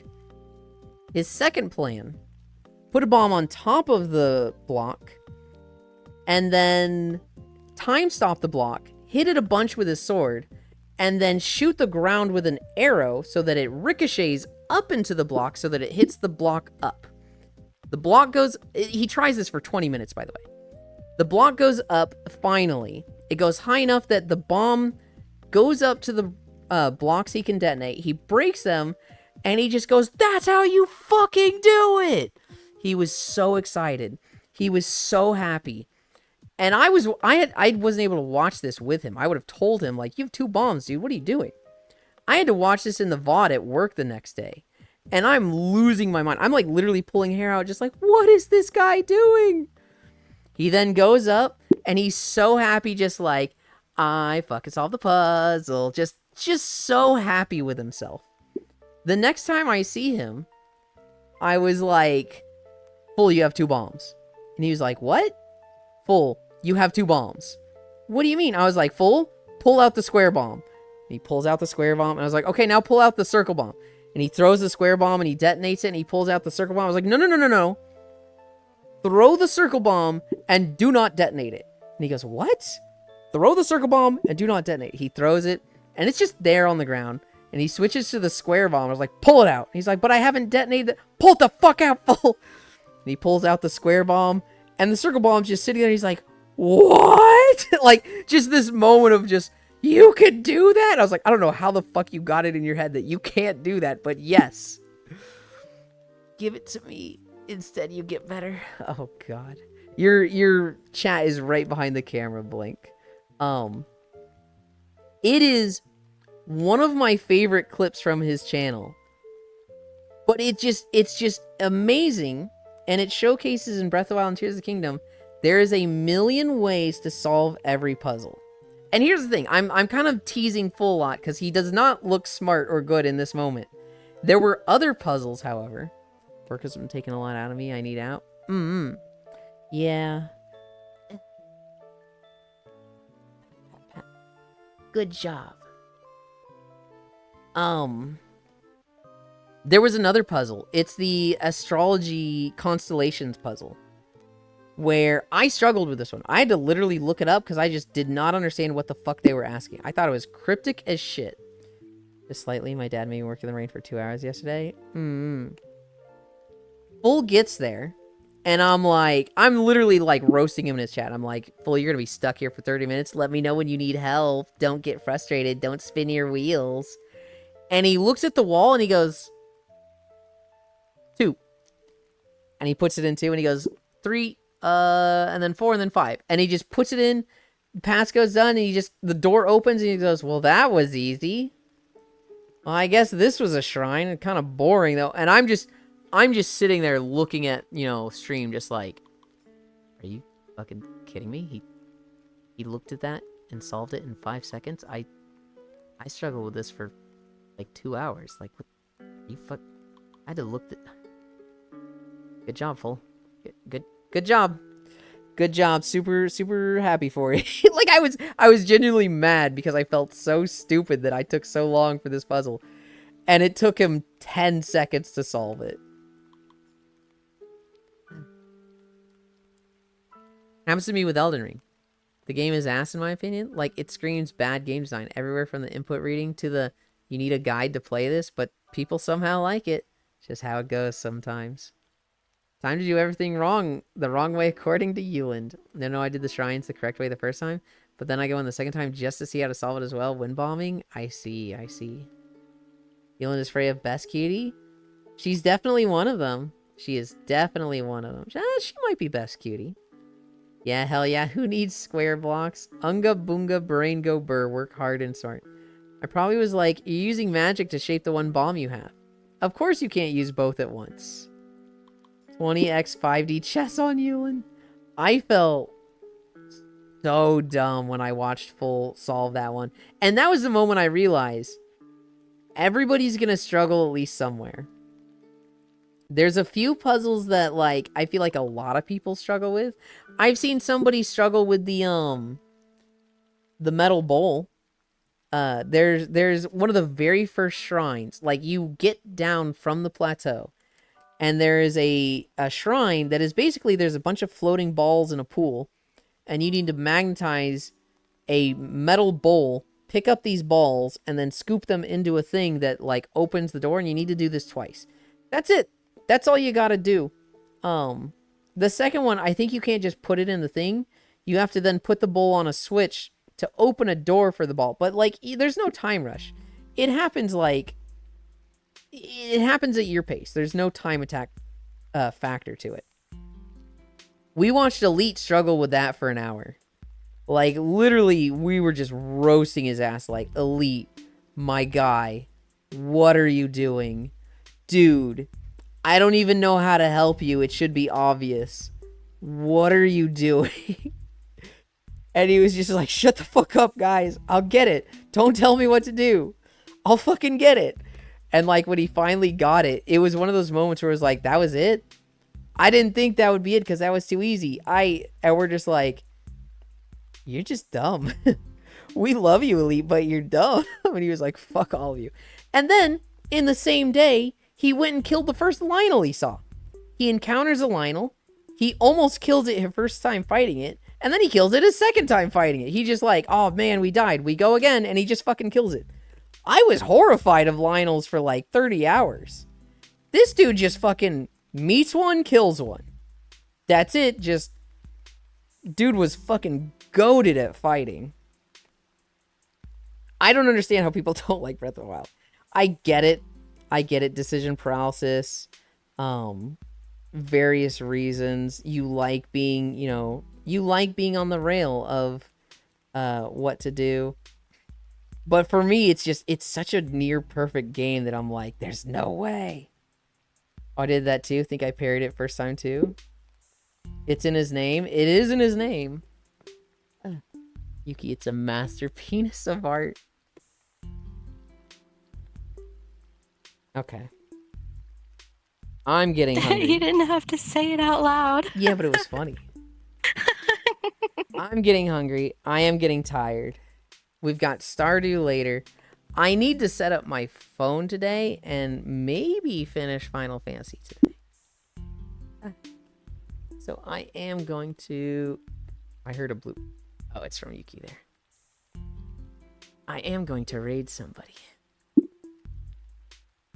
But who?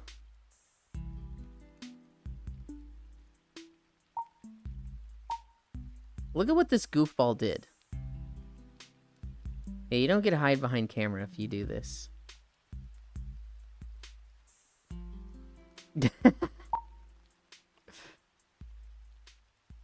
Who is alive? It's beautiful. Look at it. Pretty shafty art, I know. Okay. Everyone should have one. It's the new leg lamp.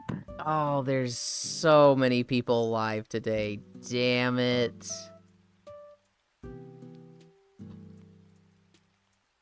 Aw, dang it. Some days it's easy. Some days you see somebody and you're like, oh, perfect target, let's go. And some days it's like, I want to raid all of you. Exactly, Blink.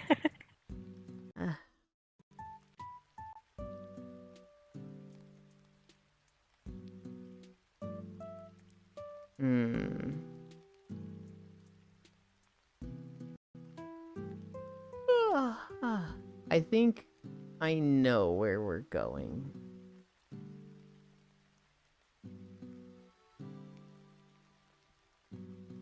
Oh, man. Somebody just went live, but, like, they're just starting. We're going to Dice Queen D. We're going to Dice Queen. I think she's watching, the Gamescom stuff. Look at me. Oh my god, my throat is, like, super scratchy. I've been yapping for so long. Allergies. No, I don't think it's allergies. My sinuses are clear. I think I've just been talking for so long.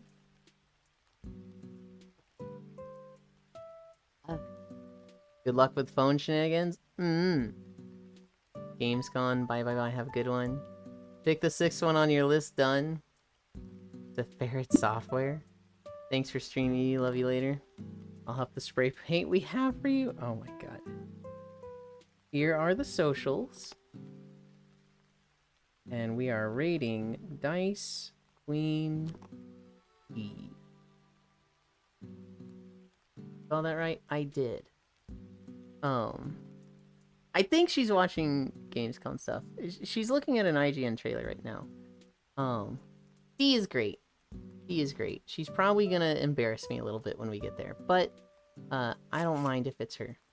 That being said, thank you everybody for keeping me company. We did, oh my god, we did 7.3 miles today. I'm ready for a nap. I love you. Bye.